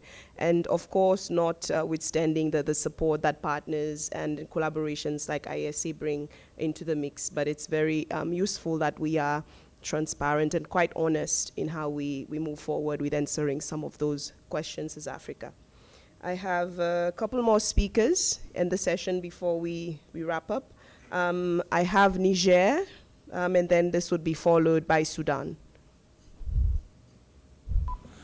Thanks, the chair. Monsieur le ministre des pays africains membres de l'ISA, monsieur le directeur général de l'Alliance solaire internationale, distingués invités, mesdames et messieurs, à vos titres et grades. Donc, l'honneur me revient de prendre la parole au nom de la ministre de l'Énergie du Niger empêché. Tout d'abord, permettez-moi de remercier le gouvernement zimbabwéen pour l'accueil hospitalier réservé à tous les pays membres de l'ISA participant à cette 8e réunion du comité régional africain. Nous profitons pour remercier et féliciter l'Alliance solaire internationale pour la parfaite organisation de la présente réunion. C'est le lieu aussi de féliciter et encourager d'une part le secrétariat général de l'Asie pour la réalisation du cahier des charges à lui confié par l'Assemblée générale, particulièrement la mobilisation des ressources financières à travers les relations établies avec les établissements financiers indiens et internationaux, et d'autre part la programmation et l'organisation des différentes réunions par zone. L'ISA est en train d'œuvrer pour la concrétisation de l'utilisation du solaire dans ces pays membres à travers plusieurs programmes, plus particulièrement les pompes solaires, les mini-réseaux, les centrales solaires, etc., afin de permettre l'autosuffisance alimentaire sur le continent et de rehausser le taux d'accès à l'électricité qui est bas dans beaucoup de pays africains. Au Niger, le gouvernement fait de son mieux à travers plusieurs actions pour rehausser le taux d'accès de l'électricité. Dans les années antérieures, le Niger a adopté un document de politique nationale d'électricité qui réserve une place de choix à l'énergie solaire, dont le pays cherche à rehausser sa part de 30% dans le mix énergétique d'ici 2035. Je profite de l'occasion pour remercier également le secrétaire général de l'Asie pour son engagement à appuyer le Niger techniquement et financièrement dans divers projets d'application des systèmes système électrique solaire. Le Niger, dans sa stratégie d'accès à l'électricité, vise à atteindre un taux significatif d'accès à l'électricité à l'horizon 2035 et dont la part du renouvelable est fortement souhaitée. D'ores et déjà, plusieurs projets de construction de centrales solaires sont dans les pipelines des projets dont certains projets ont eu leur signature de contrat, à savoir donc il y a la construction d'une centrale solaire de 50 MW donc à Gourbanda, ça c'est à Niamey, construction d'une centrale solaire de 20 MW à Maradi, construction d'une centrale solaire de 10 MW à Dosso, et à hybridation au solaire d'une centrale thermique à Agadez, et à l'hybridation au solaire d'une centrale thermique à Difa, et la signature de contrat d'exploitation d'une centrale solaire de 200 MW à Crète avec l'entreprise NEP. Ça, c'est récemment. Pour finir, j'ose espérer que des efforts déployés par le secrétaire général de l'Asie permettront de briser les barrières d'accès aux sources de financement fiables et rendre la technologie solaire accessible à tous afin d'amplifier la réalisation des projets solaires dans les États membres de l'Asie. Je vous remercie pour votre attention. Merci. Thank you very much, Niger. I now have the honor of inviting Sudan to the floor, followed by Chad. Yes, Your Excellencies and honorable ministers and head of delegations, Director General of International Solar Alliance, and distinguished guests, it's my pleasure to express the appreciation of the Republic of Sudan to the International Solar Alliance and its members states for their continued support for the transition to clean energy and the strengthening of African cooperation. Sudan possesses significant renewable energy potential, particularly in solar and wind energy, with average daily solar radiation ranging between 5.8 and 7.2 kilowatt-hour per square meter. Despite the exceptional circumstances now in Sudan, the war, and like that, Sudan has implemented a number of renewable energy projects, including a program targeting the installation of approximately 1.1 million household solar systems benefiting 5.5 million people, the 5 megawatt in Al-Fashir city solar power project, and several isolated grid projects.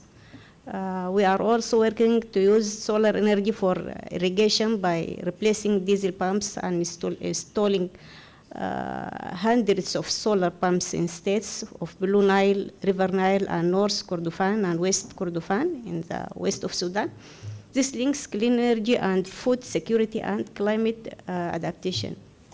Future projects include the Dongola power plant with a capacity of 20 megawatt solar, now it is ongoing. Shandi plant with a capacity of 10 megawatts, now it's ongoing, and the equipment at site already. And the Port Sudan plant with a capacity of 50 megawatt, in addition to the development of mini grids and the decentralized solutions. At the institutional level, Sudan is working to develop a net metering system, strengthening quality standards, and established frameworks for power purchase agreement, public-private partnership, and independent power producers in order to attract investors. Now Sudan has benefited from its partnership with the International Solar Alliance and Renewable Energy Agency, the Regional Center for Renewable Energy and Energy Efficiency in Project Development, Capacity Building, and Technology Transfer. This has included training more than 75 engineers and technicians and providing 13 master's scholarships in the MTech program for the ISA. Your Excellencies, our priority is to harness renewable energy to support recovery and reconstruction, development, agriculture, expand access to electricity, attract investment, and strengthen energy security. We look forward to the support of our partners in mobilizing finance, developing bankable projects, building national capacities, and facilitating technology transfer, thereby accelerating Sudan's transition towards a clean, sustainable, and resilient future. Thank you very much. Thank you very much, Sudan. I now give the floor to Chad.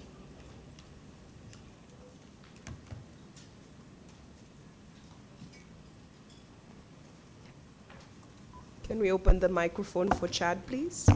Thank you.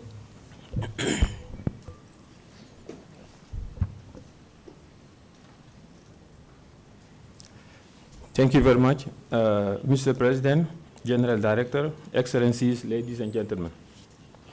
On behalf of Republic of Chad and my capacity as representative of the Minister of Water and Energy of Chad, I would like to express our sincere appreciation to the International Solar Alliance for its continuous willingness to support Chad and its important initiative to accelerate access to solar energy in Africa. Chad reaffirms its strong commitment and to strengthen and continue its collaboration with ISA. Chad considers solar energy as a strategic level to expand access to electricity, support rural development and agriculture, to improve social services, particularly in health centers and schools. In regard to this, we would like to highlight 6 key priorities. First, we would like to initiate with ISA the process of developing an ISA-Chad Country Partnership Framework, CPF, aligned with our National Energy Pact in order to structure our cooperation and solar pipelines.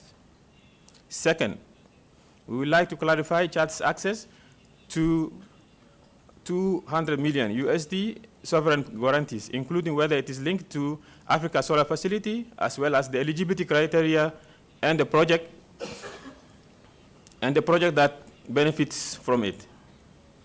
The third, Chad has already a significant rural electrification pipeline. The Chad Scale Mini-Grid Projects has identified 67 sites representing more than 127,000 potential connections. We whether wish to accelerate the mobilization and of financing to turn this project into concrete investment. Fourth point, we wish to strengthen the solarization of production and social sectors. We propose a solar rooftop program that we already discussed during these meetings for public buildings and other infrastructures, reduce energy costs and improve electricity availabilities. Chad also wishes to join the community of practice on the solarization of agriculture and support farmers through solar water pumps for irrigation and food security. We also propose giving particular priority to the health centers, given their electricity demand profiles and vital importance. Fifth point, we would like also to present Save Lives in the Sahara projects, an initiative of the Ministry of Water and Energy of Chad aiming at reducing death caused by lack of water in the desert area of the northern part of Chad. The project will develop solar water wells, combining with signal systems, enabling lost people and animals to locate water points. Beyond protection of human and animal lives, these wells or water pumps will progressively help create ecological system around the water points. While promoting sustainable resources management and environmental protection, we would like to explore with ISA opportunities to support these initiatives. Sixth and last point, we wish to strengthen national capacity through Chad's access to STAR-C, the Global Capacity Center, and the future ISA Academy. In parallel, we seek ISA to support, to accelerate the implementation of National Energy Pact, particularly the least cost generation plan, competitive procurement framework, and clean cooking strategies in order to contribute concretely to universal access to electricity for African population and for the people of Chad in particular. This cooperation is also part of Chad's vision to accelerate its industrialization based on clean energy, reliable and competitive energy to support industry, agriculture, SMEs, small business enterprise, and local process of our resources. Our message is simple. Chad is ready to move from ambition to implementation. As we discussed during this meeting, we would like to ISA to support us in structuring, financing, and rapidly implementing high-impact solar projects that will advance electrification, food security, and the industrialization of the country. Chad reaffirms commitment and working closely with ISA to build sustainable energy future together. Thank you.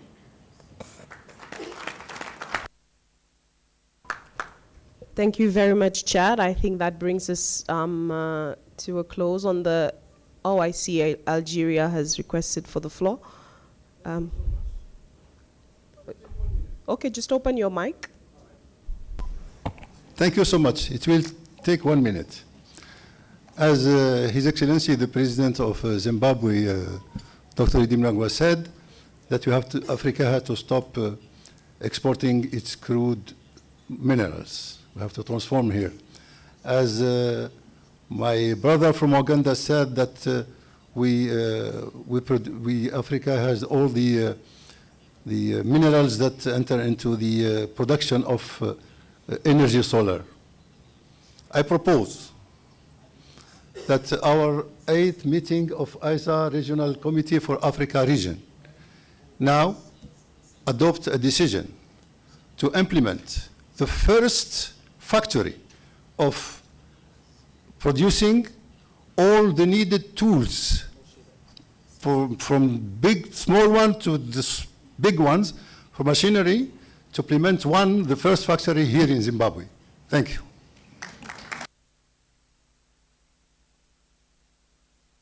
Thank you, Algeria. That's a very strong proposal, and I'm not too sure whether we are able to commit to that, but certainly we can gravitate towards heading into that direction. And in that light, I look to you, Honorable Minister, whether you would want to take on this challenge of facilitating for furthering discussions on this.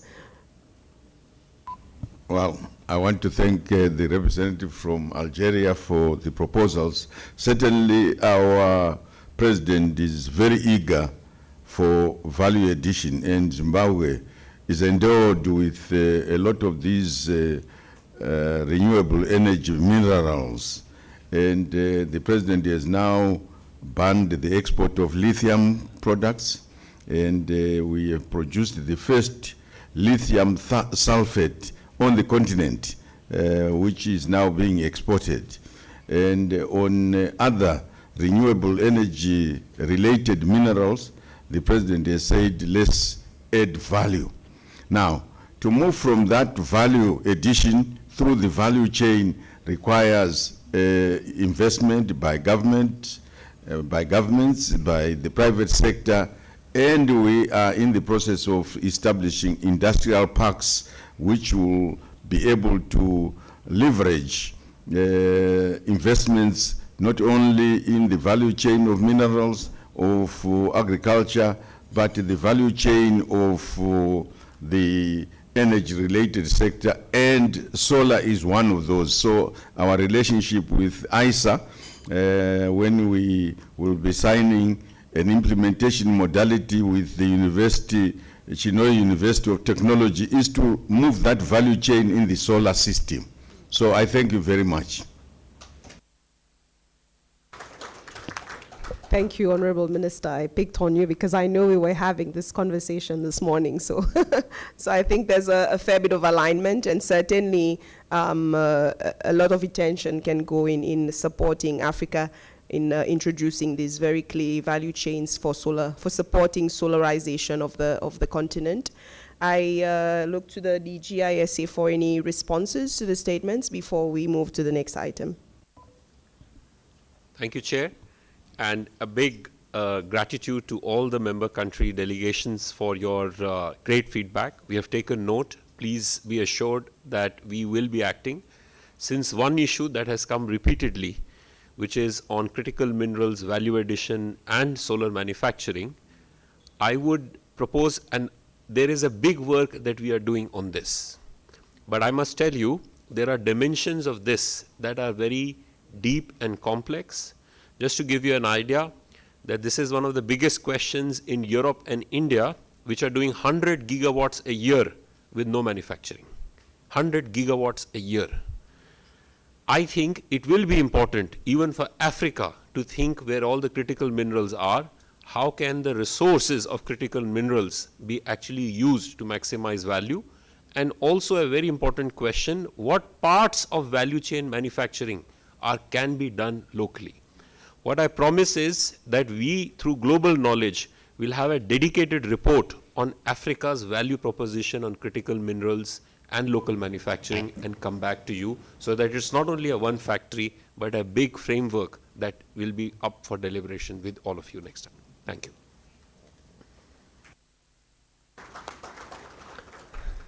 Thank you, DG, for these reflections.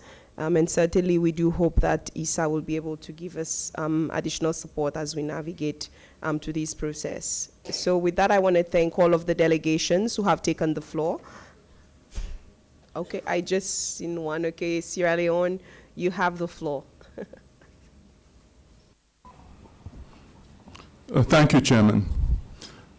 I bring you all greetings from His Excellency Dr. Julius Maada Bio and the government and people of Sierra Leone. This is the first meeting, the first ISA meeting that we have attended, and I want to especially thank His Excellency the President Mnangagwa and the warm people of Zimbabwe for hosting us. To the Director General of ISA, thanks for your friendship and for the work you personally did for energy in Sierra Leone over the last few years. We're excited at the new initiatives that are being put forward by ISA, especially the African Solar Facility, which is going to be quite handy for us. We look forward to this session, to meeting all our brothers and sisters in energy from across the continent here. ISA has provided an excellent forum for us to seize energy, to seize the future with optimism and determination. And I join my colleagues in the sentiment of capacity building and value addition in solar energy production. Thank you, thank you, thank you.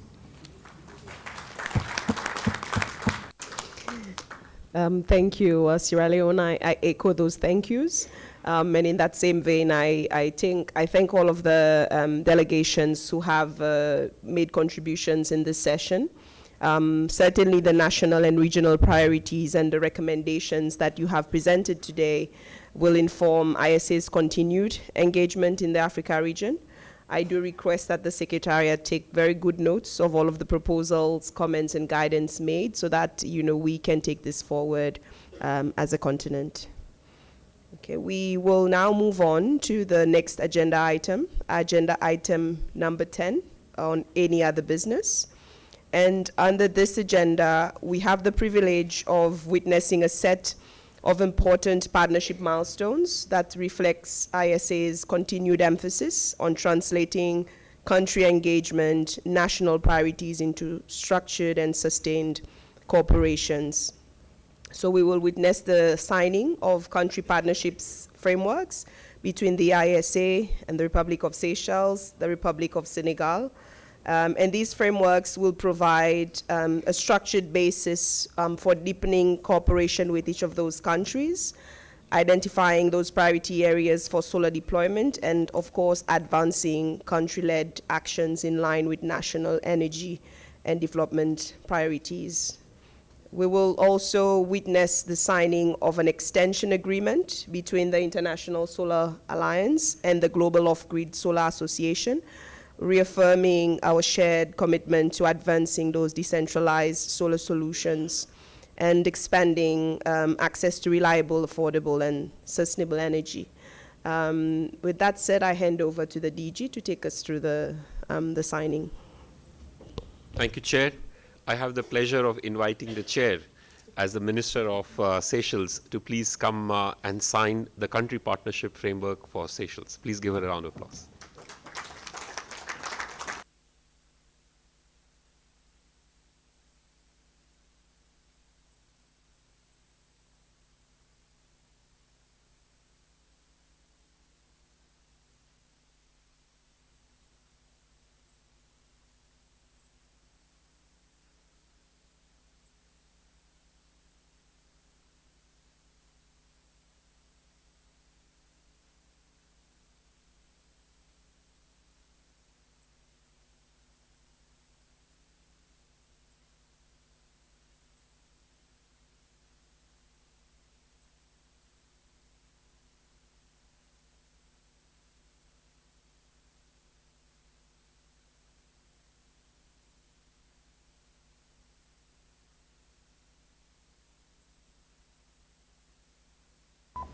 Excellencies, ladies and gentlemen, the country partnership from Seychelles.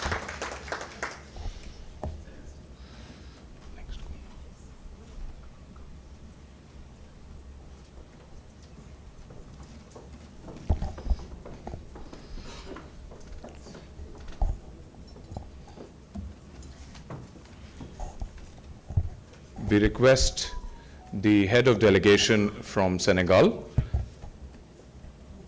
to come forward for the signing of the country partnership framework. Ladies and gentlemen, please join me in welcoming Senegal to sign the country partnership framework with the International Solar Alliance.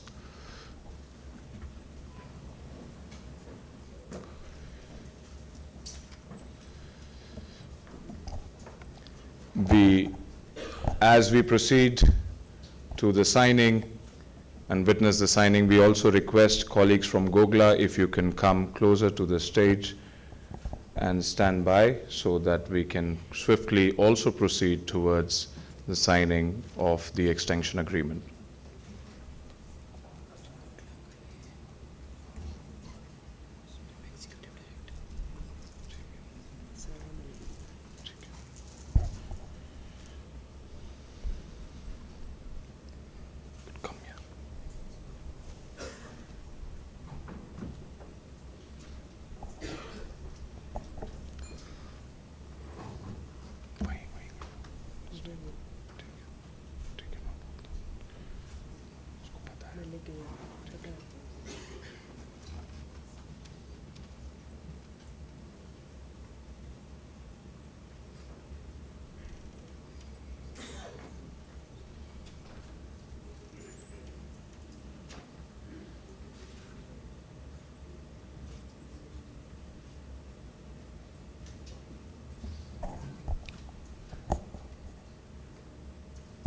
We request the dignitaries to kindly hold the country partnership frameworks for photograph.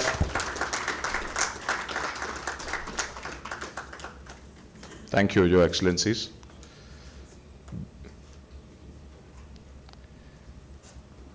We kindly request the Director General to please stay back and welcome the Executive Director of Gogla,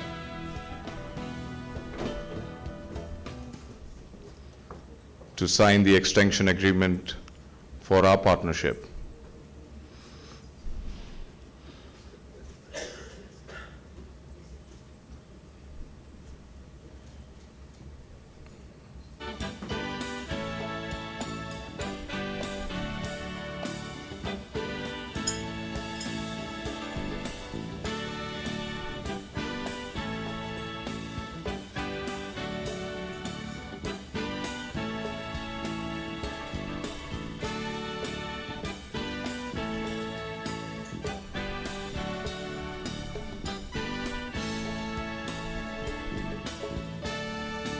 We kindly request our dignitaries to kindly hold the partnership agreement extensions for photographs.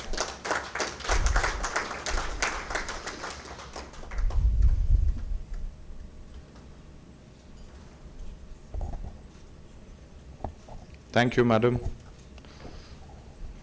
We request the Director General to kindly take his seat at the head table once again.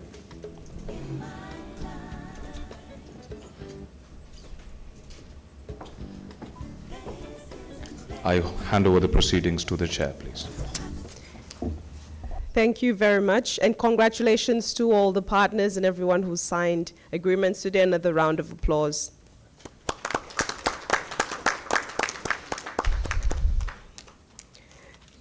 These agreements are an important reminder of the value that of our deliberations, and ultimately how it lies in partnerships, the programs and investments, and that they are only able to catalyze actions on the ground through effective implementations of those arrangements. I do take note of all of the discussions that we've had today. And I am also extremely pleased that as Seychelles, we have been able to sign our own today, and I look forward to how we take this forward with ISA. With this, I conclude the consideration of agenda item 10 on any other business, and we shall now proceed with the closing of the committee meeting. Okay, so we are now going to consider agenda item 11 on closing of the meeting. Excellencies, honorable ministers, distinguished delegates, representatives of international organizations and partner institutions and other key stakeholders. As we conclude this 8th meeting of the ISA Regional Committee for the Africa region, I would like to extend my sincere appreciation to all of the participants, especially those who have come in to make interventions, for all of your useful, constructive recommendations and active engagements in really pushing forward solarization of the African continent. Today's deliberations enable us to review the follow-up to the 7th Regional Committee meetings and consider the future direction of ISA's engagement in Africa. We heard from the Director General's update on ISA's pillars, the platforms, all of the initiatives and activities in the region.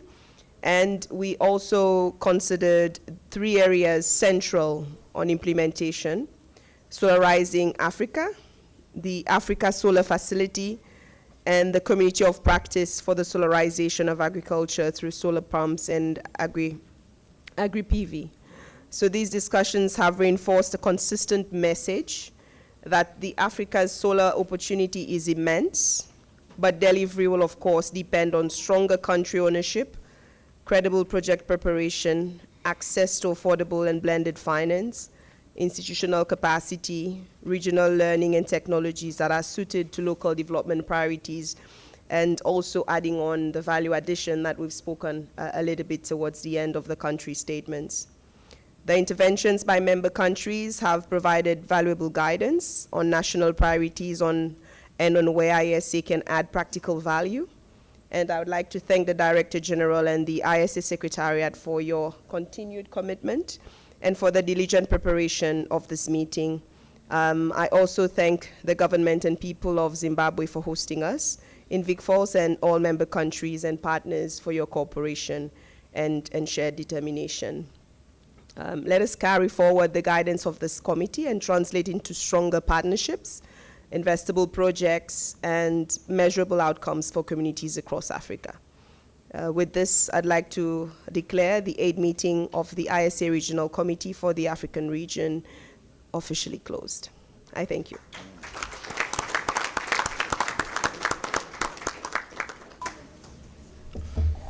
Thank you, Your Excellency. I think the biggest round of applause is in order for the chair of today's meeting, the Republic of Seychelles. I'm very pleased to report that we are finishing 6 minutes ahead of schedule. So, Excellencies, ladies and gentlemen, the Republic of Seychelles, thank you so much, Your Excellency, for guiding us through the deliberations today. Excellencies, colleagues, we will now proceed for the press meet, but before that, we would request all heads of delegations led by honorable ministers, deputy ministers, permanent secretaries, ambassadors and high commissioners to join the dignitaries on the dais for a family photograph. I would request the dignitaries on the dais if you would kindly assemble in front of the stage. We request all heads of delegations to kindly join the dignitaries on the dais for a family photograph.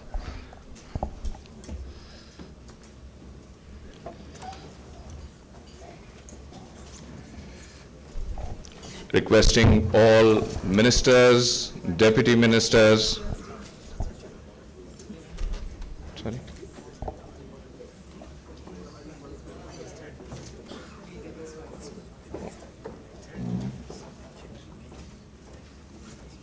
We will not move. We work with this one. Please.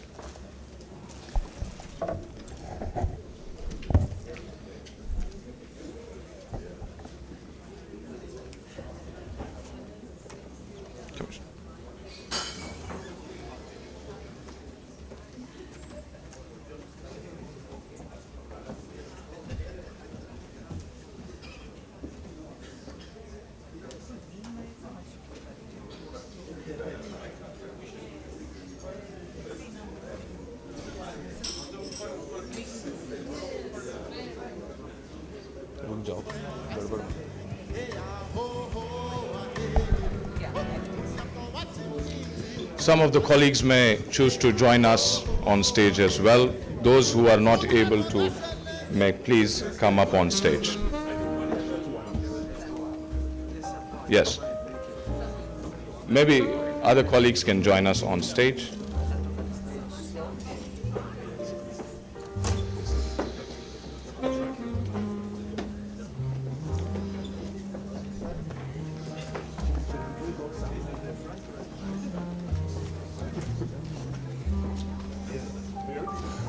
Please be careful.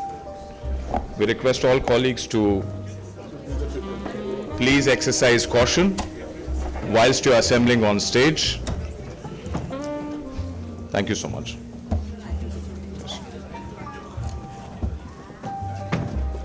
Yes. I request if the photographer can indicate if we are ready. This is terrifying, are you kidding? I know. Can we have a row at the bottom?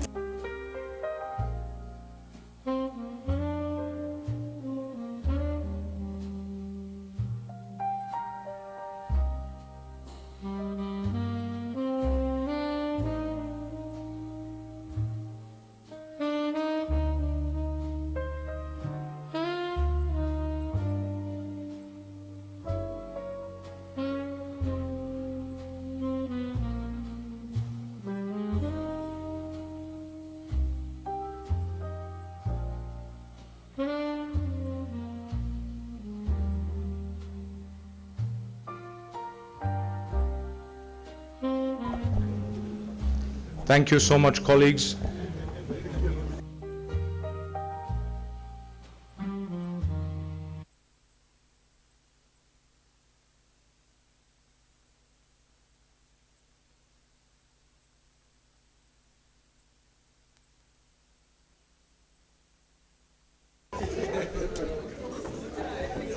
Hold it.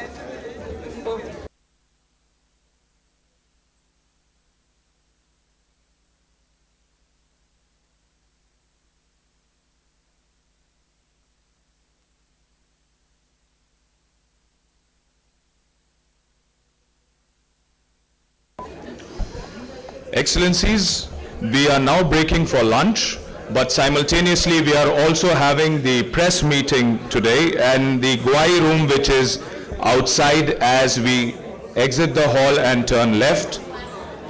We kindly request all ministers who are interested in making their statements to the press to please join us in the Guai room.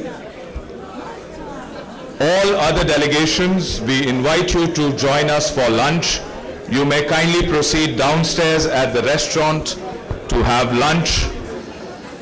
And we request all of you to be back here by 2:30 for the next agendas in the session today.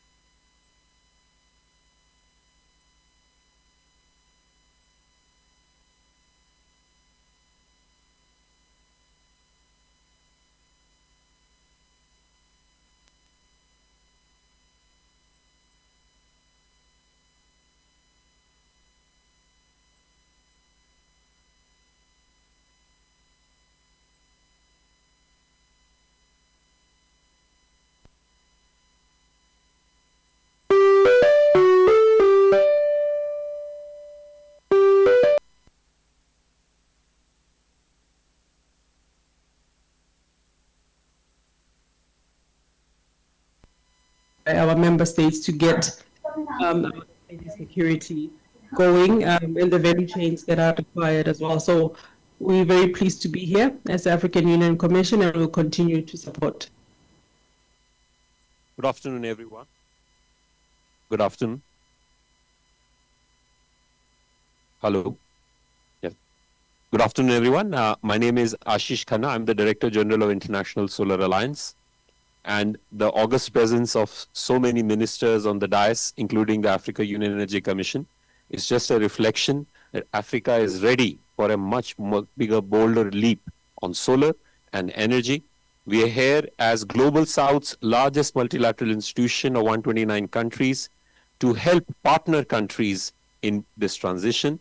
And my special thanks to Republic of Zimbabwe for being a very warm host. And thank you, sir, for hosting us. Thank you. Thank you, Your Excellencies.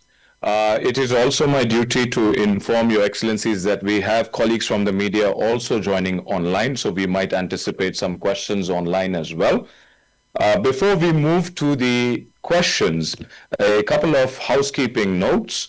We will open the floor for questions. You can indicate your question by a show of hands. I will then request you to pose your question. While you address your question, please ensure that you identify and introduce yourself with your name and the organization or the media house that you represent.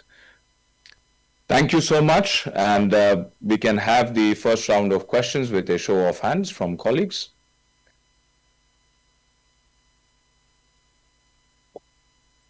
Colleagues of the media. I'll also request colleagues who are handling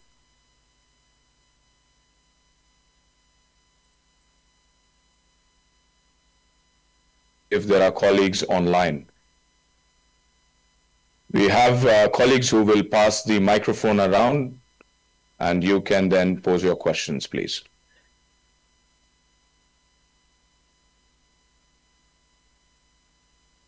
Okay.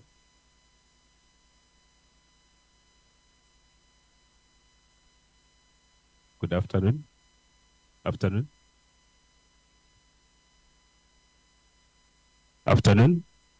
Yes. So my name is Lungelon Lovu. I'm a freelance journalist. I would like to know, solar-powered agriculture is one of the focus of this meeting. So I wanted to find out how can solar pumps and agri-PV help smaller holder farmers cope with drought, particularly El Nino, especially for Zimbabwe.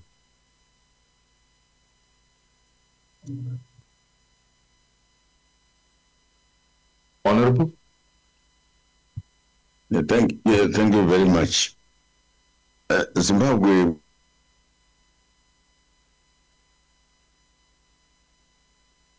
is of 10,000 dams that are prevalent, and this year, because of the impending El Nino, the Minister of Agriculture, which is also responsible for water and is responsible for irrigation, he has stepped up making sure that there is irrigation infrastructure by inviting the private sector and government bodies. We have a slogan that a dam is not the project. The project is what you do with the water that you will have kept in one place. And irrigation is a major thrust which we want to make sure that we climate-proof our agriculture. So when you have that irrigation, you need a lot of energy. The energy that is available in most of our rural areas is through solar systems, and using rural electrification program that we have, working together with the Ministry of Agriculture, we have endeavored to say all our 35,000 villages ought to have village business units, and we are creating those business units throughout the country, and that needs solarization, and most of those business units are solarized. We also are electrifying every school, primary and secondary. And we have over 10,000 primary schools and secondary schools. And the average, we are at 84% in making sure that all those schools have rural electrification. And that rural electrification goes with also school business units, so that right from the beginning, our children know that agriculture is our mainstay, but also we use it during droughts to make sure that while government gives them the grains, but they have the pulses which they can grow through these school business units. So going forward, we think that solar is the mainstay, because we have not been able to reach access, although our ambition is to say we must reach access with renewable energy and energy in general throughout the country in our Mission 300, which our president signed together with other African countries. So that is our ambition. We want to do it. We have a program for it, and solar is the strategy that we are going to be using. Thank you. Thank you very much, Honorable. We'll move to other colleagues from the media who might have a question. Please go ahead, sir. Identify yourself, please. Thank you. Good afternoon. My name is Calvin Manika. I'm a freelance journalist. I've got two questions. The first one is directed to the DG. Then the second one will come to Madam Lerato, Africa Union. The question to you, DG, I agree with you that the presence of honorable ministers in this room is a commitment that Africa wants to take a big leap into the future of energy and development. My question is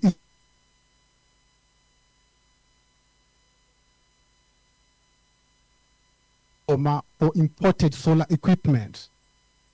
Then to Madam Lerato, my question is, India is a successful case study in terms of rooftop solar systems.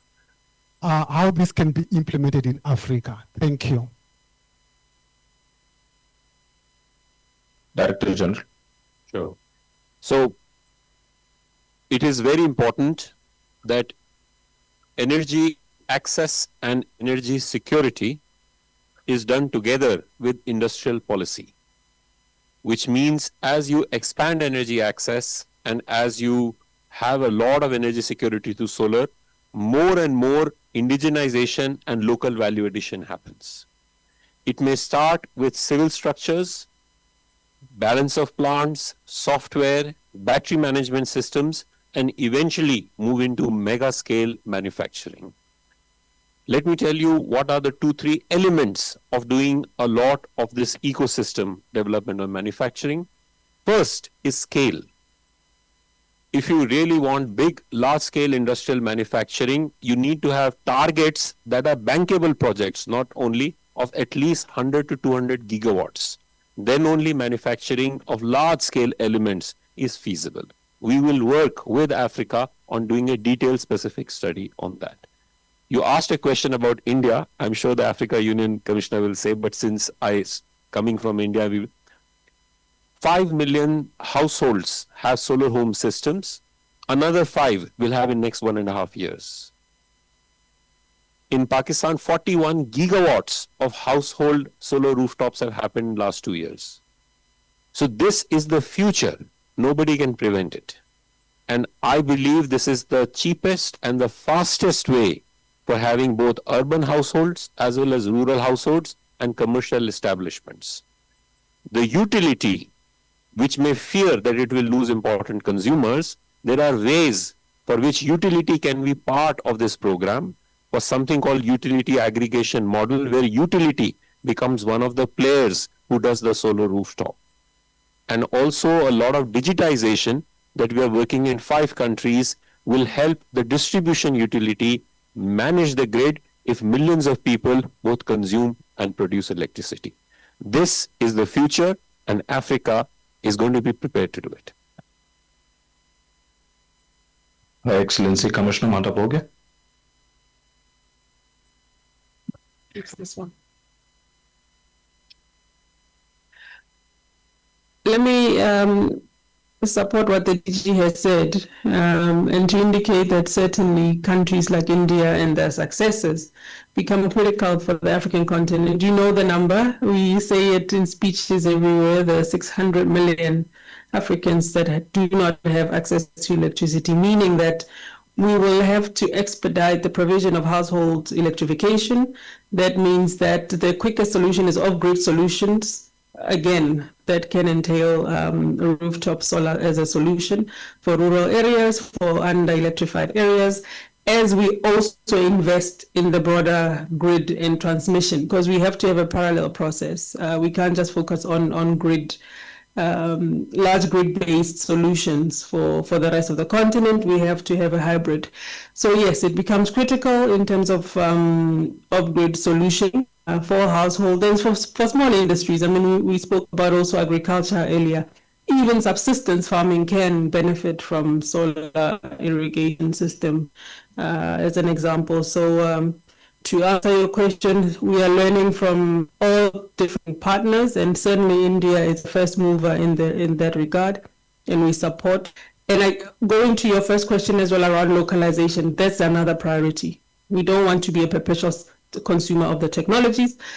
We have to build the value chains around all of the solutions that we bring on the continent. So with solar, you will certainly need storage and batteries. And Honorable Minister Moyo also indicated the strategic value of lithium in Zimbabwe, for example, that can be part of the storage value chain. And again, the investment in the transmission lines, because we can generate all the power we want, we need to evacuate it. So there's a whole big area of work around transmission and integration of power pools. So we've got a whole integrated system of energy security for the continent, and solar is a component of that. Thank you, Commissioner. Other colleagues? Yes. Good afternoon, Your Excellencies and Honorable Ministers. My name is Mashudu Netsianda from ZIMBABWE.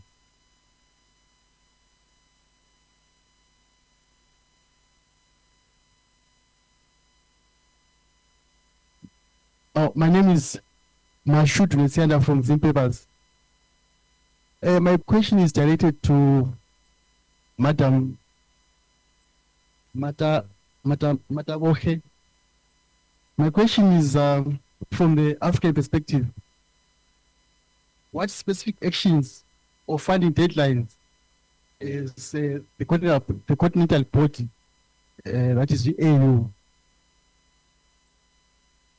committed in order to ensure that solar energy provides reliable and affordable electricity, especially for rural communities and low-income community members? That's my question. Sorry? I'm saying what specific actions, including funding deadlines, is the AU committed in order to ensure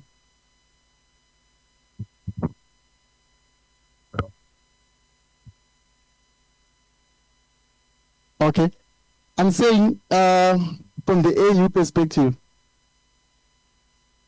what specific actions and funding deadlines is the AU committed in order to ensure that solar energy provides reliable and affordable electricity, especially for rural and low-income communities?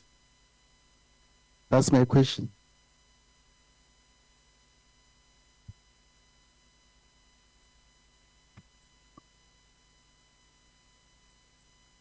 Solar power generation is part of our wider energy mix. I think no country is industrialized on solar alone. We must be mindful. So it's part of contributing to overall base load. And one of the benefits, again, as previously indicated, is the ability to have an off-grid solution using solar, which makes it much easier.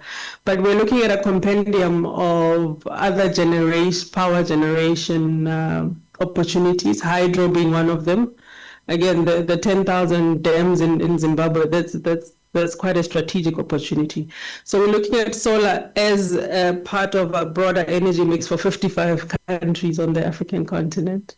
So the target that we have right now, in keeping with Agenda 2063, is to see that we have electrified the majority of our continent by 2030. So we are tracking a looming deadline of 2030 that is linked to our single African electricity market, AFSEM, that is aimed at integrating our power pools. And that integration will depend on generation mechanisms, whether we're talking solar, we're talking hydro. The new conversation now is also around nuclear for energy generation. So I need you to look at it as a compendium of as a contributor to energy security instead of a standalone solution for energy on the continent. That won't be practical to industrialize with solar alone. Thank you, Commissioner. Other colleagues from the media? Good afternoon. Good afternoon, honorable ministers and other distinguished guests. My name is Nisbet Moyo, a journalist from Newsday, Zimbabwe. Mine is directed to the DG, Mr. Khan. How can solar pump become a game changer in agriculture? That's my question to the DG.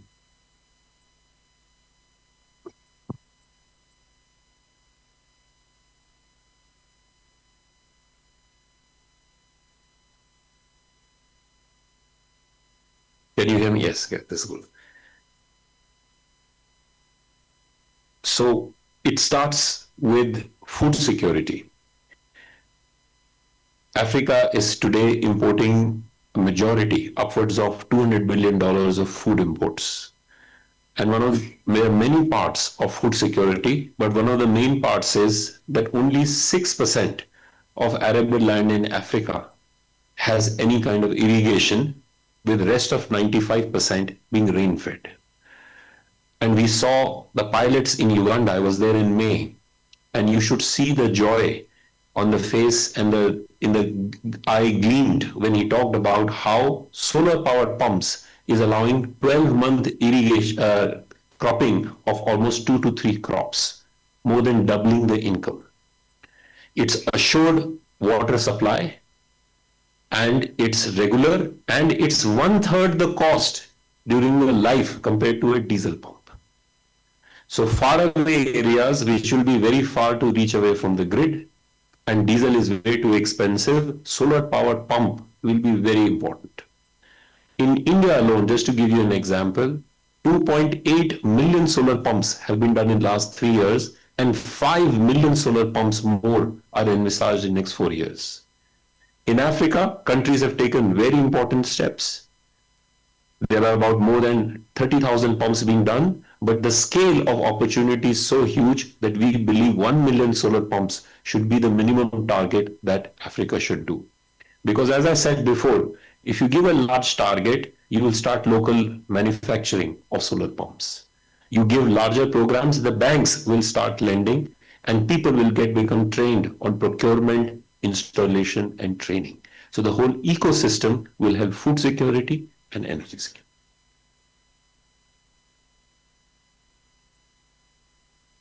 Thank you, Director General. We have only time for one last question. We are a little bit over schedule, 10 minutes over schedule. We will give the opportunity to the lady. We can take 2 more, Tiwari. It's okay. Okay. Good day, ministers. Good day, ministers. My name is Lechani Ngwenya from Federal Communication, and my question is directed to Honorable Minister Moyo. Our local grid currently struggles with generation, integration, and lakeside utility-scale battery storage, which usually leads to power curtailment risk for producers. What concrete grid enforcement commitments is our ministry and alongside the ISA facility so that new solar generation doesn't just end up being curtailed as well?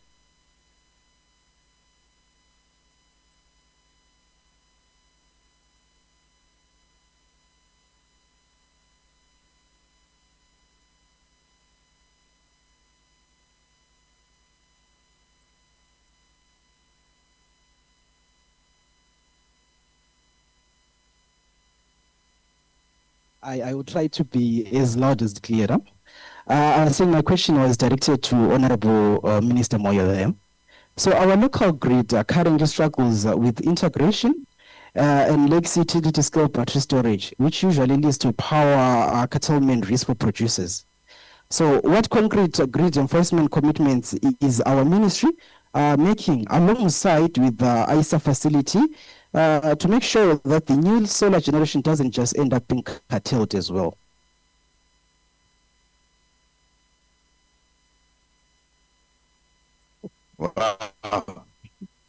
First, saying our grids integration. I think the Commissioner for Infrastructure and Energy has indicated that Africa needs this integration of the power pools. In Southern Africa, which is the oldest power pool in Africa, I think we are well integrated, except we need interconnectors between Tanzania and Zambia.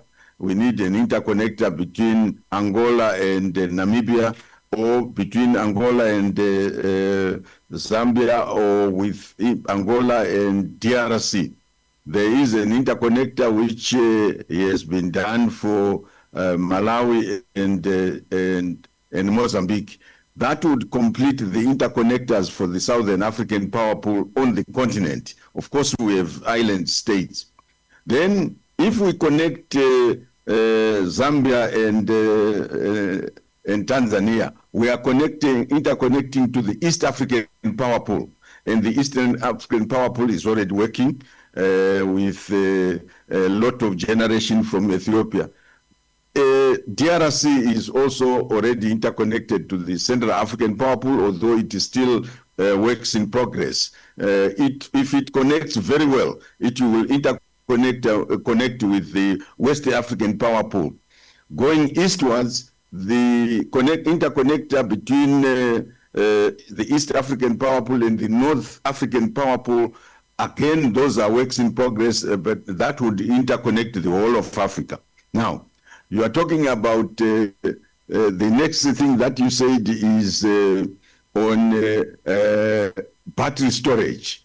Yes, when we are bringing all this renewable energy, especially solar, the balance that must be supported by battery storage. That's why I said in Zimbabwe, our president has already directed that no lithium will be exported as raw, and we now are producing lithium sulfate. The next stage is to produce the lithium battery, so that this renewable energy, especially solar, can be supported by battery. And we are importing batteries right now, and we think that Africa is ready to have its own battery manufacturing, given the resources that are there in Africa and what we are producing in Zimbabwe. Our president has also said, whether it's nickel or cobalt, or we are talking about iron ore and into steel, stainless steel, all these are avenues which can make sure that the resources are here, let's beneficiate them so that we can use them to support both the extension of our grid and the commissioner has said to evacuate what you are producing is absolutely necessary. And we are looking internally. There is a lot of work that is going on to strengthen the transmissions, the distribution lines within countries, but we are also connecting again by strengthening the interconnectors among our countries. And so we believe that the resources are here. We need the investors. We need ISA to actually come and work with us. The experience that they have in India, the experience that they have in other countries, whether China, and the experience that is already there in countries like Egypt or South Africa, if we are very well led in terms of technology transfer in research, I think we can do it, and we should do it. Thank you, Honorable. Yes, please go ahead. Good afternoon, Honorable Ministers. Am I audible?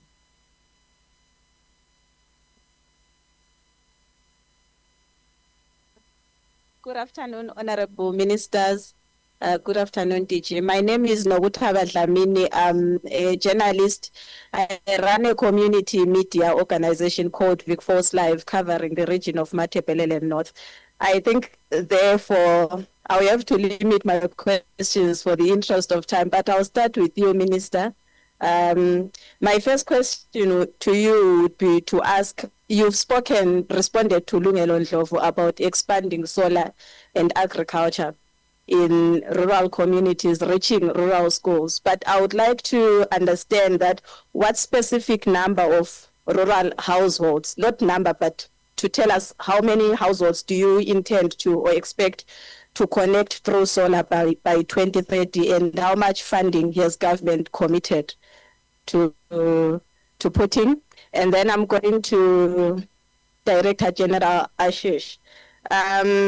Africa has enormous solar potential, but would also like to understand what is ISA going to do? What are the commitments that is going to do to work with the countries to close the gap so that millions of our communities, the people, get connected to solar, and that is harnessed beyond just getting the access, but creating employment and starting from the communities that are at the bottom. Thank you so much. Wow. Our population is around 16 million. Yeah, sure.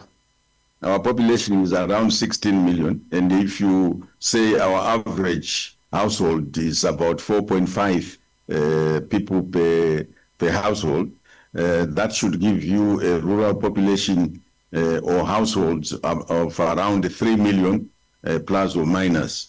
What the president did say in his speech is that we have a presidential solarization scheme where we want to solarize 1.2 million households using the presidential scheme, which is funded through the fiscus and other sources of revenue. We have a rural electrification fund, which is assisting our rural electrification agency. This gets 6% of every commercial usable electricity in the country. So when we calculate and say what is 6% of what we are using in terms of electricity, that goes for rural electrification. That's another program that we have.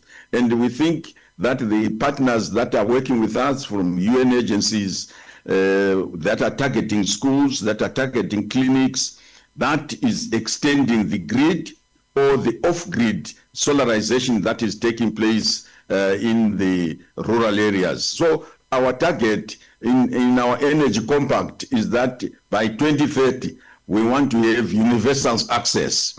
We have invited the private sector to say they can become the mini ZESA in communities or in clusters, both urban and rural. And this is taking place, and we have put the statutory instruments that will support that. So the enabling environment through our rural electrification agency and the enabling environment through our regulatory authority, where we have come up with 7 statutory instruments that invite the private sector as well as allowing individuals to solarize, that is taking place.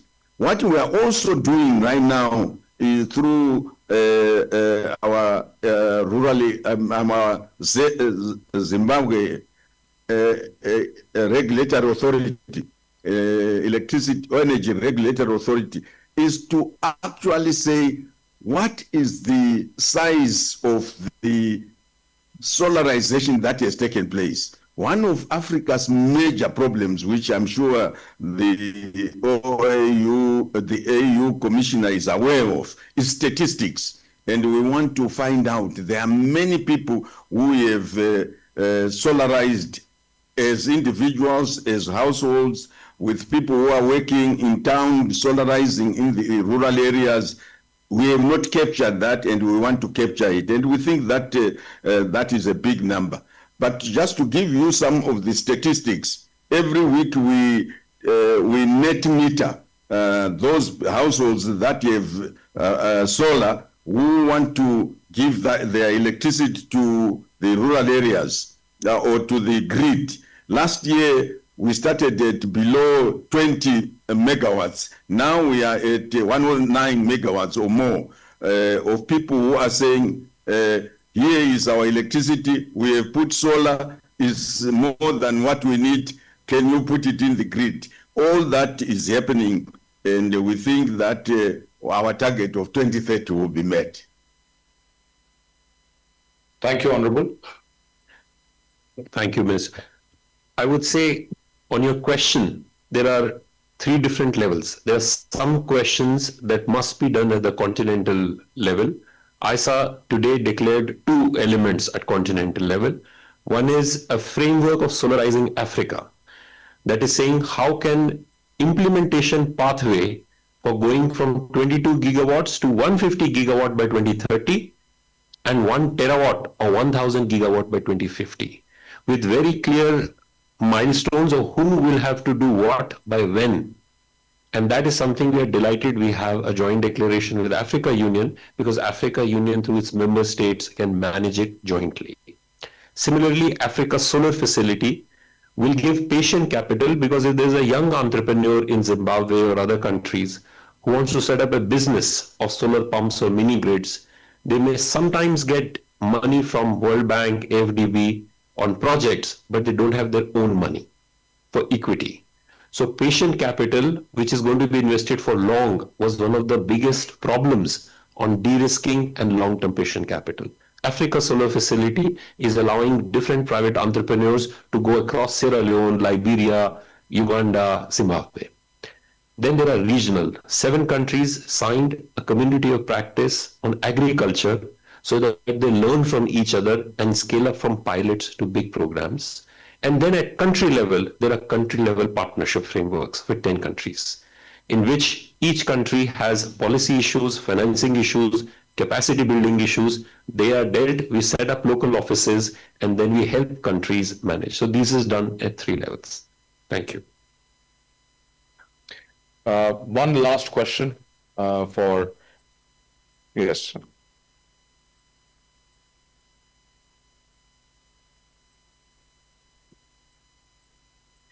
Hi, good afternoon, and thank you very much for sharing some insights.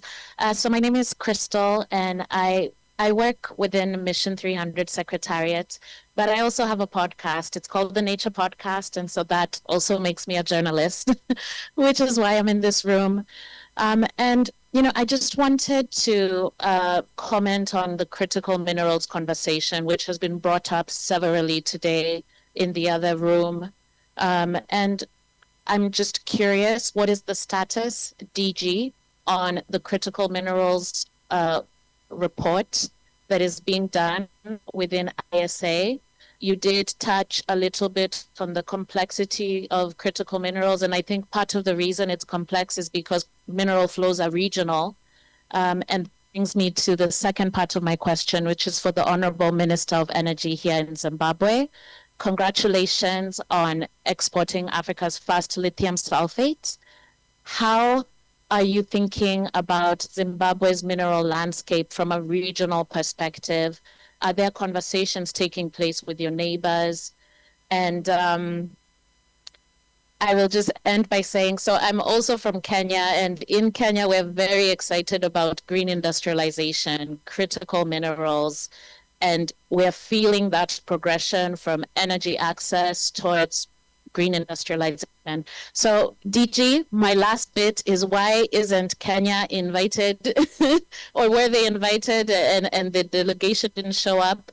But why is Kenya not an ISA member? Thank you.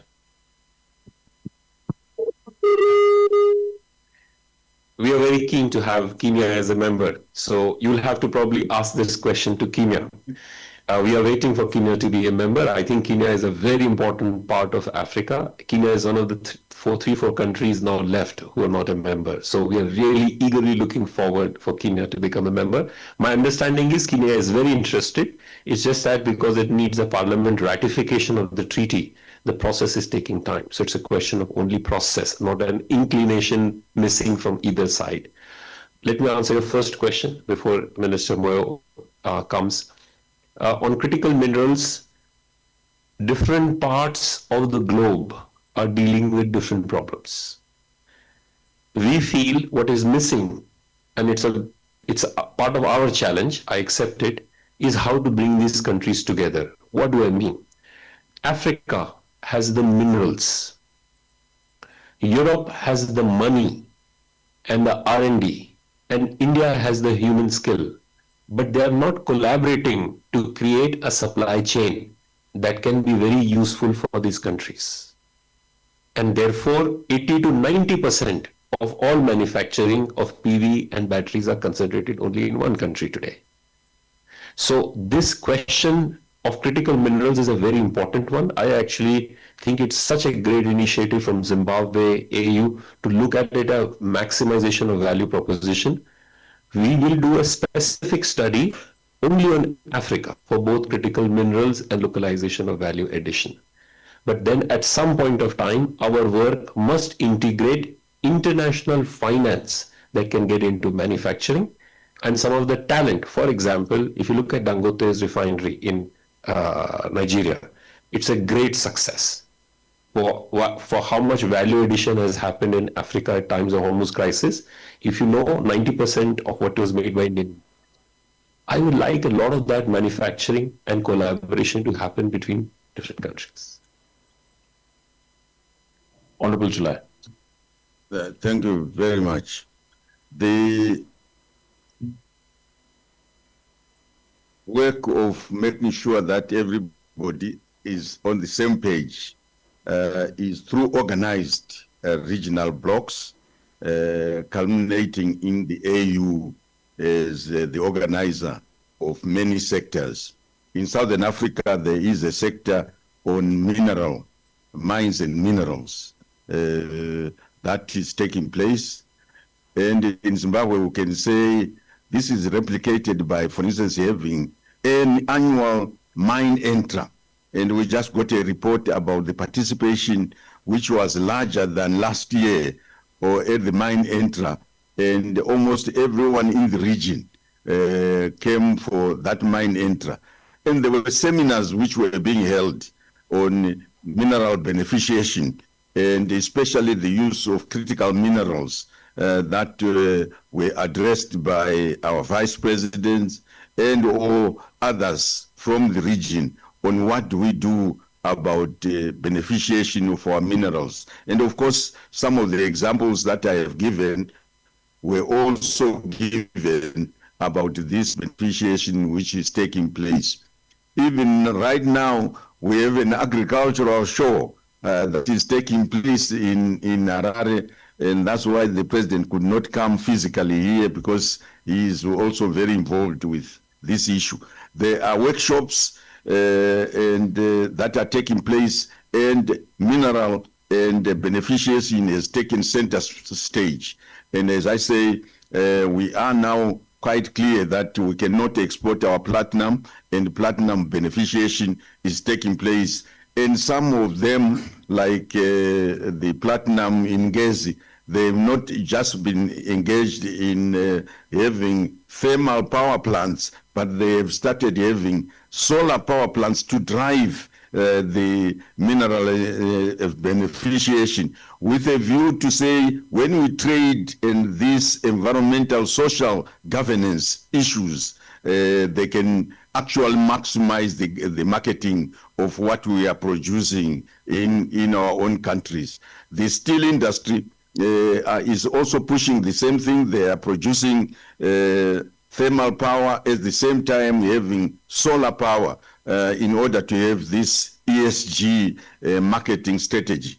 and you can go to ferrochrome. All our 14 ferrochrome plants this year are combining thermal power with solarization. So what is taking place in terms of beneficiation, people are not just wanting to have beneficiation because marketing can be a problem, and they are looking at marketing and fulfilling the Paris protocols that most of our countries have entered into. So yes, there must be a lot of sharing that we must continue to do, and at different stages. The African continent has people who are advanced in one area and the others are advanced in another area, and we must continue to share. And with the support and research which we think is going to take place with what we are signing with the ISA, we think that we can move the technology value chain also while we are moving the beneficiation of our minerals. Thank you, Honorable. And thank you, colleagues, for joining us this afternoon. With that, we come to the formal close of today's media briefing. I'm sure the rigorous agenda has allowed us all to work up an appetite. We welcome you all to kindly join us for lunch. Thank you, Your Excellencies, Honorable Ministers.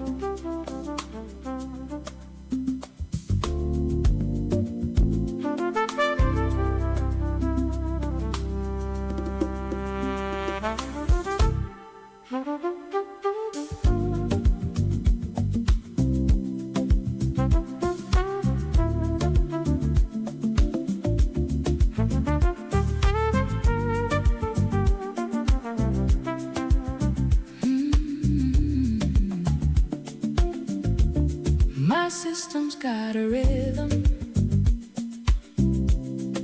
a steady, gentle beat. But sometimes, honey, something just ain't feeling sweet. I click and I'm waiting a little too long, it seems.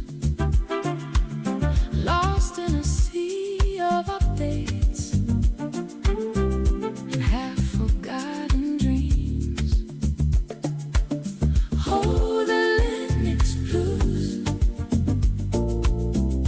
got me feeling low when my packages just won't go. Ubuntu, my dear, why do you tease with your open source heart and your closed source, please?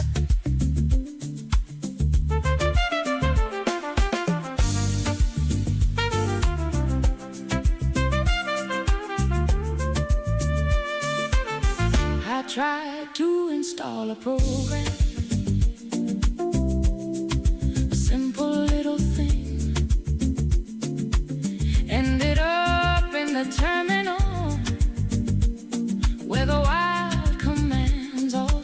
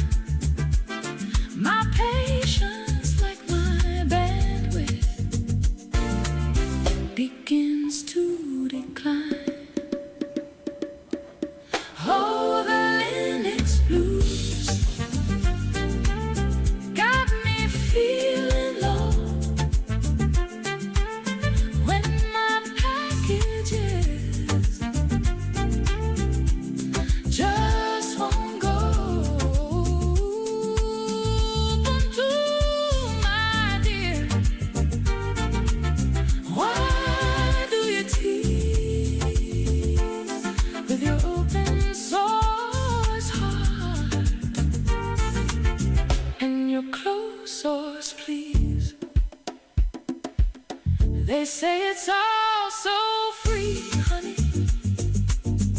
A digital paradise. But sometimes freedom costs a dime or twice. I just want my music playing, my browser to behave, before I throw this whole darn laptop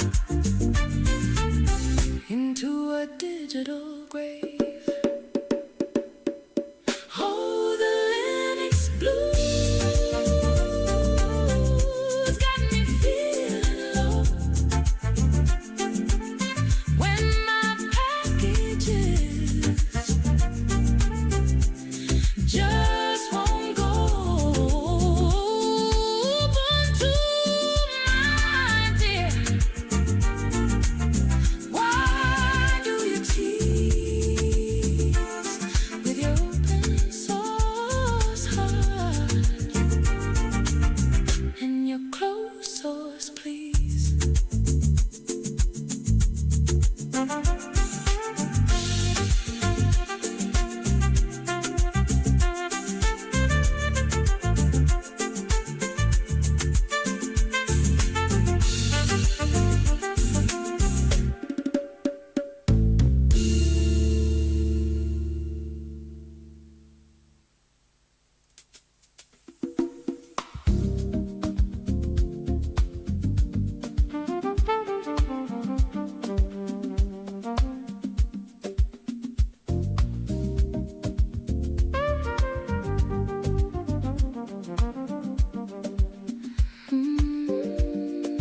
Sand in my shoes, salt on my tongue, cheap red wine, plastic cup, still strong. You laugh too loud, I pretend I'm mine. Table on the pavement, world sliding behind. Cape Town sunset groove, we move, shadows long and loose, right next to you. Don't care what we prove, just lean, Cape Town sunset groove. Feels like we're 17.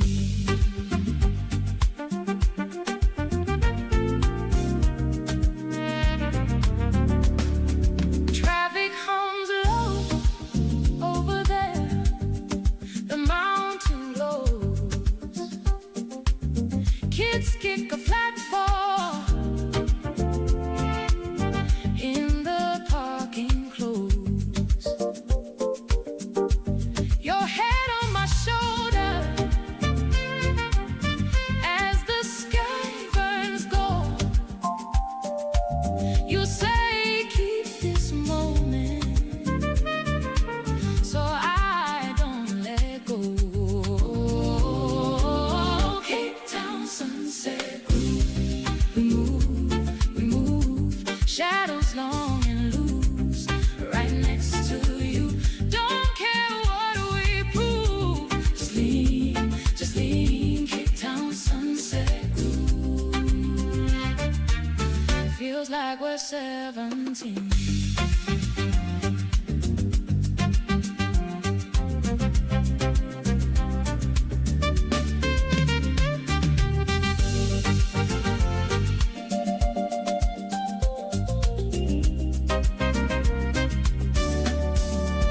One more hour before the dark shows teeth. One more story set against my cheek. If all we ever get is this colored sky, I'd still choose this corner every single time. Cape Town sunset groove, we move, shadows long and loose, right next to you. Don't care what we prove, just lean,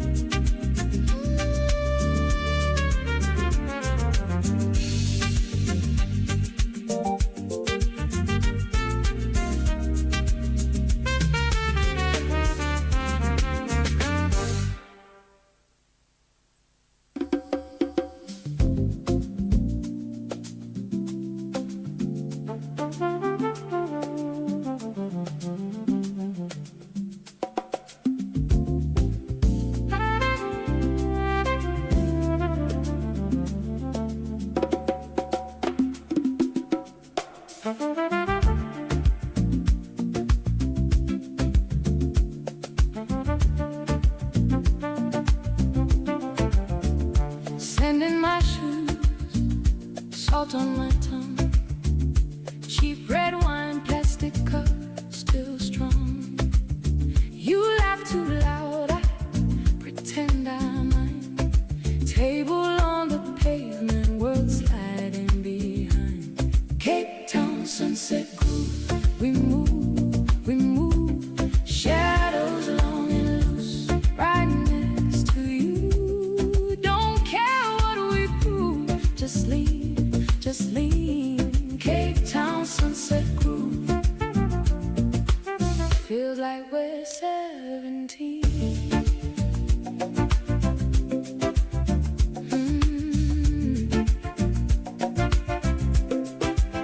Traffic hums low over there, the mountain glows.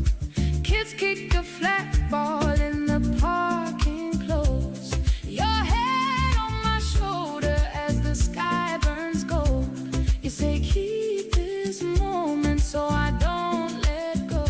Oh, Cape Town sunset groove, we move, shadows long and loose, right next to you. Don't care what we prove, just lean, Cape Town sunset groove. Feels like we're 17.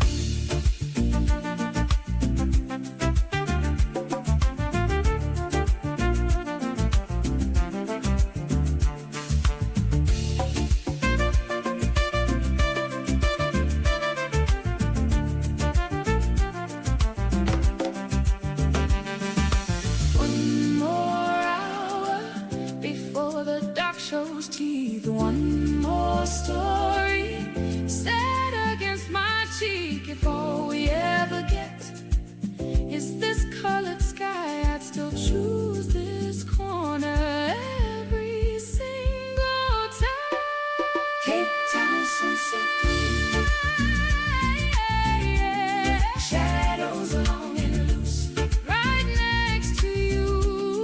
Don't care what we prove, just lean, Cape Town sunset groove.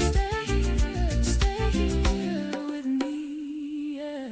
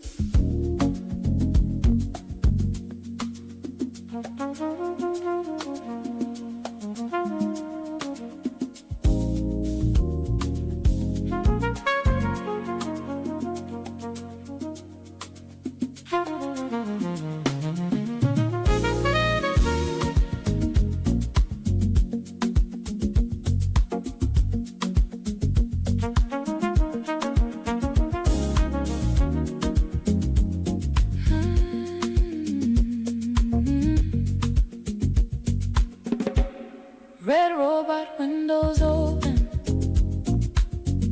taxi hooter sings in time. Street hawkers laughing at the corner, Zanzi air, dust and jasmine. You on loudspeaker talking nonsense, I just drive, smiling glide. Gold reef glow on your profile picture, feels like home on the N1 side. Johannesburg night flow, city in my bloodstream, rolling through the high rise, chasing our small dreams. Josie, when the lights low, everything in slow motion. Say my name soft and go, you're my favorite commotion. Yeah.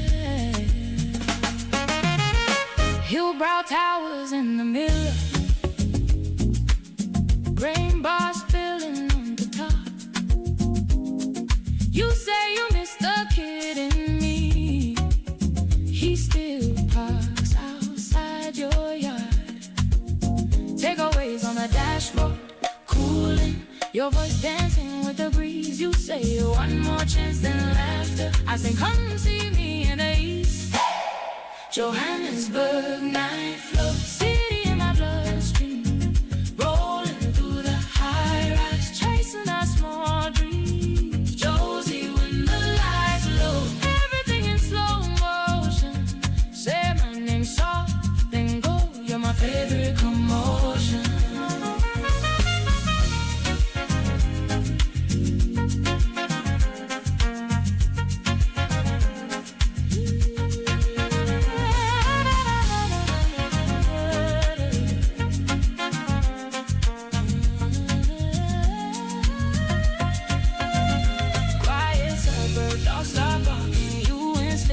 Gates slide open, we don't talk, we just start walking side by side, same old joking. Oh, Johannesburg night flow, city in my bloodstream, rolling through the high rise, chasing our small dreams. Josie, when the lights low, everything in slow motion. Say my name soft, then go. You're my favorite commotion.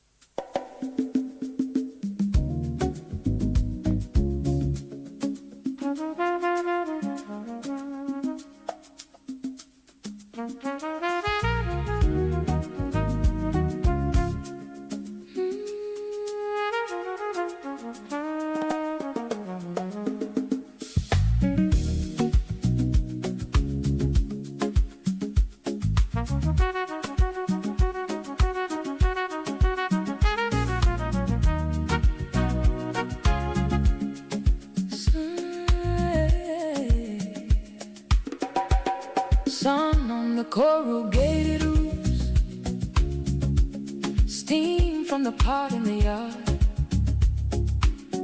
Kids chase a flat, faded ball. Your laugh cuts through it all. You sway in that Sunday dress, dust kicking up at your feet. Bare hands keeping perfect time, like you're drumming on my heartbeat. Soweto, soul rhythm, you got my blood singing your name. Every step you take, I'm right there in the shake of your frame. Soweto, soul rhythm, you turn this red road into gold. When you move like that, I feel my shy heart grow bold.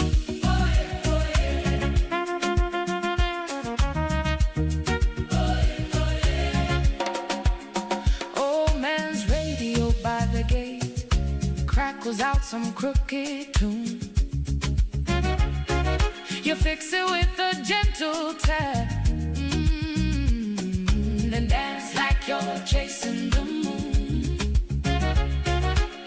Neighbors leaning on the fence, smiles wide, they follow your lead. You spin and the whole street spins, like we're all waking from a dream. Soweto soul rhythm, you got my blood singing your name. Every step you take, I'm right there in the shake of your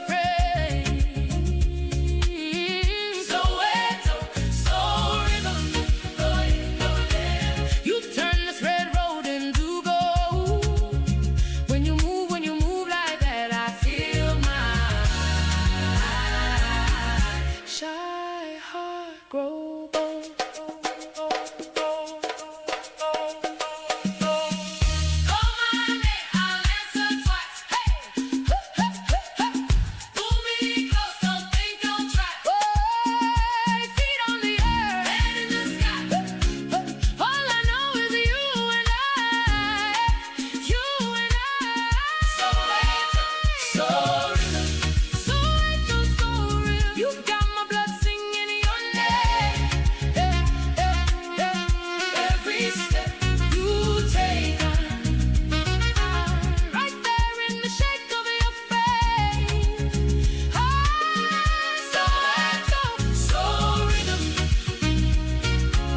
You turn this red road into gold. When you move like that, I swear this street feels like home. Soweto. When you move like that, I swear this rhythm's my home.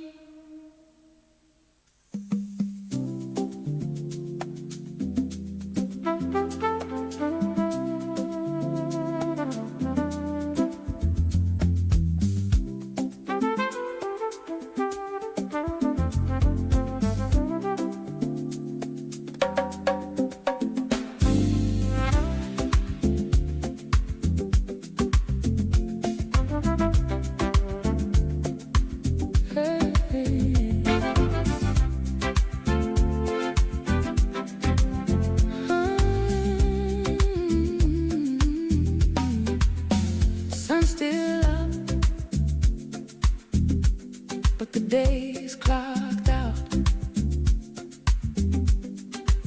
Flip-flops hang from my left hand now. See on my right, whole town on my left. Salt on my collar and sand on my breath. Durban, keep my secrets. Wash them out with the tide. Let that shoreline shuffle. Loosen up my pride. Sip this evening slowly. Let the last light slide. Urban coastal jazz in my lazy stride.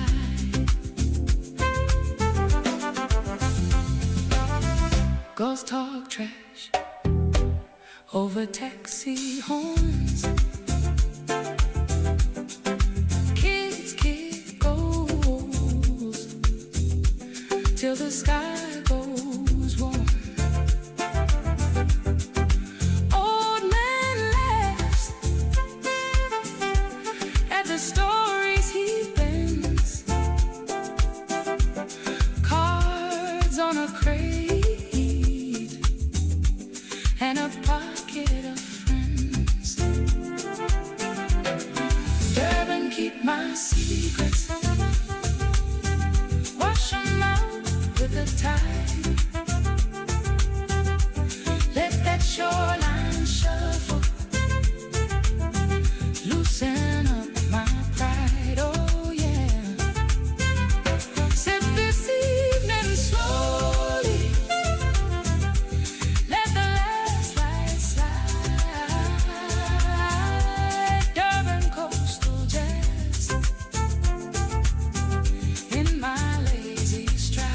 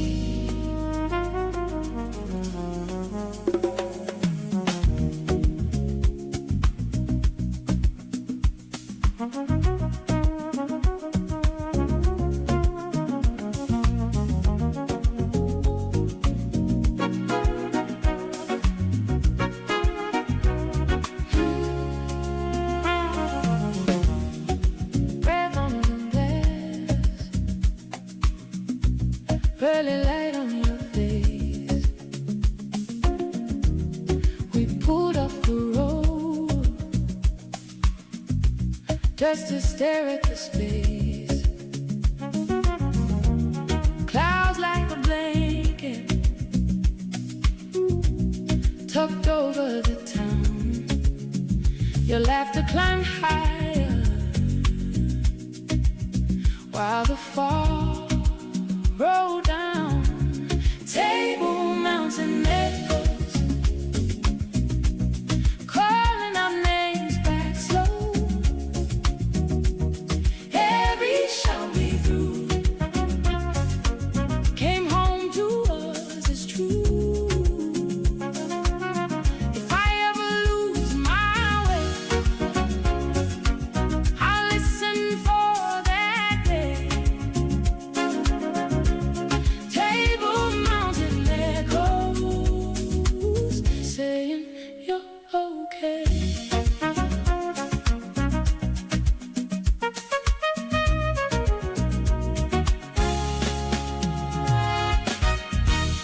Dust on our shoes, cheap coffee in your hand.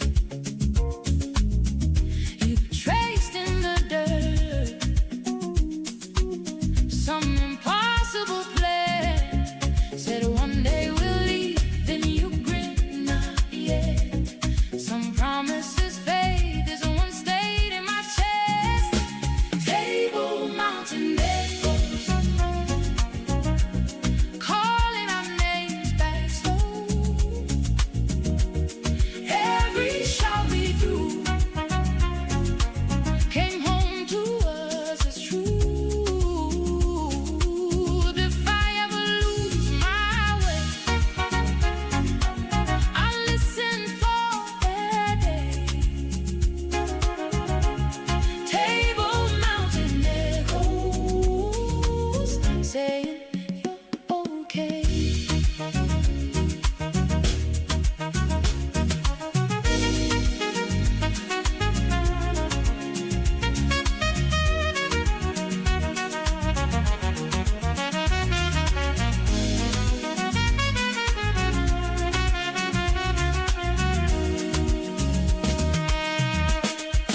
Years in between us, like valleys and plains. Still I hear you humming in the wind before rain. I talk to the silence, ask what I should do. The mountain answers, and it sounds like you. Oh, Table Mountain echoes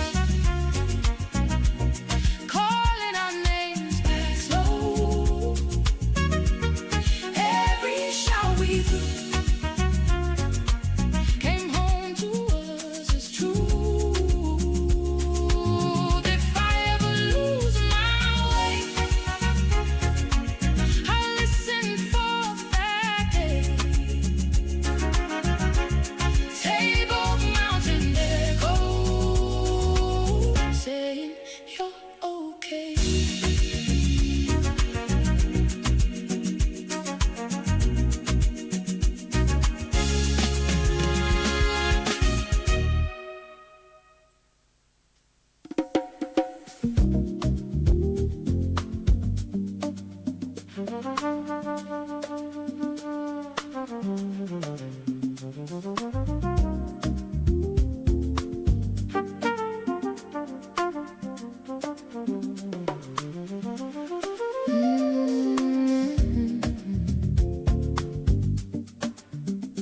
Late night.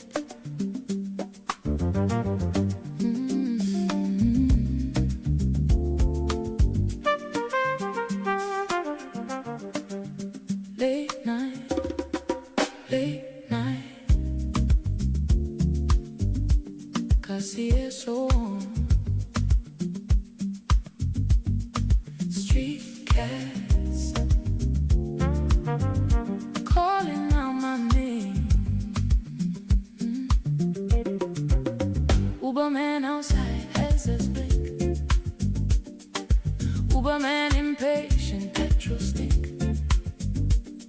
Mama say drive safe, don't drink. I just laugh, say relax.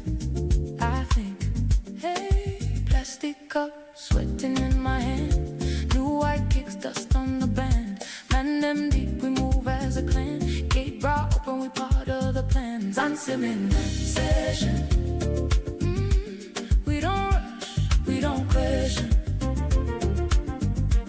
Let the gossip fade, confession after confession. Side eye, slow wine, this my favorite kind of lesson. Ooh, you're live in the pressure. Dancing midnight session. DJ's cousin at the door with a list. Says my name wrong, still blow me a kiss. Cigarettes, box draw shapes in the mist. X in the corner, trying hard to exist. Yo, brand boy arguing about his brand. Girl from Davidson just wants to dance. Phones on flight, more vibes on demand. We all broke, but look so advanced. Dancing midnight session. We don't rush, we don't question. Let the gossip fade, confession after confession. Side eye, slow wine, this my favorite kind of lesson. Ooh, we're live in the pressure. Dancing midnight session. Who's that calling me outside? Outside, number that I never said. I just let it ring and die. I'm staying in this way. 2 a.m. taxi lights crawl. Some praise out back by the wall. Somebody laughs till they almost fall. We all heard him, but we still answer the call. Yeah. Dancing midnight session. Midnight session. We don't rush, we don't question.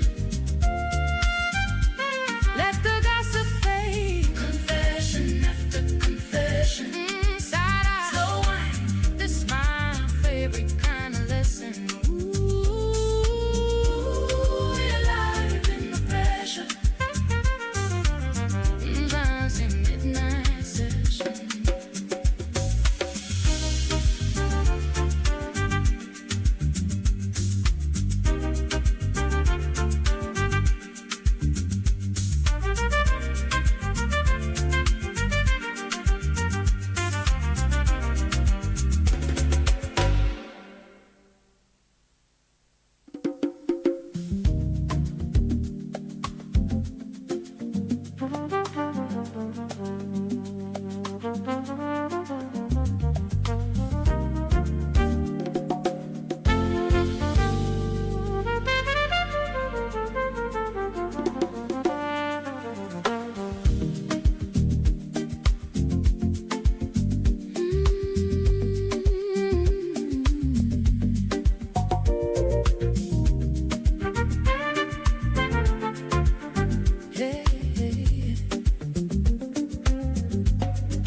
Dust on the sneakers, sun on the taxi roof,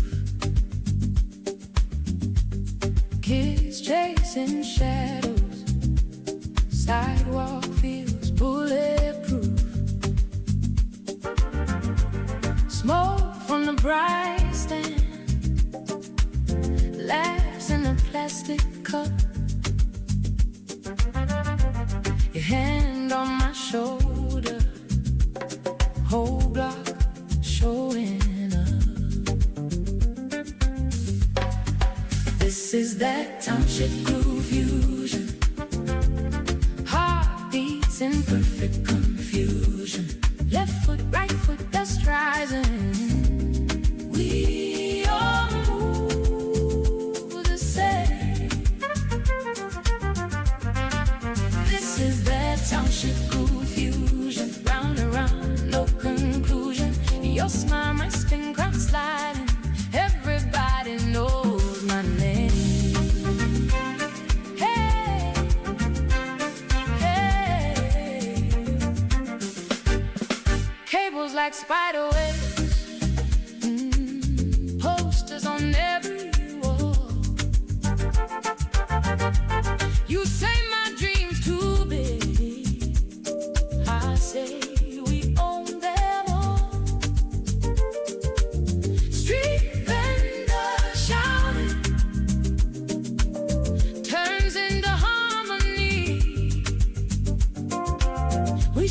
between car horns.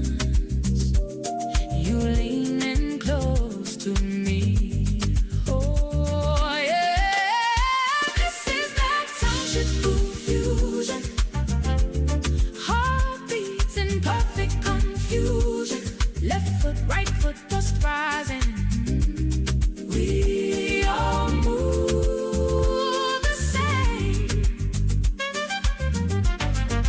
This is that township fusion. Round and round, no conclusion.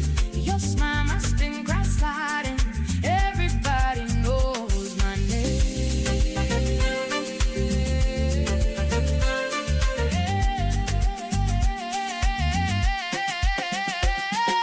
Spin me where the alleys meet.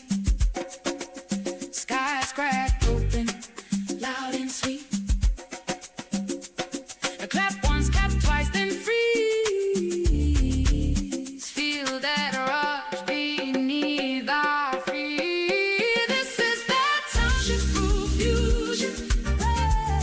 Heartbeats in perfect confusion. Left foot, right foot, just rising. We all move the same. Well, this is that township fusion. Round and round, no conclusion. Your smile, my spin, cross sliding.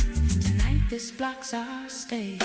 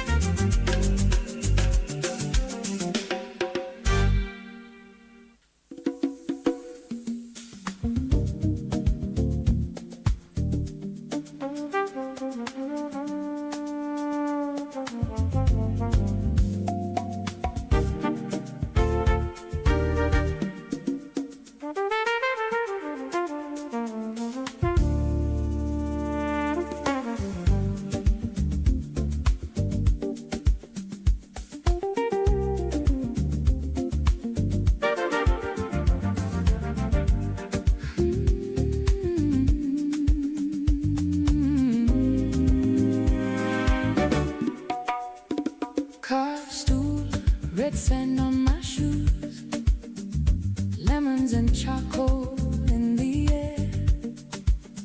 Old men playing cards by the road, your head on my shoulder, no rush, just there.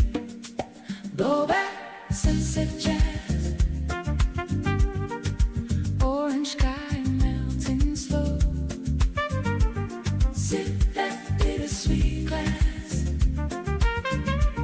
let the long day let go.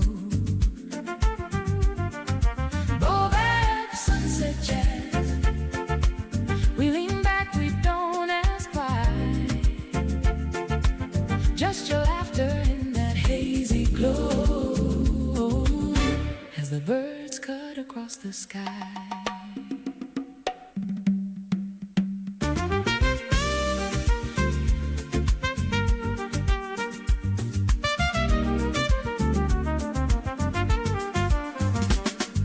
Kids chase a beat-up rubber ball, goats wander through the dust. Radio crackles from a window grate. You hum along, soft and rough. Blow back, sunset jazz, orange sky melting slow. Sip that bittersweet glass, let the long day let go. Blow back, sunset jazz, we lean back, we don't ask why. Just your laughter in that hazy glow, as the birds cut across the sky.